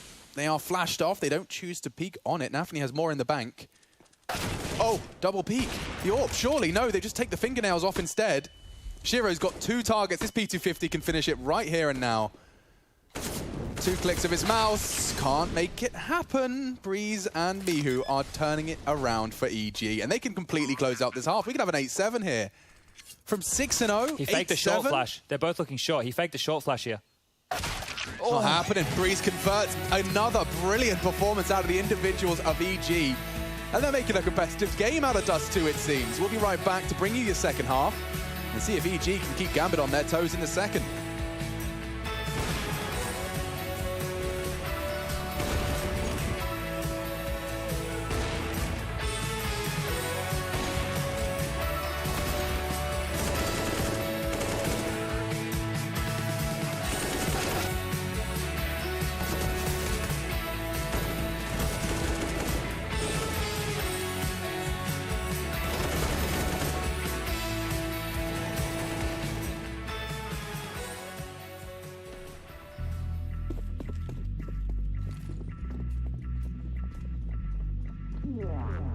The most exciting thing about EEG showing some face was the versatility in which they approached the game. Every round there was a different looking setup, whether it was an aggressive maneuver, whether it was a stack or an interesting setup on a bomb site. It's hard to read your opponent when they're already in a black box.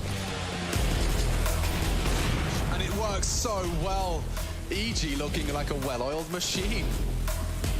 They used the fact that the opposite team was quiet. They used their chances. They won the best of 1. Suddenly they're in a position to go in a playoff.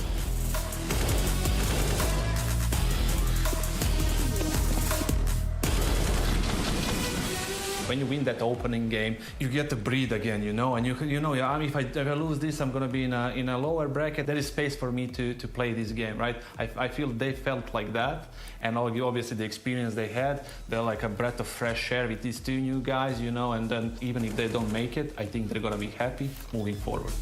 You have to stick at this point. That could have been it. That could have been the plan. Instead, the kills have to come through Suck. Oh, he's got the time, and he wins the round. For a lot of teams probably looked at EG and they went, well, they've just struggled in the NA RMR, but they came in with a lot of fresh looks, and by doing so, it makes them difficult to read. Their individuals on point, and their play style, I think it's a good mix right now. They've got that slower style. They're doing the defaults a bit more European, as it were, but they also had that momentum-based, more aggressive North American EG style that we've seen in the past. So it looks right now that they have a very good mix.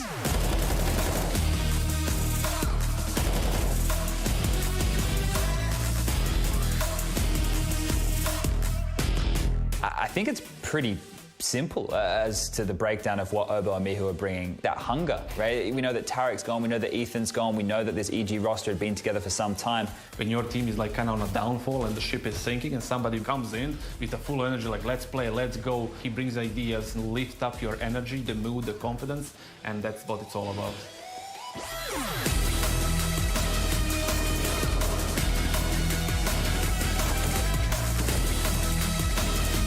Oboe can cause a lot of damage here. He knows he can't peek heavily. He has to be focused on this left side. Mantu's in as well. Info and shots, and Oboe sharp as a knife. cuts them down to size.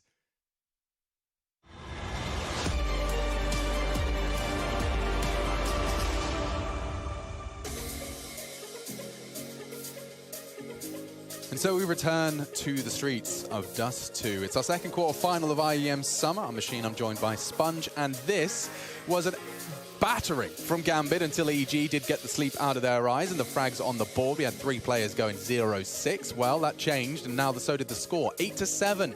Evil Geniuses take to the defense now, and so we could very well be seeing a competitive second half out of this one. There is still, and I imagine the odds still reflecting it, hope for EG. Yeah, okay, they've given them a bit more credit now, but Gambit's still definitely taking the lion's share. We've got a double smoke.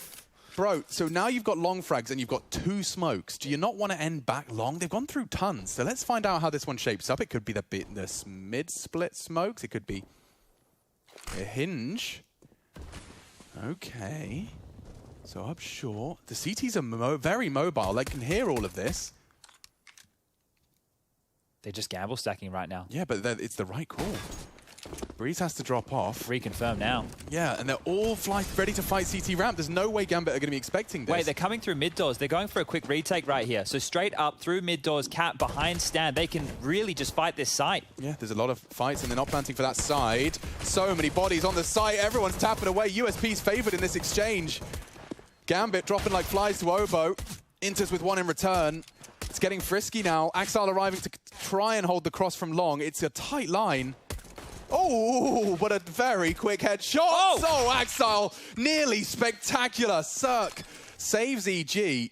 Some very hard shots in quick succession out of Axile. He takes 3 in the round, but it's Cirque's double that converts off the back of Obo's. Blood-splattered, blood-stained sight. EG will take the CT pistol. Oh, I'd love to see that one again. When you have Axel in that position right there as Gambit, the player Goose on the player side, it feels like you can just completely cower and hide. Here it is again. So Axel grabs that one. Yeah, look, I'm really splitting hairs here, but you can almost treat that like a little bit of an AWP. Unless they cross his line of sight, you stay tucked.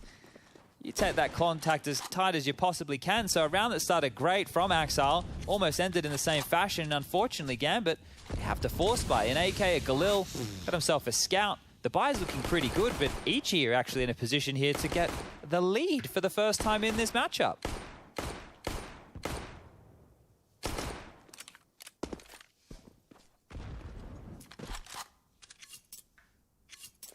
Worth noting, Axile has only fired his Glock. So this AK may come as a surprise. It's the Deagle instead that feels the feed, and it's Breeze, who's really not been having a fantastic time here on Dust 2. Another death for him to stew over. Very key role for Breeze as well, Alex. He's the long anchor, so going to need a bit more out of him here. Oh, perfect weapon for the job. Cirque's Org feels the feed, and he's ready for more. Flash for the walk-up, and it's Mihu to swing off. Oh, 2 great bursts out of the MP9 and sealing the fate of Gambit Esports. What are you supposed to do? Yeah, you've got the sight, but you ain't got the bomb.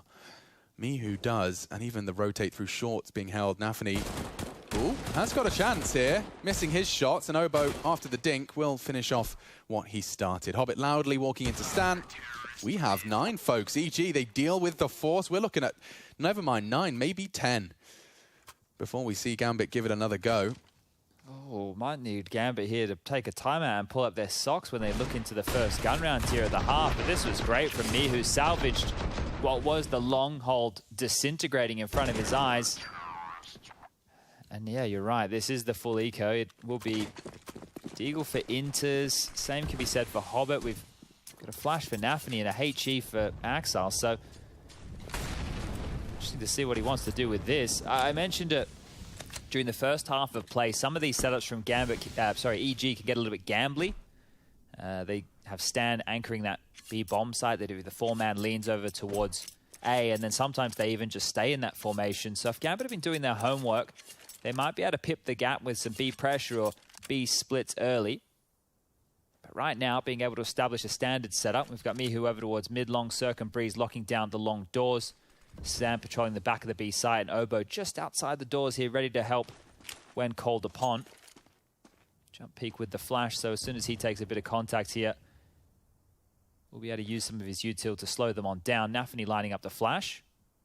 And it is down to the Deagles here of Hobbit and Inters to make something work. Indecision, mother of all.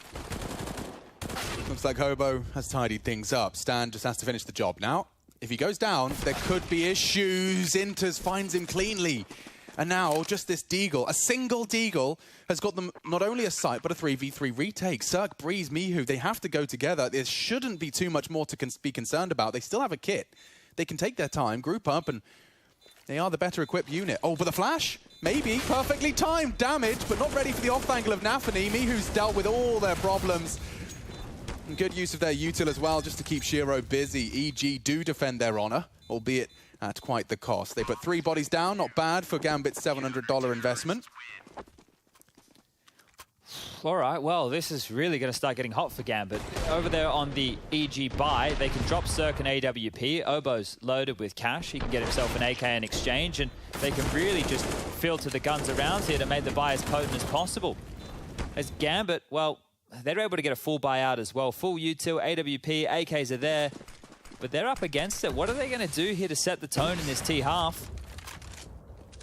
Obo solo B, 3 or 2 towards Cap, mind you. 1 spawn rotating back, and ooh, Cirque set up for a bit of a early peek here down towards the lower tunnels. They've evacuated immediately. So I'm assuming on that little jump towards lower tunnels, maybe they caught that boost from Cirque, because they're dropping all the way back towards long. And guess what? EG have now just found their second man, rotate over to help on Stan. So this is great from the North American side. Yeah, they're in exactly the right place. Gambit are about to walk straight into the trap. It starts to slam shut. Cirque with the first. And you can see, look at this, second guessing themselves now. They are. They're pivoting back. The fact the AWP has now been spotted on long, they have to maneuver trying to avoid Cirque. Heading short.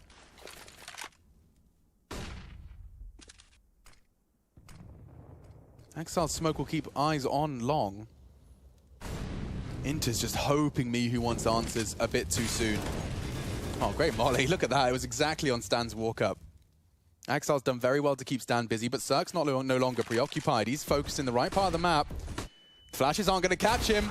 Hobbit will. Okay, Gambit have a chance here. The window's open. They just have to jump through. No way he's taking that fight. Stan, long range, has taken Hobbit off the site. Finally, Exile feels the feed for 1. Cost him a dink. Will they get the bomb down? Will they contest it? Maybe a jump peek. There's 3 of them there, all on this elevator side. Inter's pre-firing or pre-aiming. The molly will make things awkward. They can't push through yet. They're going for a boost elsewhere. This is not bad. It's in the blind spot of Inter's. Oh, a chance. A very real chance here if he could just get up. Oh, now spotted out. They're going to have to hurry up now. Takes the time for the reload. This crossfire is brutal. Wow. Not with a shot like that from Mihu. Shiro alongside with Inters. Only Breeze now brought down so low. There's very little hope and not enough time. Gambit will convert on A. Oh, that was so sketchy. A knife's edge for a moment there. Look how much pressure EG are applying in these site-taking situations, right? You consider the other half. When EG were getting in, it felt like Gambit were already saving, or they were too far away to keep things janky and awkward like this. But it never felt like Gambit weren't under pressure there. Some of that applied by Hobbit's swing towards top of site. I was very impressed. I was like, this is a audacious, ambitious shot he's going for.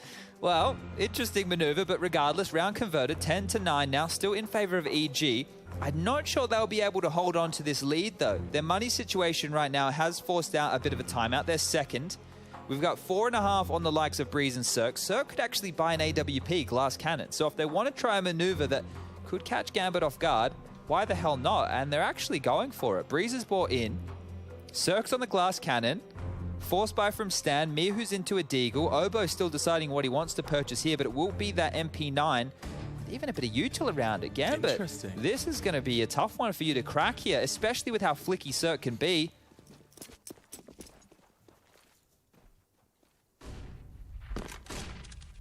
Oh, this is great. Shiro can call long clear. Ooh, doesn't want to play in front of the smoke, so that information will be denied. Now, how much can EG get out of this force buy? Lots of bodies around mid doors right now. And Gambit are hitting the brakes. Taking this one slow. I guess they need to feel out what they're dealing with here before they get too ahead of themselves. Yeah, I think EG have definitely pulled all of the respect back in line.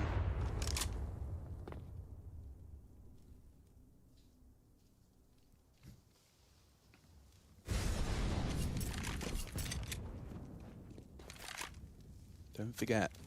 This could come as a surprise, the glass cannon AWP. Oh my lord. My god, that was fast Lightning. from Cirque, yeah. Whew. Slither of his opponent, Nafany. Just his love handle poking out, and that's all it takes. Watch this stall out Gambit though, right? They have to be scared of this AWP. The mid-door smoke. Oh, with a flash as well. Again, Mihu with a huge shot. It's actually potentially enough to turn the whole round on its head. Breeze on short. If Axel keeps walking as bravely as he is, Breeze is a dead man. Stands there to bodyguard him. Cirque's now been spotted out by Hobbit, bounding over to B. Running out of time here, boys. Yeah, 25. It looks like the gamble call's been made, and it's the wrong one. No one's home. Bomb for long. Uncontested. EG might just have to concede this one, despite the man advantage. This is a quandary right now. Right? Do you want to give everything up? You know that they're fortified. Hobbit still close mid-doors. You have to deal with him. How are they going to get past this? If they find Hobbit, we're on. And it's a big fat no in the feed. Hobbit taking down Obo as well. Halfway ticked. No kit. Stan's walking up. They're having a look. Like, he wouldn't mind if he just jumped and shot their head. Oh, yoy. They're coming. They're coming, Shiro. They got kits and they want your blood. That's the headshot he needed to hit. Never mind the second. And I think Cirque's just getting the hell out of dodge. He's being hunted down. I think he assumes he's gone short. So, ooh, that's Shiro dead. No one else can touch him. He'll save the AWP, but Gambit will save themselves. Oh, that one got very, very close for a moment there. That shot from Cirque. Bloody hell. Check this one out again. Oof. Whiplash on that. Mihu hit a banger as well off that flash of Breeze and then able to convert Shiro with some much-needed impact here. Okay, well, they still have to deal with the AWP, but they don't have to deal with the force buy of everybody else on EG. So what are Gambit going to do to avoid the big green? Looks like Nafany just going to be charging towards long here. Has a Mach 10. You're going to see him bounding, and he's actually given an open runway. Nobody to contest from EG out towards long whatsoever. Cirque is over towards the A site, so... What's the logic, Chad, behind the T smoke they've thrown there on long?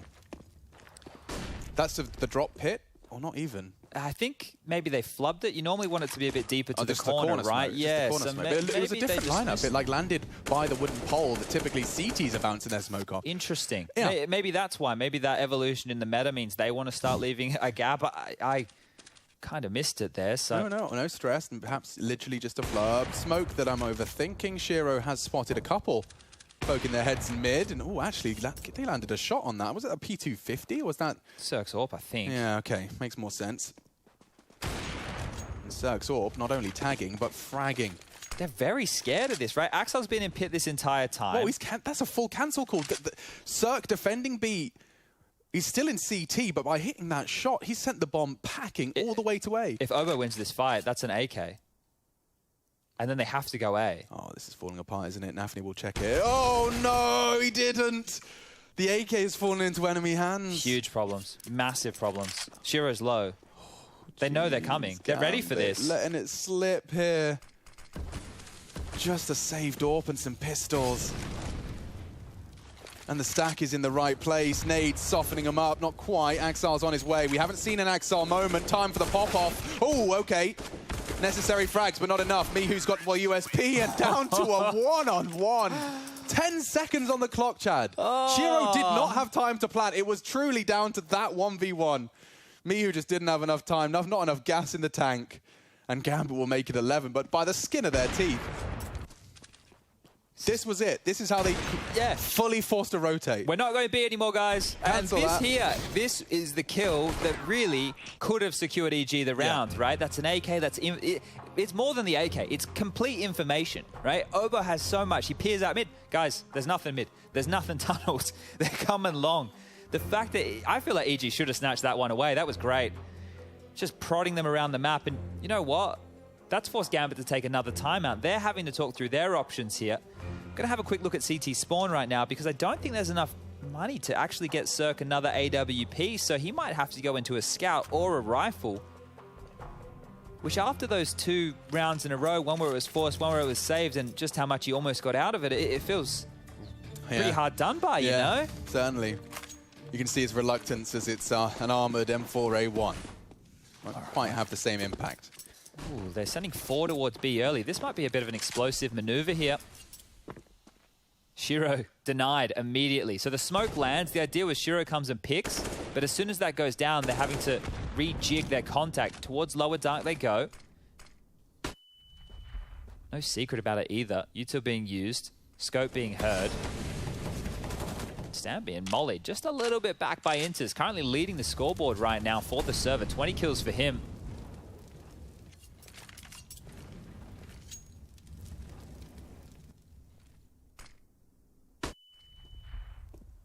He's hearing a lot there. The two new boys for EG. Hanging out in middle.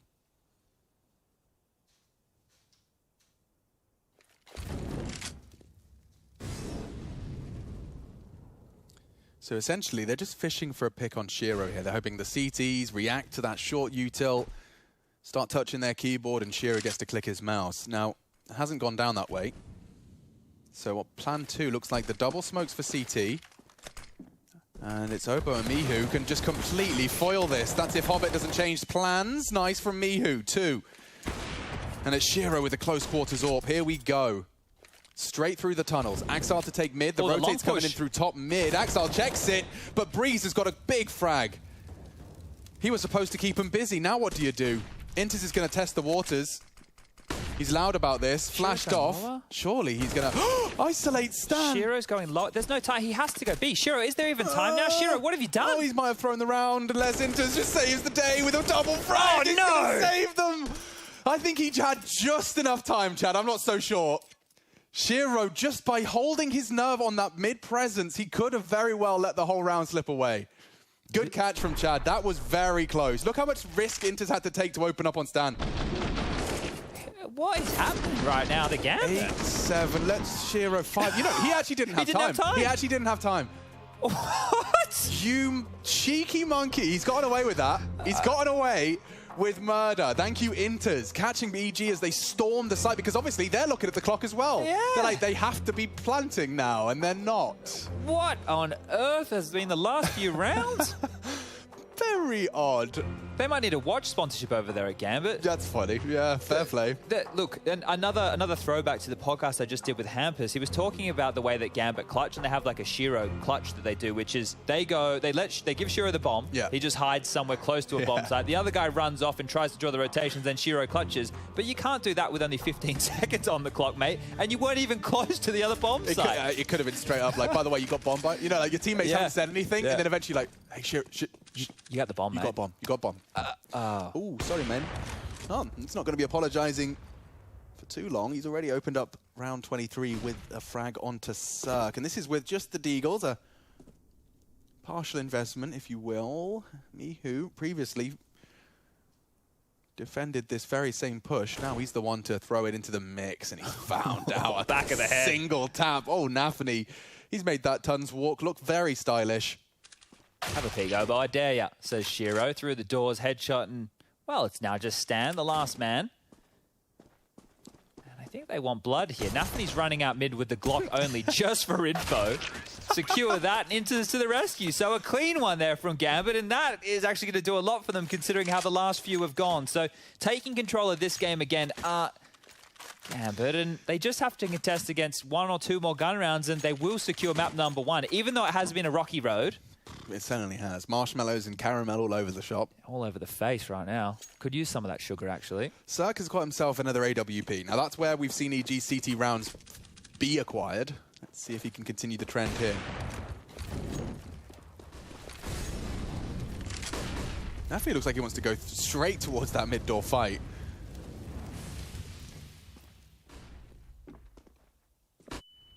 Very proactive Gambit. So short battle continues. Curious to see if we just see a bit of a change in pace here. Shiro's setting up right now in case there is re-aggression from top A. We can see Cirque's not going to do that. He's over towards mid-long with this AWP on the jiggle here, waiting for the execute. Now, he got punished by this last time because Hobbit was just ahead of those smokes. That actually left a massive blind spot, and now Cirque is searching, so Shiro set up perfectly for this. He should punish. No way. I'm just looking at Shiro's webcam. Bang!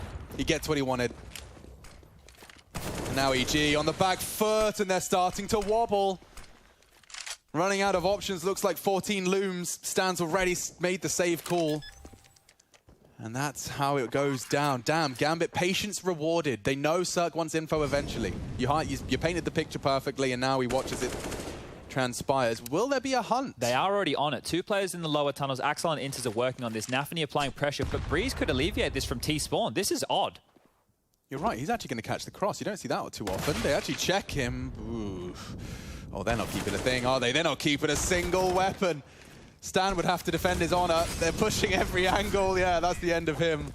And they have got nothing to show for themselves coming into the next round of play. Round 25, 3 grand, high-end 4 for EG.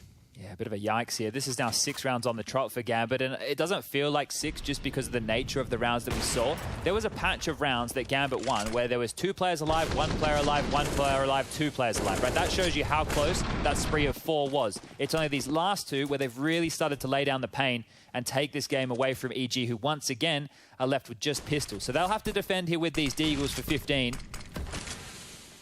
Well, that's a deep smoke. That is so brave. He hears it. He knows he's got a hunting pistol around the corner. There's no way he gets away through the smoke. Oh, that's frustrating for EG to have him right in front of your face. It was their own smoke too. So that one right there is an avenue to an entry. And Stan missing the conversion too. It's getting worse. Yeah, it's going to sour the mood a little bit.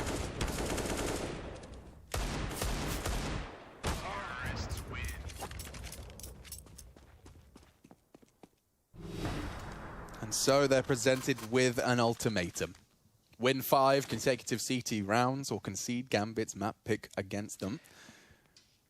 I just quickly want to correct the statement I made earlier, Alex, before we finish this map. Yeah. I inquired with production. Overpass, Gambit have selected to start on the CT side. It was a little bit of a snafu on the graphics, so no harm, no foul. But, Okay, but next map will be interesting with Gambit on the surprise CT. T-side pick is not such a surprise as it is standard procedure.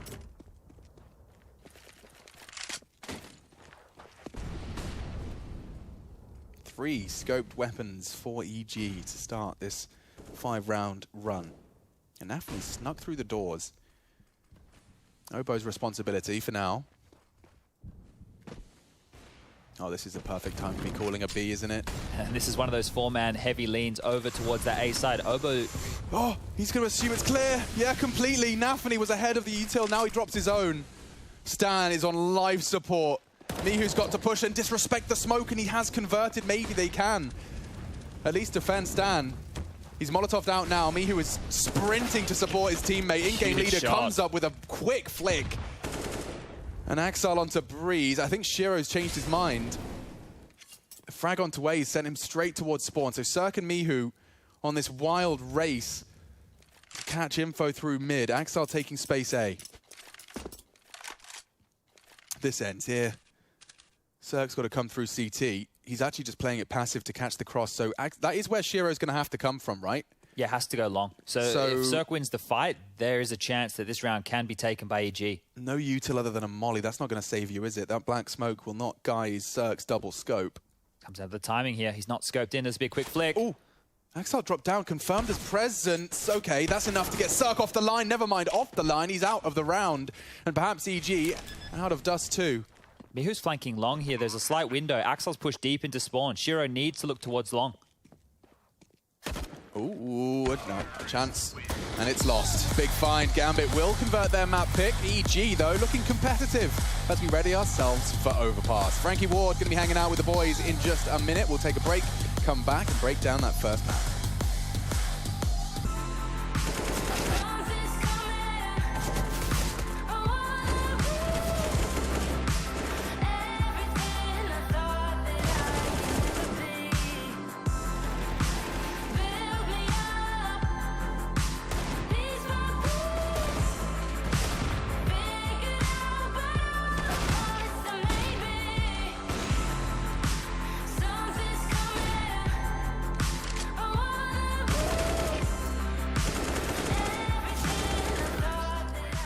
Think you know everything about CSGO?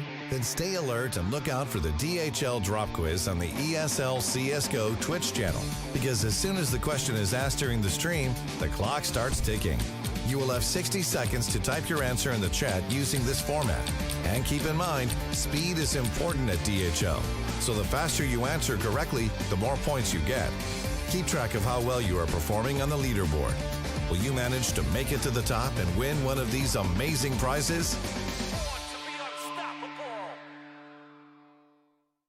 Many people were surprised to see Evil Geniuses making their way into the playoffs of IEM Summer, beating teams ranked much higher than them. An interesting example is the way in which EG are able to stay very dynamic late into the rounds, making it very difficult for their opponents to move their defense into the right positions. Against Heroic in the group stage, EG displayed this skill in rounds 8 and 9 to great effect. In round 8, with about 35 seconds left, EG pushed back on the CTs and Banana, forcing a rotation out of the A-bomb site, which they then promptly attack at a 4-2 advantage. In round 9, they practically step into the B-bomb site before they call a retreat and return to A, which is defended by a single CT. In their game against Gambit, EG will have to pull tricks like this to perfection in order to win. See if you can identify these moments and read the game within the game.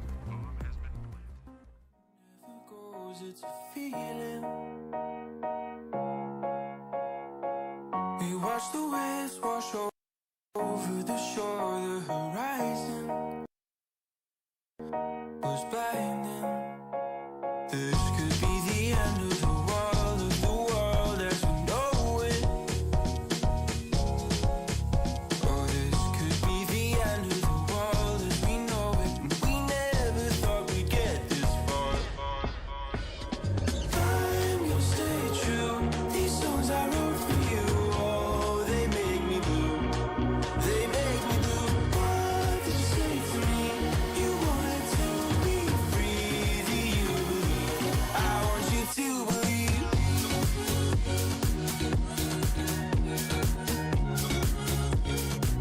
I want you to believe.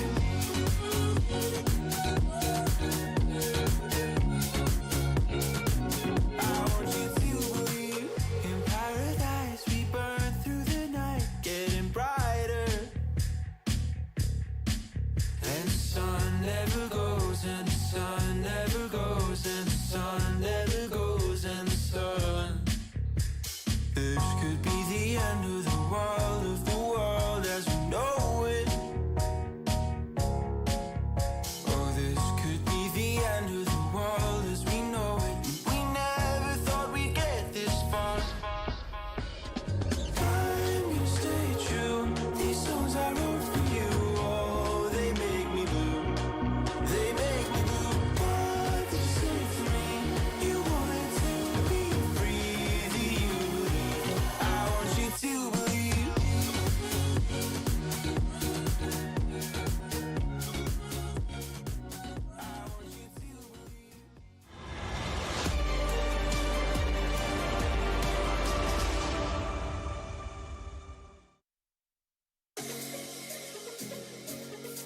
Ведьма. Я смотрю. Молодец. Это Молик дал зиг. Оба не потерял. Пикаю. Пачка под лонг. Можешь пикать, да? Оба не вижу. Теперь пачка под лонг. Да, я понял. Я пробую через 5 на лонг. Лонг. Лонг вышел. Найс. Хорош, молодцы. Welcome back to IEM Summer. We will be talking about EG versus Gambit on Dust 2 shortly. But right now, I'm going to turn the attention on you guys because it's time for today's DHL drop. And we've got a killer question for you guys to answer in Twitch chat, which is how many days did it take Team Liquid to complete their Intel Grand Slam win? Now, pop your answer in chat A42, B63, C71 or D84 into chat. You use the command !DHL drop A, B, C or D depending on your answer. And don't forget that the quicker you answer, the more points you get if you're correct, and we'll be revealing the answer in a bit.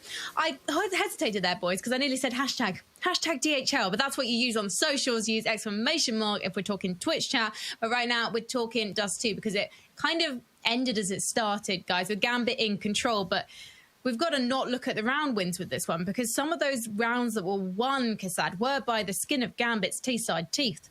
The thing is, like on the first half, from what I've noticed, is EG got a lot of long spawns, and they were used correctly. It's a textbook CS how you should use your long spawns, like fast takes, different styles, and then basically it got them in a position where they can split or pinch a side. They did it a couple of times. It was very successful. Some of the close rounds went in the way of EG because of the high impact circles, and that got them like 7 rounds at the beginning.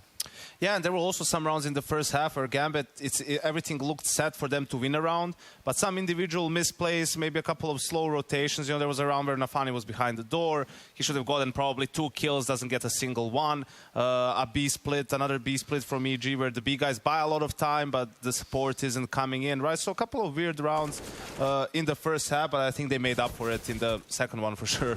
Yeah, it was a very, very like a close game. Gambit and yet managed, like you said, Frankie, to take control of some of those rounds, to take control of the economy and close that one. I think it was much closer for them, especially in the server, than what we saw here to close this first map and their pick. You know, I think they're going to be feeling like much more comfortable coming into Overpass right now with this, managing to close out this dust too. It's definitely interesting, again, reflecting on that interview that Anders did with Breezy. A fantastic interview, really insightful, because Breezy is really not looking comfortable. This is our LAN monster looking like a shadow of his former self. Meanwhile, though, Obo and Mihu, the newest members of the team, are looking absolutely cracking in terms of what they're able to do with their aim and opening up sites. And I wonder if they were not on form today, Janko, whether actually it would have been a much more one-sided affair in Gambit's favour. Yeah, when you take a bit of a closer look at the EG's roster, you're struggling to find a natural support player. Like, sure, Stan is the in-game leader, but he's not a guy who's, you know, he likes to be in this role in which he is now, where he's lurking, where he can, you know, have impact on his own. Obviously, Obo, Mihu, very mechanically strong players. Mihu, the entry fragger, so to speak. Obo probably best as that second guy coming in, right, getting the trades. And that leaves you with Cirque, who is the opper. And Breezy, who was the best player on that team. We said 9th ranked player in 2019 in the whole world, right? This is not the guy you want to be the ones taking the step back. But that's something that EG in the long term with this roster has to figure out. You have to find a way for Breezy to be more comfortable and have more impact. Yeah, that's something in their structure they need to kind of think about coming into the next events they play. Like, we need to have some sort of a bitch role, I guess, you know, something like that. People would say that, but it's a very you know, specific role that, for example, for Gambit Inters play. In my team, for example, it's Lias, and everybody thinks, like, you know, that nobody pays attention to that kind of role, but he does a lot of dirty work, you know, and then firepower, and they're like bringing it right now. Maybe not today, but in general on this event, they have been, you know, doing all right for what they are achieving right now. It is a case of history repeating itself in a way with this roster, because the same thing happened to Ethan. Ethan, one of the top fraggers, someone you could rely on to drop 20 frags comfortably in a map, and then he became in that supportive role and kind of disappeared. So it's a shame. I feel there that is something else like with him. Yeah, I don't think that's it. I don't think that's it. I think it's something else that happened. I mean, this is going back to 2019, so it's going back to my youth boys. But can we take a look around 21 and 22, because this is a great example, Janko, of Gambit just about managing to pip EG to the post. Yeah, absolutely. You know, we see that the game is still, you know, it's an even game at this point, and it was an eco round saved up from EG, and they put Gambit in a tough situation, right? 3v4, but, you know, this is where their individual skill really shows. You could see Shiro with that last kill. Inters played a great map. We don't, you know, as Kassad pointed out, he has more of that supporting role, but definitely stepped up here. And then in the following round also, you know, a couple of fast trades and all these shenanigans towards B with Shiro. Is he going to go B? Does he want to go back to A? Right, a bit of indecision, and Inters realizes, okay, we don't have time to actually plant the bomb. I need to try win us the round right here. There's no point in playing it safe, and luckily for Gambit, he gets those 2 kills at the very end. The entry kill before that on Stanislaw, and this broke EG's economy completely, right? If they were able to win one of these 2 rounds, the game could have gone very quick decisions, proper one, and got them the round. This is what separates the better team than the average one. Yeah. Well, how quick were Twitch chat with the DHL drop? We're now ready to reveal the answer. How many days did it take for Team Liquid to complete their Intel Grand Slam win? And this was a whopping a whopping, I suppose it's whopping, even though it wasn't that many. It's the reverse. It was a stunningly quick 63 days. Of course, only the second Intel Grand Slam season, but still, that is quite the number of days to beat, and I don't know if it will be beaten anytime soon. But Liquid, of course, completing their run memorably at IEM Cologne 2019. Goodness, nearly 2 years ago. Now, we're going to be heading to Overpass after the break. This is a Gambit favourite, but it's being picked by EG, who beat Spirit on it in their opening best of 169, but then lost it 16-6 to OG after a catastrophic T-side. But maybe they've sorted it out in the next past 4 days. We will see after this short break.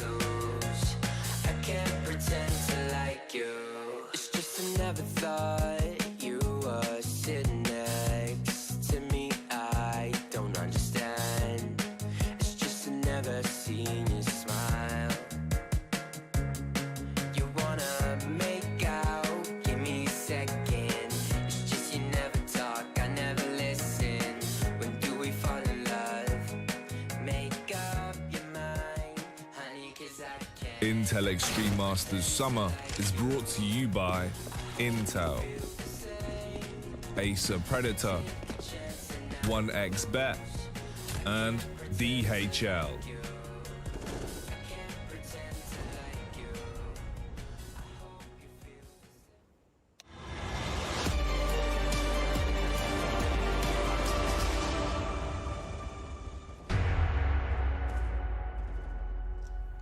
All right, continuing with the Intel Extreme Masters Summer. Second of our quarterfinals. We've already locked themselves in one banger of a semi.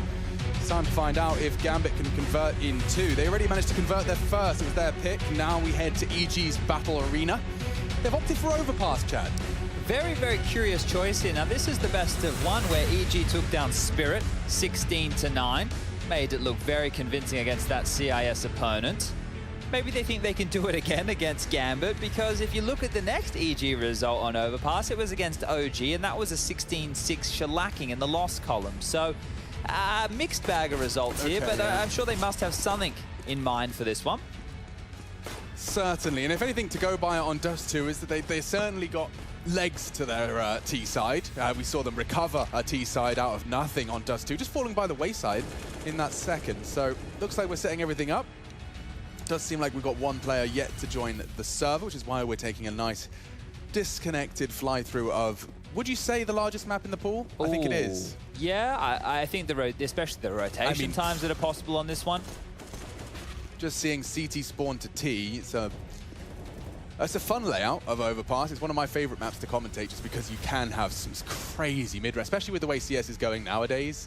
Like these kind of, you gave me a couple of examples, you know, like the Shiro clutch style where they send, you know, he just sits there at Monster while the two of them go long, contact into bank. If they don't see anything, they start a flank, and it's all, you know, you can get very intriguing mid-rounds on this map. One of my favorites for that respect. Oh, here we go. Welcome to Inception. Leonardo DiCaprio is having a walk with...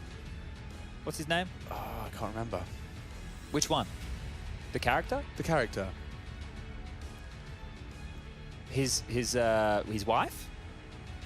No, he's walking through the streets with Ellen Page. That's the one. Yep. Okay, I'm with you. And then all the world gets all bendy and spinny. Yeah, that's a good movie. I haven't seen that one. I haven't rewatched that one in some time. Yeah, look, we can confirm one of the Gambit players just with a little bit of an issue here. Should not be too long whatsoever. We got Jakey with the 1s and 2s. Rushley's gone home. I'm not sure how Rush manages to get half a day at work. Every day. He's like the kid who always, you remember the kid whose mum would always call... Chad. Yep. Don't forget, we've got commentator privileges now. Like, we get all of that. Yeah, we shouldn't throw stones. We shouldn't throw stones. We lived the desk reality for a long time. We're the ones with the half days now, Chad. So let's just sit all right. Well, I just feel like if we're here, Rush should be here. I understand. I can understand. Jakey, however, is going to be doing an absolute bang-up job. Just like that power sign is doing desperately here, flying through the storage room. Now, I'd always wondered why we call it bank. I understand there's ATMs outside, but there's just not much to it. I mean, where's the entrance? How do I get in? I think it's because doesn't above it say bank? Yeah, of course. I'm just saying, like, where's the actual entrance? Like, it's obviously being defended by our CTs, our counter-terrorist forces. Oh, I see. There it is. Yeah. There it is. I have literally never seen that door before. Well, hopefully they close the door off there, right, so that the terrorists can't get in. Yeah, they've parked the APC in front of it. It seems like quite a justified strategical maneuver. I can understand exactly what they're going for. Someone's gotten the tape out, the fencing, so they know what they're dealing with, right? They're definitely prepared for it. And we can do some German tests for you, Chad. You've been picking up. You've been practicing for a while now. Tisch means table. Well done. I also, and what's this one mean? Oh, you know the last word. Übersteigen, verboten. Verboten. Like forbidden? Nice. Yeah, don't climb over the bloody railing. Yeah. Is what that should say. It's essentially what it says. Don't climb over that bloody railing. What else we got? We always have the park sign. We always have a gander at this one. Opening time. Öffnungszeiten. Monday to Sunday or Sonntag. Standort, Café Metro und die Spielplatz. Play area. Yep. Parkenlager. Schöneck. Wunderbar. Wunderbärchen. It looks like I'm seeing readies in the chat, yo. Just, I don't want to get too excited, but it even just says waiting for admin. Monday's something day. Okay, I don't know that one. That one's a bit difficult. This is funky. I didn't realize we had an ice cream menu. Hold the horses. It sells ice cream, soup, and salad. We got some options available to you. You can get some lemonade, I believe, for €1.90. What's that? $4.20? What costs $4.20? Oh, it's Monday rest day, so this place is not open on Mondays. That's what I'm getting from that. Well done. Okay, that was piped into my headset. Oh, I thought you just had like an epiphany. No. Oh God. Okay, finally, caster, stop talk, start game. You get your way. Off geht's. Off geht's, Junge. One expert gives Gambit the edge, and understandably so. EG on their last chance to make an impact here in the quarterfinals.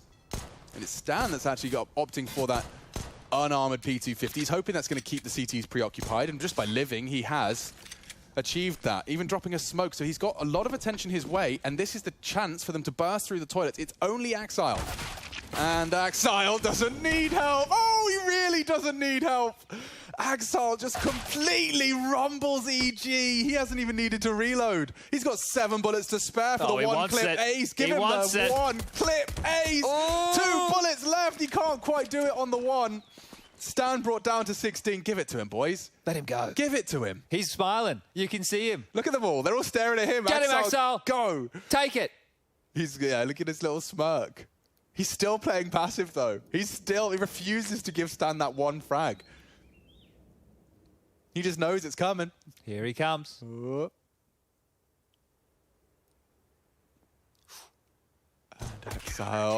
Inters! All right, there's a problem. Gambit to split up in the next 2 months. Timeout call. Calling it. Inter's pulled out of the chair. Well, that was a beautiful 4 kills there to kick off Overpass. Now, they did everything they wanted, Chad. They got everything they wanted. The strategy was sound.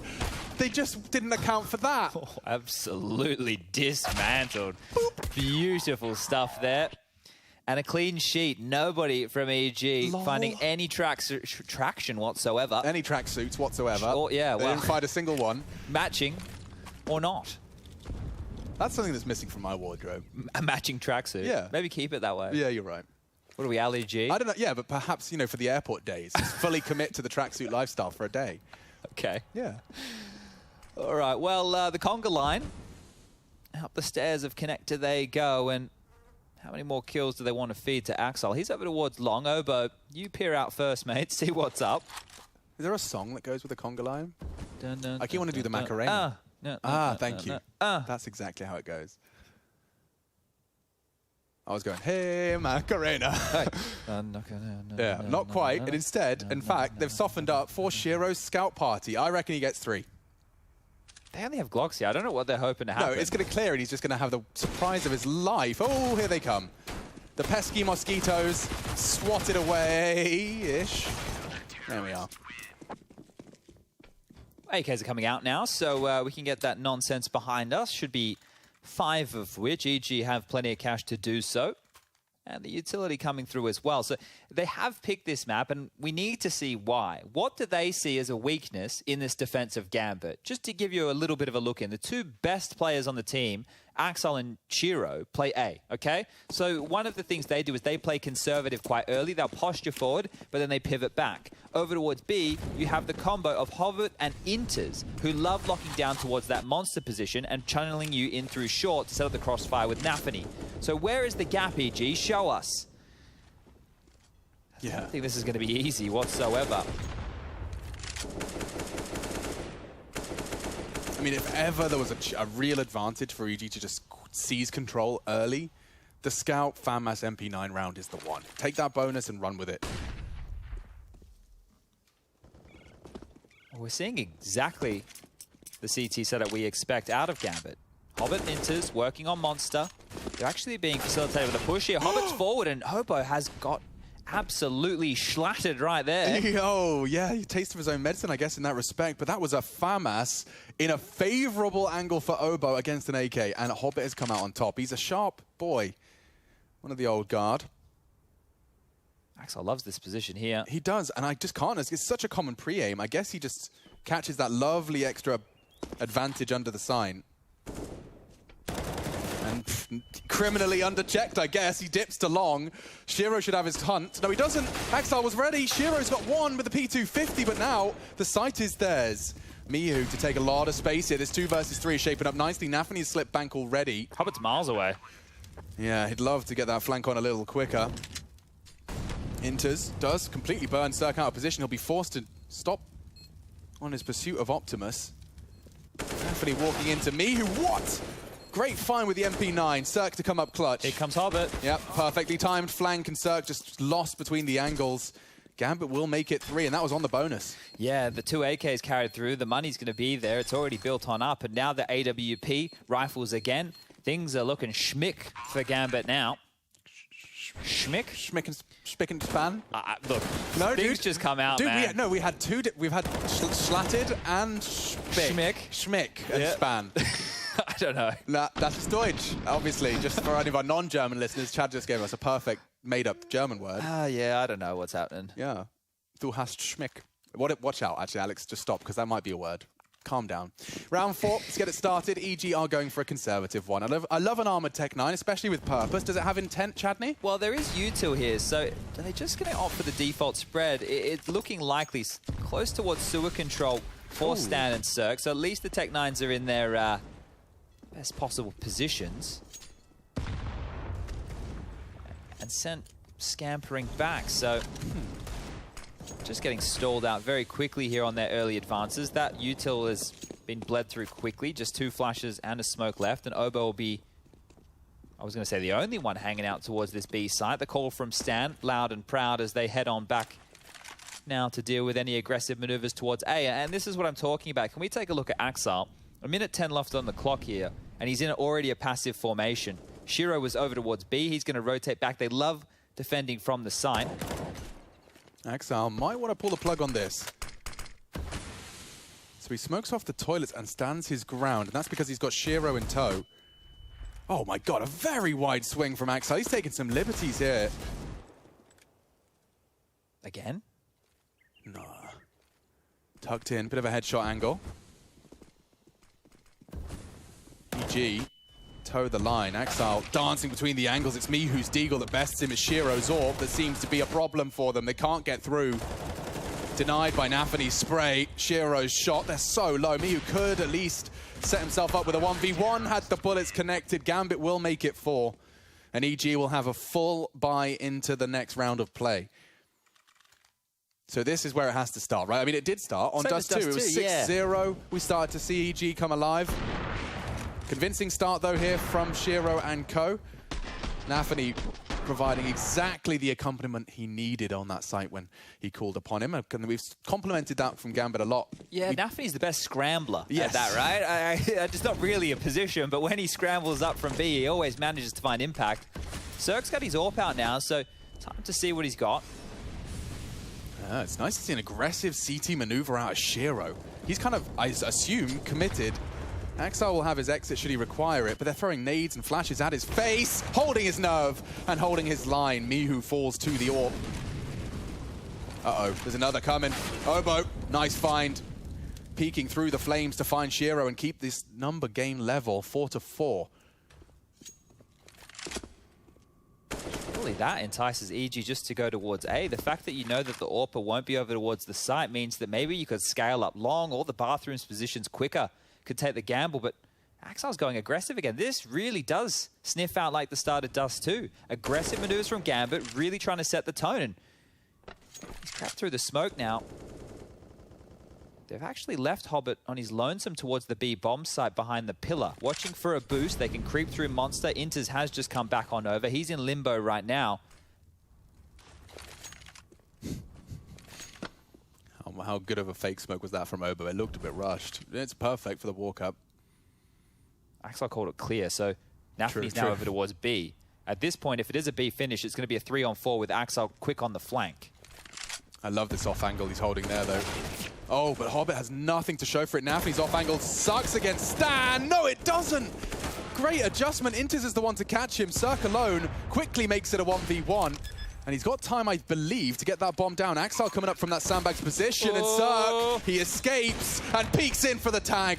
Axel lives on, he swaps to the M4 to finish the job. Cirque is the one and only to find EG their first round. Can he find his AWP? He can't. Oh, it's in the flames. That is a rough way after winning a stylish round like that. Yeah, I mean, look what it's done to Gambit. Like, he's put them straight back on the map.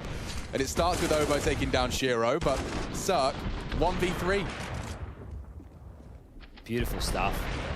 Cirque seems to do his best work when the pressure is the highest, right? Like, every single time we see him hitting these crazy flicky shots, he's always in the thick of it. There's angles all to be dealt with, rotating around, the pressure of the bomb, having to plant that, the time as well against him. This is how EG can break him here. Oh, this is the jump with the MP9 for Nafany here. So if a boost is attempted, jumping accuracy, or don't, you can't jump again. One's enough. One's definitely enough, Nafany. Well, Shiro knows he's got locked in. Oh, and Obo peeks in, survives. A missed shot from Shiro, but it's Axile who's just come alive in the underpass. Against 2 rifles, he's got 2 frags. With just that sewing machine MP9 off the flash for a third. Oh, they've knocked them right back on their ass here. EG, legs shaking, voice trembling. A frag, sure, but it's just breeze.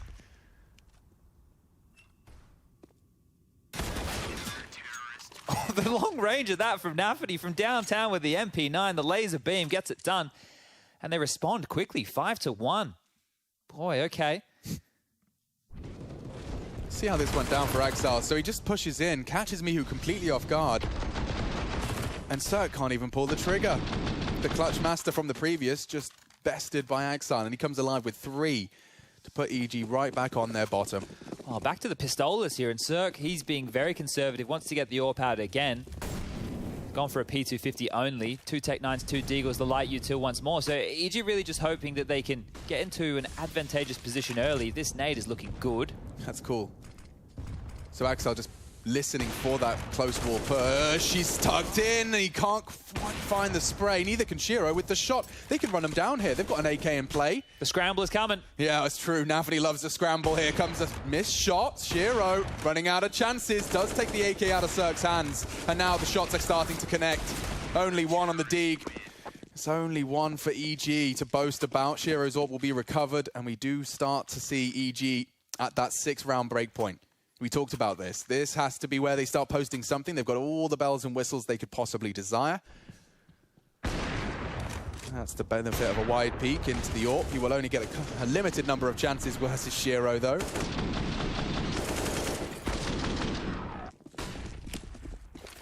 The fact they take both, and Nafany's already on the dice box, ready just to deal with that. Shows how quick he is to respond to help out his teammates, but Cirque's AWP quickly over towards the B site here. Into the sewer position and spammed on down. Check that out, Nafany. Ooh. They may not be expecting this, he says, as a nade lands square on the jaw of Cirque. Very aggressive for a T-AWP. And he may get rewarded if Hobbit gets a little bit antsy. Off the flash, of course, a very diligent squad, a Gambit. Potential way in for EG nullified by a $200 investment. Well placed.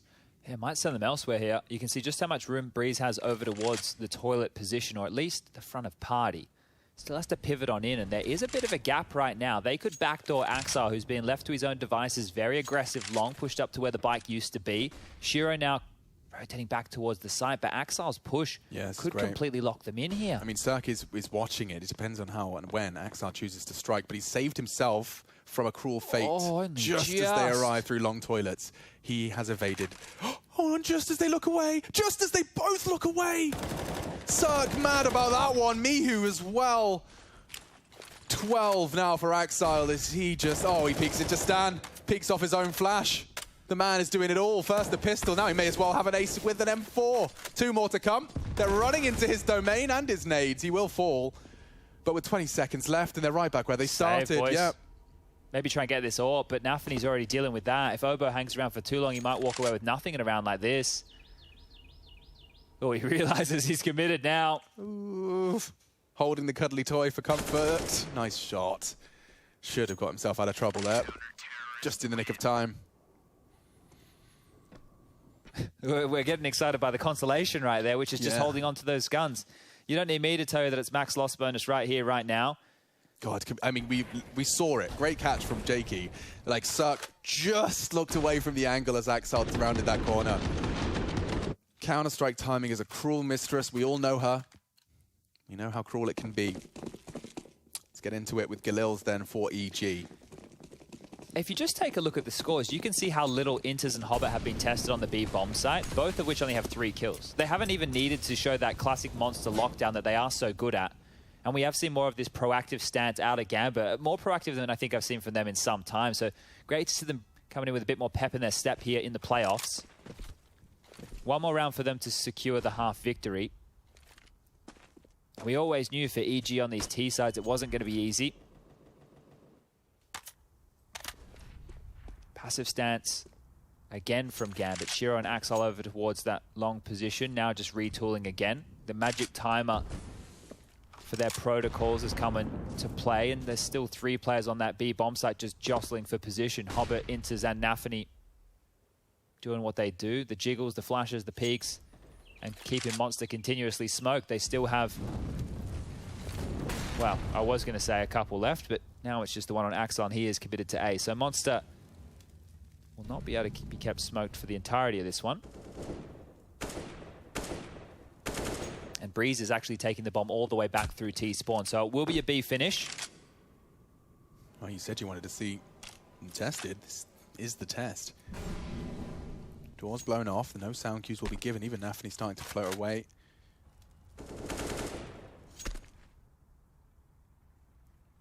Sound cues have been heard. Nades have been dropped. This is the commit. And Inters is the first casualty on his wide swing.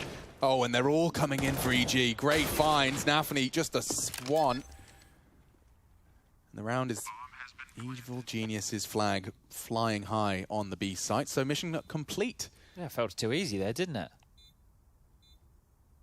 I think when Inters was flashed on in for that monster peak, he was expecting them to be a bit closer. Yeah. They were still so deep, and the reason he's expecting them to be closer is there was 16 seconds left on the clock. So Yeah. EG taking a page out of the CIS playbook here and keeping things very, very slow. And it profits again. This time there's no need for the Cirque 1-on-3. They get it done. They keep 4 alive. It's a good-looking second round here. There is finally some pressure applied to this CT economy here. It is going to be 1,400 injected into their bank balances. It's enough for Axel and Shiro to drop, and they'll need to do so. Inters can buy himself. Hobbit desperately needing a gun here at 1.5, and Nafany, well, he doesn't need a lot. He's at 3.8, but could still use a drop. So right here is EG's chance to break them. And if they're able to just pivot back into another B finish like this, trade efficiently, easy as you like. Yeah, 10 seconds left. He's got plenty of time to get the bomb down. Frags came that way. Into our 10th round then. Second map, second series of the day. Semi-finals to be locked in for tomorrow. G2, right? The winner of this one. Yep, we'll be seeing G2 versus the winner of this one. We've, of course, just got OG versus Vitality locked in after our first game. Sorry for the spoiler if you're planning on checking that out later. Oh, another contribution in the feed from EG early. He wants to build upon that. Could be the gamble stack here if I'm Gambit. You've lost a man early. They're heavy rotating. Shiro and Axel are coming on over to see if they can find themselves any frags here. EG once again are hitting the brakes, so an aggressive maneuver with a miss nade there from Axel might be necessary to try and level up the playing field here. They can't just sit static. They will need to be dynamic in their defense. Yeah, or will they? No, they threw initial util, but they haven't committed. Oh, Inters. Nice find from Jail. He even spots another. I wonder if that's the bomb spotted. They're going to think he's isolated. They certainly will. Nafany baited in just by Inters existing. If he could get another. Oh, perfect bait. There's no way Stan's going to check it. Now the bomb is his, and Nafany gets info. Short was a threat. It's smoked. He's been found through it. Shiro onto Obo. Puts us into a 1 versus 3. Now, Mihu isn't going to be too deterred by the smoke. The fact that he has time to play with, he'll have about 20 or 15 to play with once the smoke fades.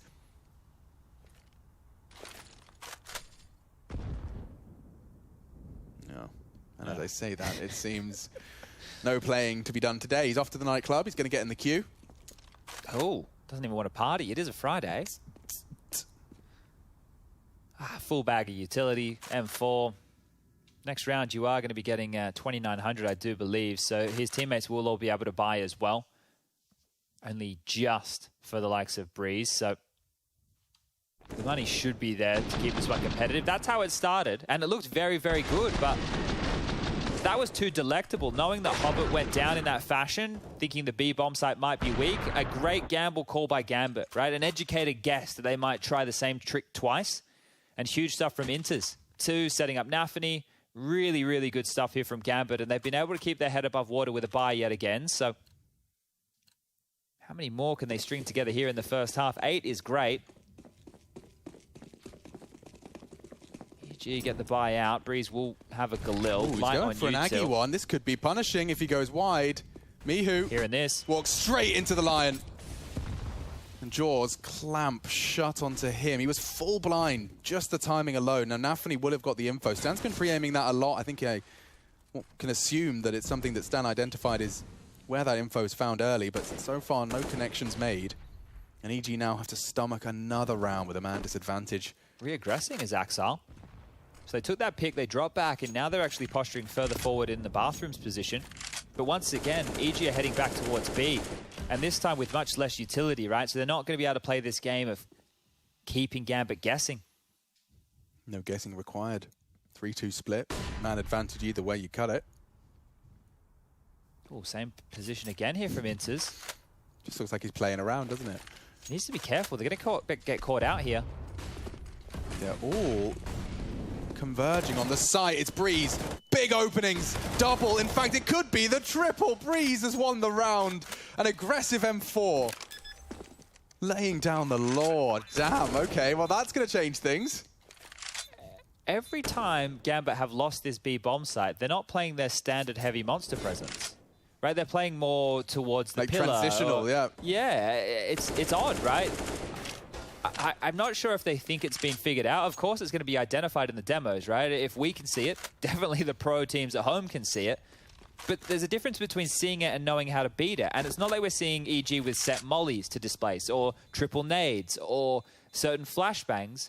They're just walking in and getting the fights. And every single time, Gambit are caught with their pants around their ankles, not ready for those type of duels. The first domino falls, they all just get skittled on over. And yeah, it's very strange. Look how easy this is. All out of position, nobody ready. Yeah, it's going to get the coach. Yeah, little bothersome for the man in the sky. All 3 rounds have been lost at... Shouldn't be describing them like that, that's for sure. What am I saying? All 3 rounds have been lost at the B bomb site for Gambit. And I was posting it as one of their biggest strengths. So, okay, EG have a solution of some kind here, and they've actually put Gambit in a position where they need to use a timeout. And with this timeout, there's a lot to discuss. It is a saved AK, it is a saved AWP. There's enough money for both of those individuals, Axel and Shiro, to drop across rifles, but then they need to convert.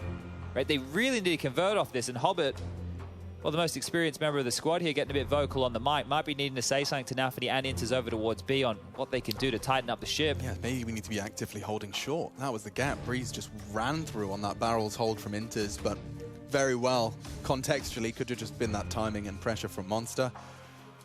Oh, a second timeout. Back-to-back timeouts being... I told you didn't like it. He was very displeased. Let's take a full back-to-back 60-second timeout just so that everyone can realize that this half is going to feel very different at 8-7. Nafany laying down some hard facts as well. Lots of discussion. Very interesting. So I guess they can't really settle on where they want to land for this round. They will buy. So the drops have come out. And the reason that you want to take 60 seconds in a round like this is if EG grab this one and they obliterate everybody on Gambit, that 8-2 scoreline, which is now 8-3, could very quickly become more respectable of an 8-5, maybe even an 8-6. Been there, seen it. Let's see if it can manifest again for EG. A real chance to throw a very, I was going to say fatal blow, but let's leave it at brutal. Testing early towards playground. Axel should be able to tuck in time. Good nade damage to soften up his opponent.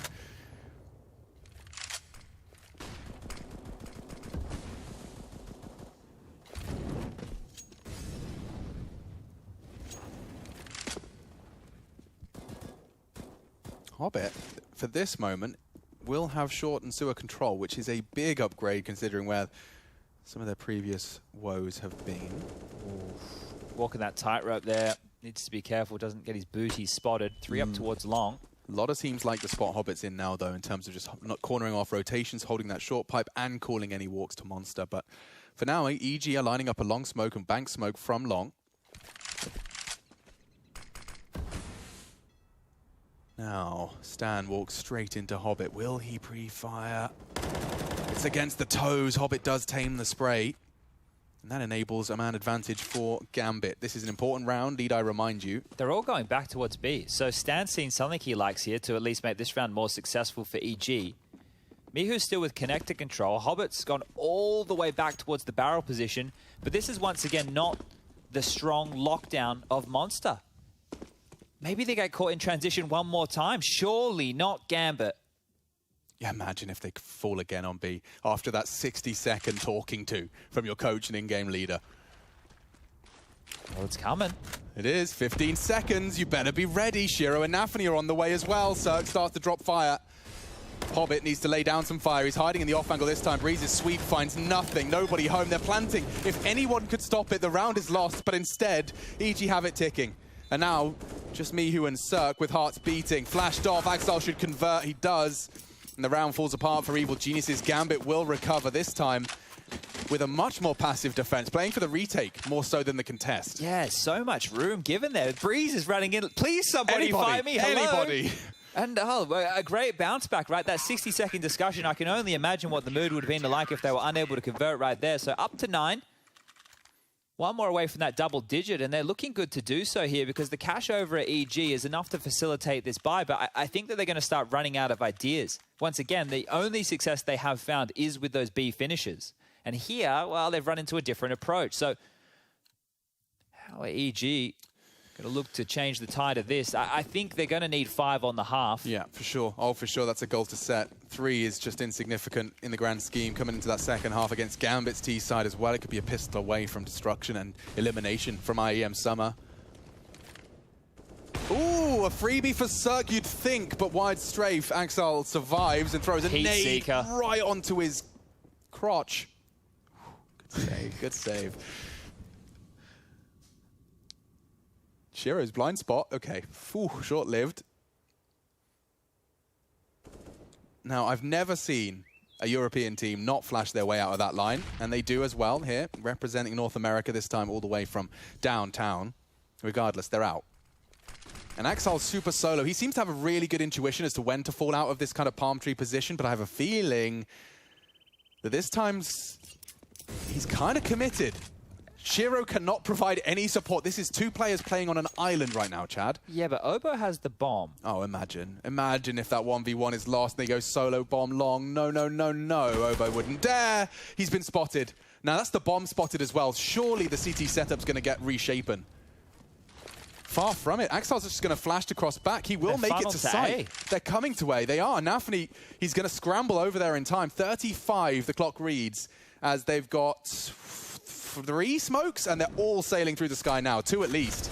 Nafany tucked in on Optimus. Shiro still has line of sight towards the cross. Flashed off. Axel's there. Vision restored. Deleted now by Obo. 19 as the bomb's loose, and it's Nafany's spray. The counter flash is great. Shiro's missed. He needs a frag and he needs a plant. He's got the first. Can he get the last?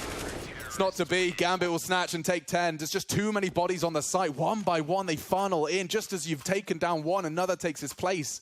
Ooh. There's a metaphor for Gambit's CT side on overpass. Come on, Alex, hold on to it. What's the thing where you chop off its head and another one regrows from Hercules? Hydra? Yes. A Hydra. Okay. I'm working on it. I'm workshopping it. You looked at me and I was like, am I meant to read your mind right now? Yes, you are. I'm just saying, every time you kill one, it feels like there's 2 more CTs that take its place. But that is the Hydra defense. I went immediately to Medusa for some reason. We could go there. There's lots of snake heads, that's for sure. But Hydra, okay, I'm with you. Not Hydra homies. Well, they could be the Hydra homies. Ooh. Chad, 5D levels here. We need to get back into the realms of reality. For our last 2 rounds of this half, will it really be 3 for EG, their final posting? They've got themselves 2 Deagles and the AKs in play. I love the boost. Nafany's pre-aiming it. Doesn't matter. Surge's quicker. And that could be the go sign. Yep, they're trying to isolate. They're coming. Intus blinded and pushed. Hobbit would have to pop off, and he has. Oh my god, he takes 4. How do you get 4? How? What? One-man defense, and now Cirque has to do it all. Never mind opening the round. He has to close it. He could. He really could. Peeks into Cirque. Oh my God! Cirque saves EG. You think your 4K is impressive, Hobbit? Mine's even better. It brings home a 4th. Isolates those last 2. Cirque saves them. What on earth was that round right there? Huge stuff from Hobbit and even bigger from Cirque. That's 2 clutches in the 4 rounds EG have posted that Cirque has won. That's true. Absolutely monstrous stuff here. There's the first of the 1-on-3. So it's 2 1-on-3s in a 4-round stint. Look at this. Ready for Axel. Knows they're playing the buddy system and executes. Now Gambit, pebbles, pennies. Got nothing for this. Couple of rifles. Some polished glass, perhaps? Not gonna get them far. Hobbit nearly pulled them across the line. Oh, what is Axel up to? There's so much friction on the map right now. So checking in with Hobbit, he has connected, and now Axel's behind the entire squad. Sneaky. They'll check it, they'll check Sneaky. it, they'll check There's it. no way they're turning around now. Oh my God, oh Breeze, red-faced. Damage into Mihu. Gambit with a very broken buy, now have the man advantage.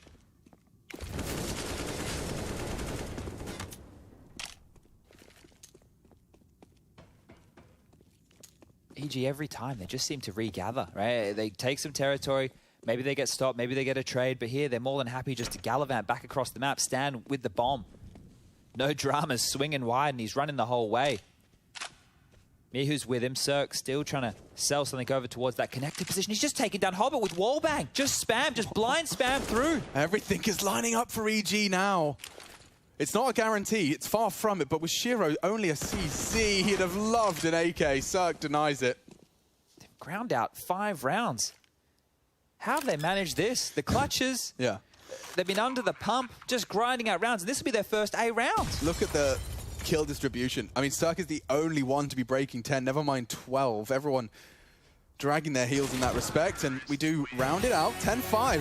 Thank you, Cirque, and thank you, EG. We've got a competitive half here on Overpass, our second map of the second series of the day. Quarterfinal continues after the break.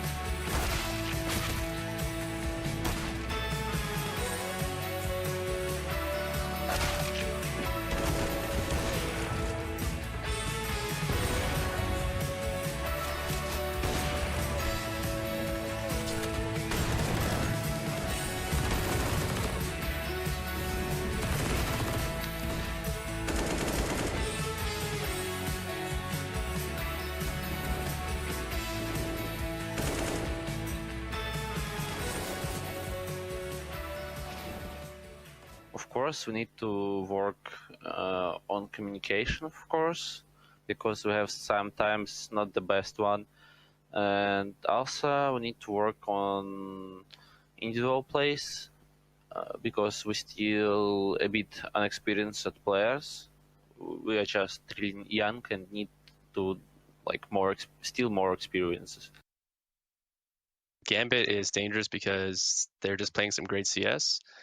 They're the #1 team in the world for a reason. They just have really good fundamentals, really good strategy, and they're all really good aimers. So they got everything that it takes to be a top team, and it's going to be a tough match for sure. Do you think you know everything about CSGO? Then stay alert and look out for the DHL drop quiz on the ESL CSGO Twitch channel.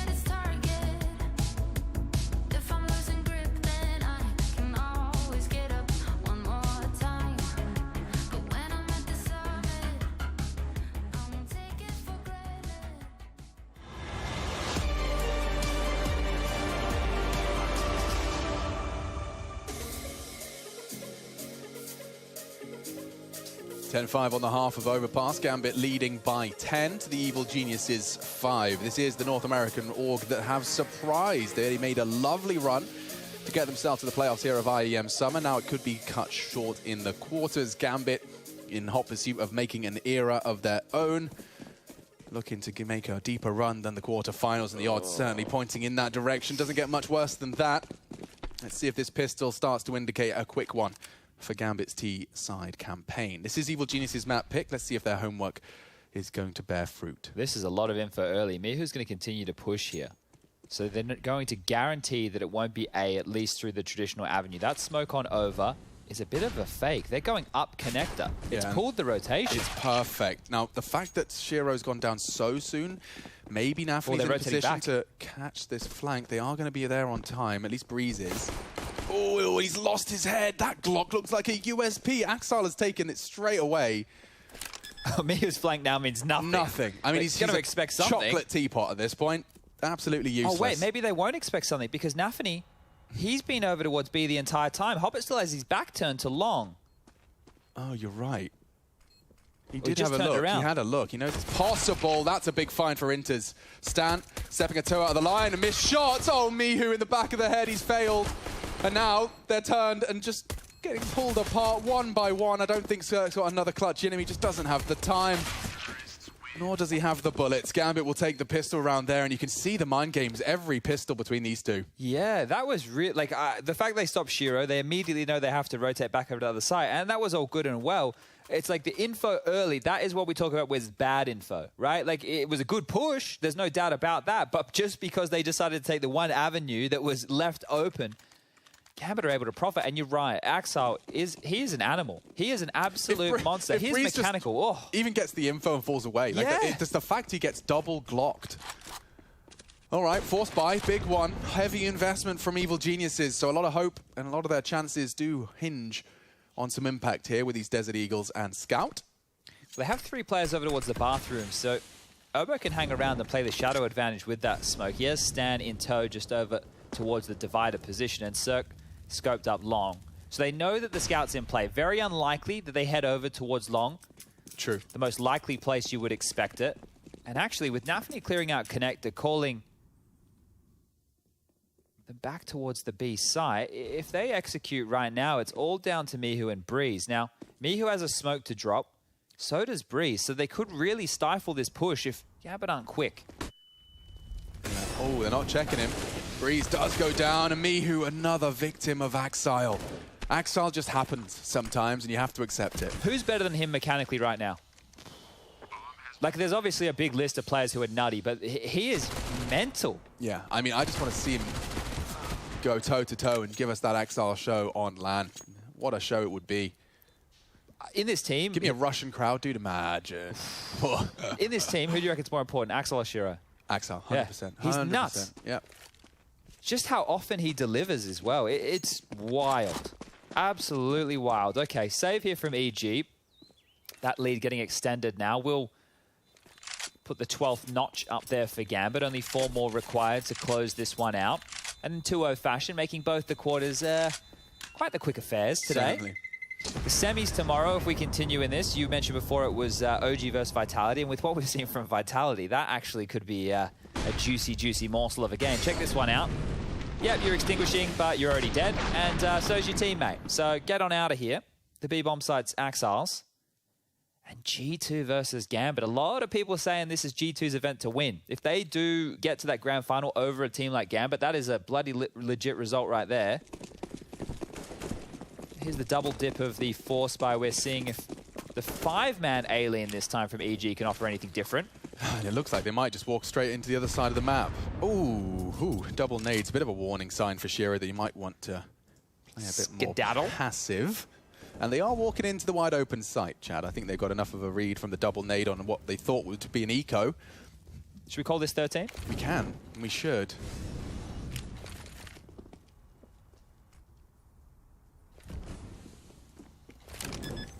.40-second timer begins now, and exits look like they are on the menu here for EG. Grab an AK, grab a Galil, give yourself something for the first gun round.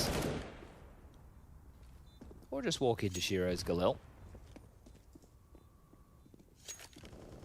This is the quandary, right? You want to do damage to their economy, at the same time for the likes of Stan and Sir, Obo as well. You guys have already got upgraded armor, right? Whether it's just Kevlar or head armor. That is great going into the next round of play. If you can just keep that, you don't have to reinvest. See, Obo's gone down, no more armor. Sure, he's buying again, but that's the difference if he was going to be missing some nades or he was going to be a little bit light on maybe not a kit. Like, he's only got 5k, right? He's not going to be able to get out the full buy unless he wants to go for the Fama. I don't think anybody will be doing that. So Cirque straight into the AWP. Damn, that kill distribution. Everyone's in the teens here for the fraggers of Gambit. Very comfortable. EG just been struggling to convert in these head-to-heads alongside of the Gambit T side. I mean, this is start of the end then. Cirque's AWP has convinced and changed a few minds over this stint here at IEM Summer. Oh, he's going through it. He wants to contest that short pipe. This is some very aggressive Star AWPer stuff. It's Inters that catches one in the heel, and Cirque is immediately off to A.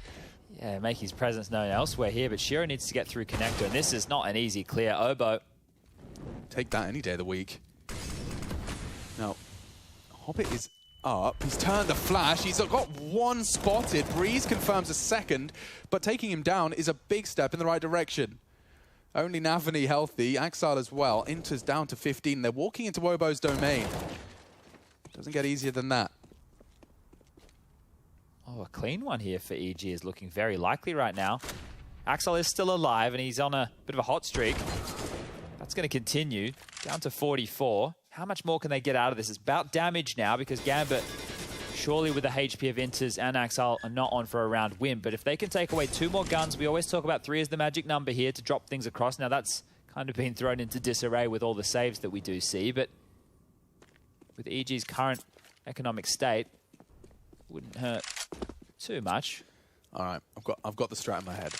Okay. Axel's gonna progress long, smoke long, maybe even full commit. Hope that Inters can sneak on in, or they're just going to save. Actually, they're saying. Yeah, that's the one. Yeah, no, that's the one. I was just trying to get it exciting. You know, that you get the plant, Breeze and Mihu. They just start looking away, getting a bit negligent. All right, well, we just watch this. This is how they've gone. It's gone. Boys, we're 13-5 up. Yeah. We'll give them 6. That's all good. We won't take the loss bonus, which is only 1,400, so it's not really going to make a huge impact into our bank balances for Inters and Axel, who currently have 5.9 and 5.6. Let's just save, shall we? Won't give them a kill. We won't give them another AK. And we just sit here and blabber. Get her done. Get her done. Let's see how EG's buy is going to shape up. They'll have to drop a couple across. It is still...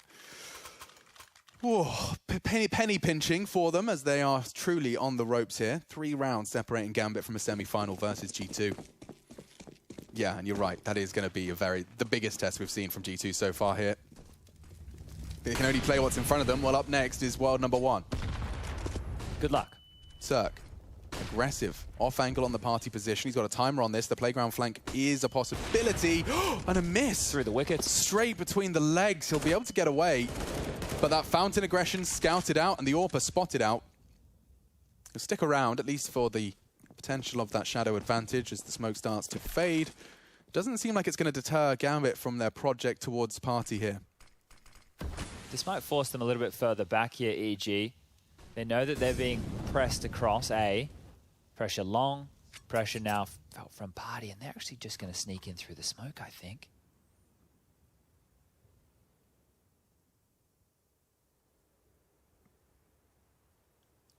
I mean, this is predictable, right? You're expecting Hobbit around your toilets. Progress on long. Axel actually is just working on a very late arrival toilets. How far will they get up long? Obo alone, smoked off for now. He pushes to Optimus just as the remaining util has dropped out. Oh, that's such a great pop flash. And Hobbit peeks into Stan. They didn't even know. Cirque's done well to catch one. It's Obo defending the site successfully. Shiro cannot force him off the line. And EG, they're hitting everything necessary. Cirque with a third. Magnificent defense of the toilet's position. Shiro booked here. He's going to get triple swung. Okay. All right. Well, this is starting to get interesting again. It feels like Dust 2 all over again. There was that patch in the middle where EG started to make things very, very interesting for Gambit. Doing it again here on Overpass.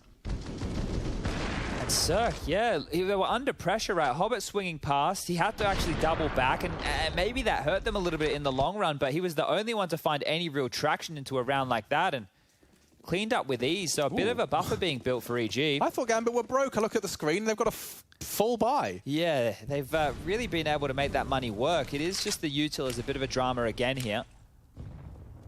Didn't feel like they had to use an awful lot to get control of bathrooms. Well, at least partial control of bathrooms in the previous. And now they've just put on the brakes. They're sending out the sharpest weapon of Axel here to see if he can crack open this B bomb site. Oh, yikes. Cop that one. Nafany down to 49 through the smoke. The nade was beautiful. So he's going to be completely abandoned. Giving him a lovely smoke to work around. Thank you very much. Oh, trying to get any info he can safely. And there is a 3-man lean towards A, so there is a chance here for Gambit to strike. Breeze and Mihu starting to feel a bit pressured. Will drop some of their defensive util. Smoke and Molly defense. Ooh, Mihu peeked as the smoke blooms. Gap for a reaggress. Oh, collateral damage inflicted. Swing from short, completely nullified. That is the test. Past Mihu and Breeze will both take a pair of frags each. And EG is starting to get under Gambit's skin a little here. They are going to be sent straight back to the doldrums. 8 now for EG. Only the AWP to boast into the next. And that's if Shiro holds on to it. 20 seconds. Looks like they might be heading towards that underpass. They are certainly pushing through monsters and spawn. Yeah, they have to know this is Shiro saving the AWP, right? So look how quick they're coming at him. 8, 7, 6. Oh. Get the hell out of there, bro. Run, Shiro, run! Ah, they're coming! Behind him as well! Oh, he's gone down. Oh, no, no, no. That couldn't get worse. $100. After time, $100. That's it. $100 dues. Look at this close peek from Mihu. I thought after he missed the first, he didn't want a bar Well, of that. he peeked on the smoke. The smoke was perfect for him to at least be able to peek in front of it. Combined with a flash, everything worked and shaped up so well for EG. And now Shiro's wondering if anyone could spare him, I don't know, some change. Yeah, P250. A glass of water would be nice. This is now a real chance for EG to get back into things, at least looking at double digits, right? So they have to take the save now. Cirque's already working on dismantling that. First was good. Second was with the nade, and Stan saves him for the third. Clean up over towards the bathrooms, and there you go. AWP scavenged across. Lost bonus in the back pocket. Shiro only operating with 3.3 due to going down after time. Now, this is where the discussion really has to come in for Gambit. What do we do with Shiro? Does he just scout? Nobody can drop him an AWP and then still be able to buy themselves anything meaningful. And Inters, well, was the last one to purchase. I thought his head might be on the chopping block as per Sanji. But it will be the scout, the baby AWP out for Shiro. Let's see if he can find some, at least presence with that, right? It's not going to be the one shot to the torso kill, but... What about a one shot to the head? That works too. If Cirque re-peaks, he could be vulnerable. Shiro plans to reaggress. He's out of there, though. And Nafany's stalking pretty damn fast towards that party aggression. Where's the in for Gambit? I was questioning the same thing for EG. At least we saw them finding success walking into that B bomb site. Is this aggressive? Hobbit has a chance. He's flashed. He's mollied. He's out of position. Gorgeous. Breeze. Exactly what the doctor ordered for Evil Geniuses there. You're just going to peek into the AWP. This is a... I don't know, I can't call it retro setup, but that's the flash to counter it. Oh, both of them are given wounds. Cirque still bleeding from his. Breeze continues to contribute, but this round is far from over. Well, Breeze has gone all the way towards T-spawn right now. He might be locking the door on this. The bomb is committed towards long. There's 50 seconds. Nafany's the only one in a flexible rotation positioning connector right now, and they just can't get through the double AWPs. There's 3 players on A. Like, Breeze is really at T-stairs right now. Oh, I see what he wants. He wanted the AWP shot, and the punish isn't there. Inters tags up Mihu. They are so low. They're falling back. If they can get through Breeze, they can get to B. Shoot. But they have to get through Breeze. And he's going to be locking the door behind him. Nafany's going to be They're not clearing screaming this. at them. They're not clearing this. There's no way they're clearing it. A round winner here from Breeze. He hears him coming. And down goes the bomb. Will there be a trade? Will they slip the net? Shiro has gotten across. Found it. He found it. And he's gotten out. Nafany now becomes an issue. Obo tucked in on the left side. It's a duel for him. Nafany unloads his spray, but he cannot commit. The bomb's now down uncontested. 2v3. Pride for EG on the line here. Oh, tip of the head. Yeah, the wobble slipped off. Obo from Graffiti's side. Breeze has come through Monster as well. They're hidden for now. Obo trying to keep him busy. Now Heaven's not an issue. Neither is Obo. Here comes Breeze. Ace clutch demanded and denied. Gambit will make it 14. What a turnaround. And off the back of Nafany leading from the front line. Wow, I can't believe they stole that one away. How do they make this work? This is super janky. The flash is great. You can just see everybody blind. The stand conversion, but this is where you think the round's done, right? This should be the round right there. The bomb gets dropped. Shiro is given an opportunity to pick it up. And then Nafany with all that control, they get this done. I can't believe Gambit won this one. No, that's a real steal. You can see Hobbit's a little surprised as well. What a great conversion. And Shiro didn't have to contribute with the scout. He's back on it now. Cirque's up to his usual antics, an aggressive short maneuver. Ooh, and he wants to join Obo in the fun as well. Nafany previously, or simultaneously I should say, is looking for a gap on Stan's defense. He's right next to him. Oh, this is awkward. Very awkward. He's not going to clear it all. He's going to assume it's clear. They might all consider it clear. Stan's not going to move. Stan's not going to move at all. And they can't believe it. Inter shouldn't trade, and oh no, Stan's completely rumbled him. Nafany, however, look at his eyebrows. Maybe he can get under their skin as well. Taste the medicine right back. Cirque down, and the site is lost. Chad, piece this together if for they me. go long, if they grab the bomb and go long right now that Nafany's clearing, there's an avenue straight into the site. But Nafany, during this, will be giving up A. You can see right now, EG are locking down connector and still focusing towards B. Nobody knows what's going on. Everybody has lost everybody. Oh, this is a fruity one. Okay, so they're actually going party side with the bomb. Hobbit's going to lose everything if he goes down. Oh, that's brave from Hobbit. Well, it's a race, but it's a turtle's pace. Nafany walking up long, and Mihu and Breeze don't want to give away sound cues, so they're walking as well. They expect Nafany to already be in bank. Of course so they're giving them A, and they're hoping to flank. And just as Axel looks away, oh, he's gone down. What? Okay, now Hobbit surging into the site. They are there. The snails have arrived through bank. 15 as the bomb goes down. Obo to flank. Now they have this to contend with. There's no util to lock him at bay until Nafany starts dropping his. He's got a frag at least. The flank from Obo is magnificent. And it's me who's that wraps it up. Okay, EG will take it. What the bloody hell was that? This is some odd stuff right there. I can't believe it. Stan in that position. You get what he's banking for. Somebody to wrap around the top side of party, right? But he doesn't turn around until he hears these sound cues. He has no idea that Nafany's past him. That's heroic stuff with a double right there. Yeah, it was. Oh.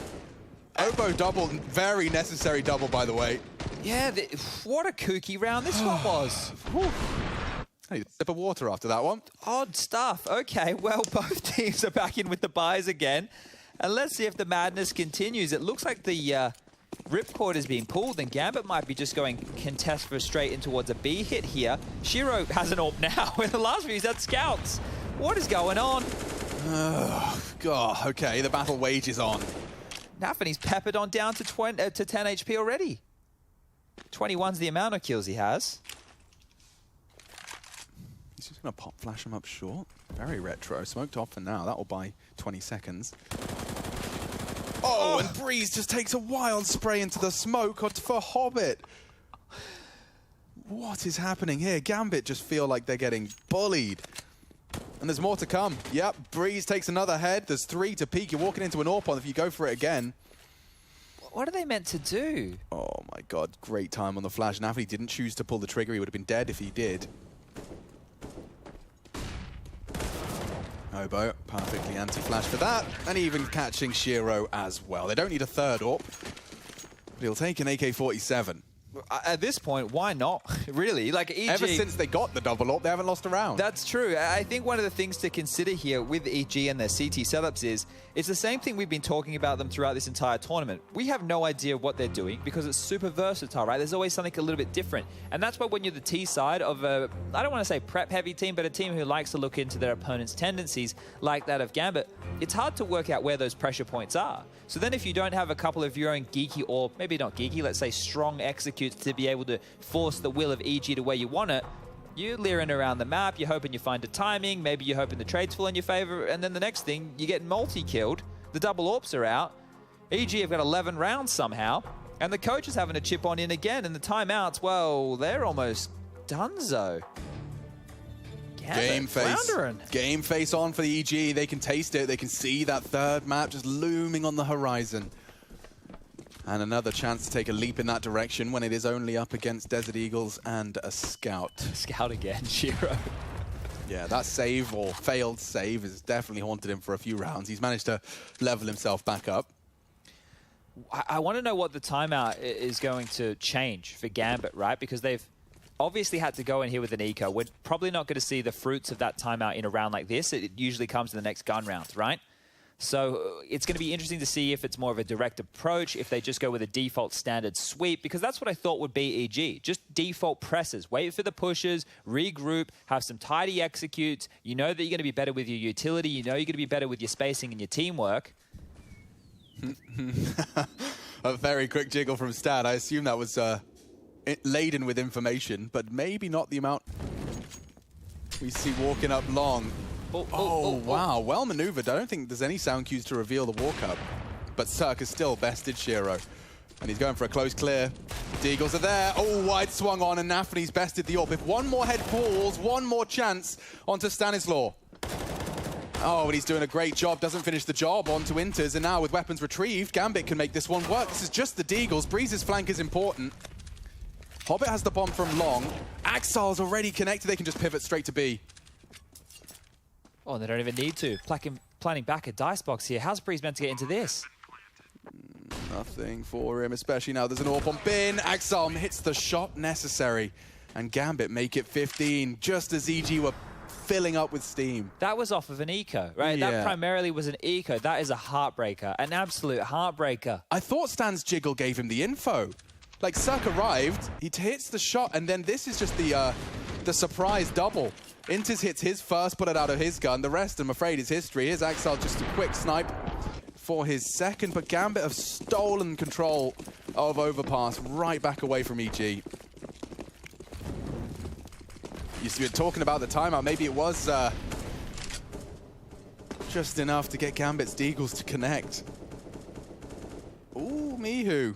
And Breeze is there as well. Wow, Axel, sharp as ever. May not be expecting a second in his place. Obo was just around the corner. Oh, interesting that they did just smoke off the door there. So, to me, this feels like they are setting up for B. You wouldn't smoke connector off unless you were hoping to be able to pressure elsewhere, but they've immediately hit the brakes. And a gamble stack as Stan has headed over towards B to fill the void of Breeze. That's going to leave all the pressure on the A defender of Cirque with that AWP. So, things are about to get spicy over here. Oh, Shiro, that was the shot. He's just saved Hobbit's life. And then now swinging into the site. There's no pressure from Heaven. Stan in limbo, does convert. Finished off, and oh, the round does too. It falls apart. Gambit steal it away, and it's locked in for tomorrow. G2 Gambit, the fixture is sealed. And that's the end of the road for EG. An IEM summer, a playoff run.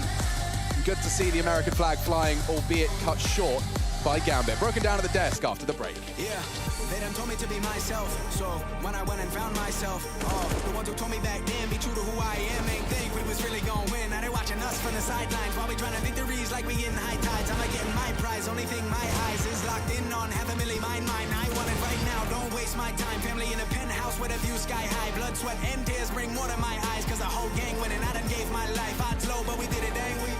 And we always moving, never on the same thing. Now our lives are highlight reel. We like the thrill. This life's ideal.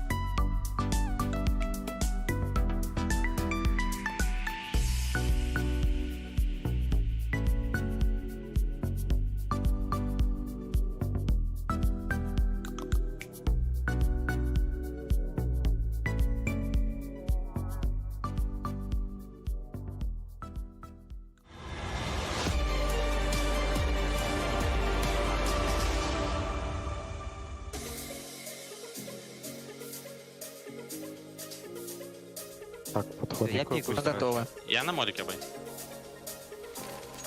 Ой, кидай молик, кидай. Даун. Слева один, мост один. Слева Тут где-то. двое, тут двое, еще Я двое. вышел. Двоих ищите. Во вдвоем. Гор. Мод где-то. Гор. Гор, Он живет. слепой. По месте. Мост. Дал хая. 9. Найс! Да. Хорош. Хорош, мужики. You wouldn't be surprised for thinking that maybe EG were going to pull off that CT side comeback, given their defensive track record in IEM summer so far. But alas, it was not to be. And a huge part of that was, of course, down to Axel, who just continues to be an absolute brute, blunt force trauma to the teams that oppose him. Kassad, I know it was the result we were expecting, but did you have hopes for EG at any point? Well, they showed a little bit of a resilience in the second half of that overpass. It's a shame for them they didn't win the pistol, so they can have a little bit more room. You know, I have seen a little bit of counters to Exile on short with Zerg being more mobile and double oping on B as well. It looked like they were going for it. They were like, you know, they had it, but that eco round kind of stopped them. But definitely, it's just a shame that they didn't win the CT pistol. I feel like they were prepared for that CT half. Yeah, I think it's a perfect way to describe it. They just didn't have enough rounds to work with. You know, a team like Gambit, you're not going to shut them down completely, right? You can slow them down, you can limit them to a couple of rounds, and it's also unfortunate that towards that very end, I mean, Gambit wins an eco. There was a 3v4 round as well when Breezy was in con where he had the bomb. You know, a little bit of a misplay there, letting them pick it up, and that's all it takes against a team of Gambit's caliber for the game to slip away from I you. feel that round when he had the bomb, like people going down the con. After he killed first, maybe he should have gone for the second battle. I think there was a value in that 1v1 there. Yeah. And maybe that could kind of turn around the round completely. But I think he went a little bit too passive, and maybe he was supposed to run with him because the time was like super low. But, you know, those are the small things. And you cannot really like take too much on those rounds because it's like you had so few rounds to work with in the CT half. Well, there were some absolutely wild rounds in that one, but let's talk to a wild man with a rifle, and it is our friend Hobbit from Gambit. He is standing by right now. Hobbit, congratulations. How are you doing? Hello. Thank you very much. I'm good. Good. Glad to hear it. Now let's find out your reaction to the overpass pick, because that's known as a home map for Gambit, and yet EG wanted to play it against you guys, the best team in the world. How did you feel about that pick? Of course, they surprised us. Like, we prepared Inferno. We thought it's going to be Inferno. So they just took overpass, and we just like, it is a mistake from them. Yeah. Yeah, so you guys like kind of were positively surprised when they picked overpass. But I was going to ask about, like, did they surprise you when they beat Vertigo and left Ancient? Kind of tried to bluff you? To be honest, did you no. think about like picking it for a second at least? Yes, of course, we are practicing it. Yeah, We're I remember. ready to play this map. Yeah, I remember you practicing it. I was just wondering if there was like a moment of like there, like that you would pick it just right after they removed Vertigo. So yeah, it's all about confidence. We're confident. We're ready to play Ancient. It's really something new. Yeah. It's good to hear. Just jumping in really quickly, are you ready to play Ancient against D2 tomorrow? We will see. It's hard to say something about that right now. All right, cool. Congrats on the win. I was going to ask you, we talked to Nafani earlier as well in the tournament after one of your guys' win, and we touched on the fact that you're not with all 5 players in the bootcamp. We saw Axel got in as well, but you're still at home, as we can see. And he said, you know, it's not ideal, right, that you guys are best when you're all 5 there, especially yourself, because you help him a lot and so on. How is it for you? Is it also weird from your point of view that you're not there with the guys? Does it make it much more difficult to play? Of course. From bootcamp playing always good, and you're feeling your teammates when they're near to you, you know. And but it's impossible right now because I'm a little bit sick. So for not to infect them, I'm playing from home. Yeah. So it's not the best way, of course. Very thoughtful. Yeah. I mean, I hope you feel better soon. I got another quick question. You guys are going to face G2 now, and obviously they've been on an upwards trend. But whenever you guys face them, it was a pretty comfortable win for you. It seems like you have them figured out. So what's your take now? You know, do you think it's going to be more difficult tomorrow when you have to play them? How do you feel about that matchup? I'm feeling that they really want to win us, and it's going to be a hard match for sure. Nico already, I think, angry and want to revenge. So I'm feeling it, of course. Don't worry, but he's always we'll angry. try to prepare. It has nothing to do with you. He's always angry. Yeah, don't worry. But now he's for 100% angry. So we will try to. Well, focus, I would be angry if somebody was him beating me all the time as well. Yeah. Like Yank on me. Yeah. Hobbit, tell us about what you guys got up to in the 4-day break between the groups and playoffs, because I know you had an uncharacteristically quiet start personally to the tournament. So I'm just wondering how you made sure all of the team were firing on their best form today. We practiced it yesterday, like 3 practice, and that's it. We took a day off because I needed I needed to recover a little bit. Yeah. Well, hopefully you're feeling better now. You're feeling ready to take on Angry Nico tomorrow? I'm ready, but my camera is not working, I guess. That's okay. We'll remember your face like that, frozen in time forever. Thank you so much, Hobbit. Congratulations. We'll see you in those semi-finals tomorrow. Yeah. Thank you. Bye, guys. Yeah. I mean, there are worse ways for your face to be frozen on camera. I bear witness to being a victim of one of those situations. But of course, yeah, we're going to see Hobbit tomorrow. But right now, we're going to talk to Stanislaw, the in-game leader of Evil Geniuses, because this is our last chance to talk to him at IEM Summer. Stanislaw, thank you for waiting, and commiserations. At the same time, this has been a turnaround in fortunes for Evil Geniuses. So how do you feel about the team's performance here at this event? Overall, I'm happy with our placing. Obviously not happy with how we performed in the last 2 games, but it's not a bad start considering we don't have a coach and we just got here. Now we can actually kind of hopefully build on this, and quarterfinals isn't too bad for a first tournament here. All right. I mean, it looked like that you guys have been like preparing quite well for this tournament. Is that something that kind of you took over on yourself right now? I think the game plans, even today, they looked like you know what you were doing, but some things didn't really went your way. Like that second half of Overpass really looked like I saw a few counters against Exile on short, double opening, things like that. Is that something that you prepared that pre-game? Yeah, preparation's always the same. I feel like I'm good at reading the game. I just feel like today, in the chaotic situations, we couldn't close it out. I think there was a round on Overpass where we knew exactly where they were going. We had like a guy deep blue, and the bomb was coming towards us, and it's just rounds like that. And then we got eco'd. I do feel like we could have potentially won that map, but it's just a learning experience for us. Like I said before, it's the first tournament. We're gonna keep practicing hard. I feel like our preparation's good. Everyone's in good spirits. I have full confidence in this team. We're having a lot of fun. We're feeling motivated, and I really think like this is a good first showing, and hopefully for the next tournament we'll just improve and let's build that consistency again, because we've just been placing last for God knows how long, and hopefully this is a good start to a brighter future for us. Yeah, I can get behind it. You guys definitely played above expectations and showed some good Counter-Strike. And unfortunately, in a way, you have a lot of tournaments coming up still, right?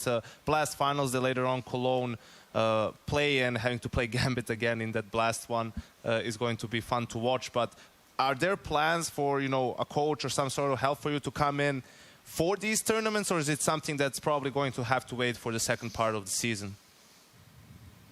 You guys will have to wait and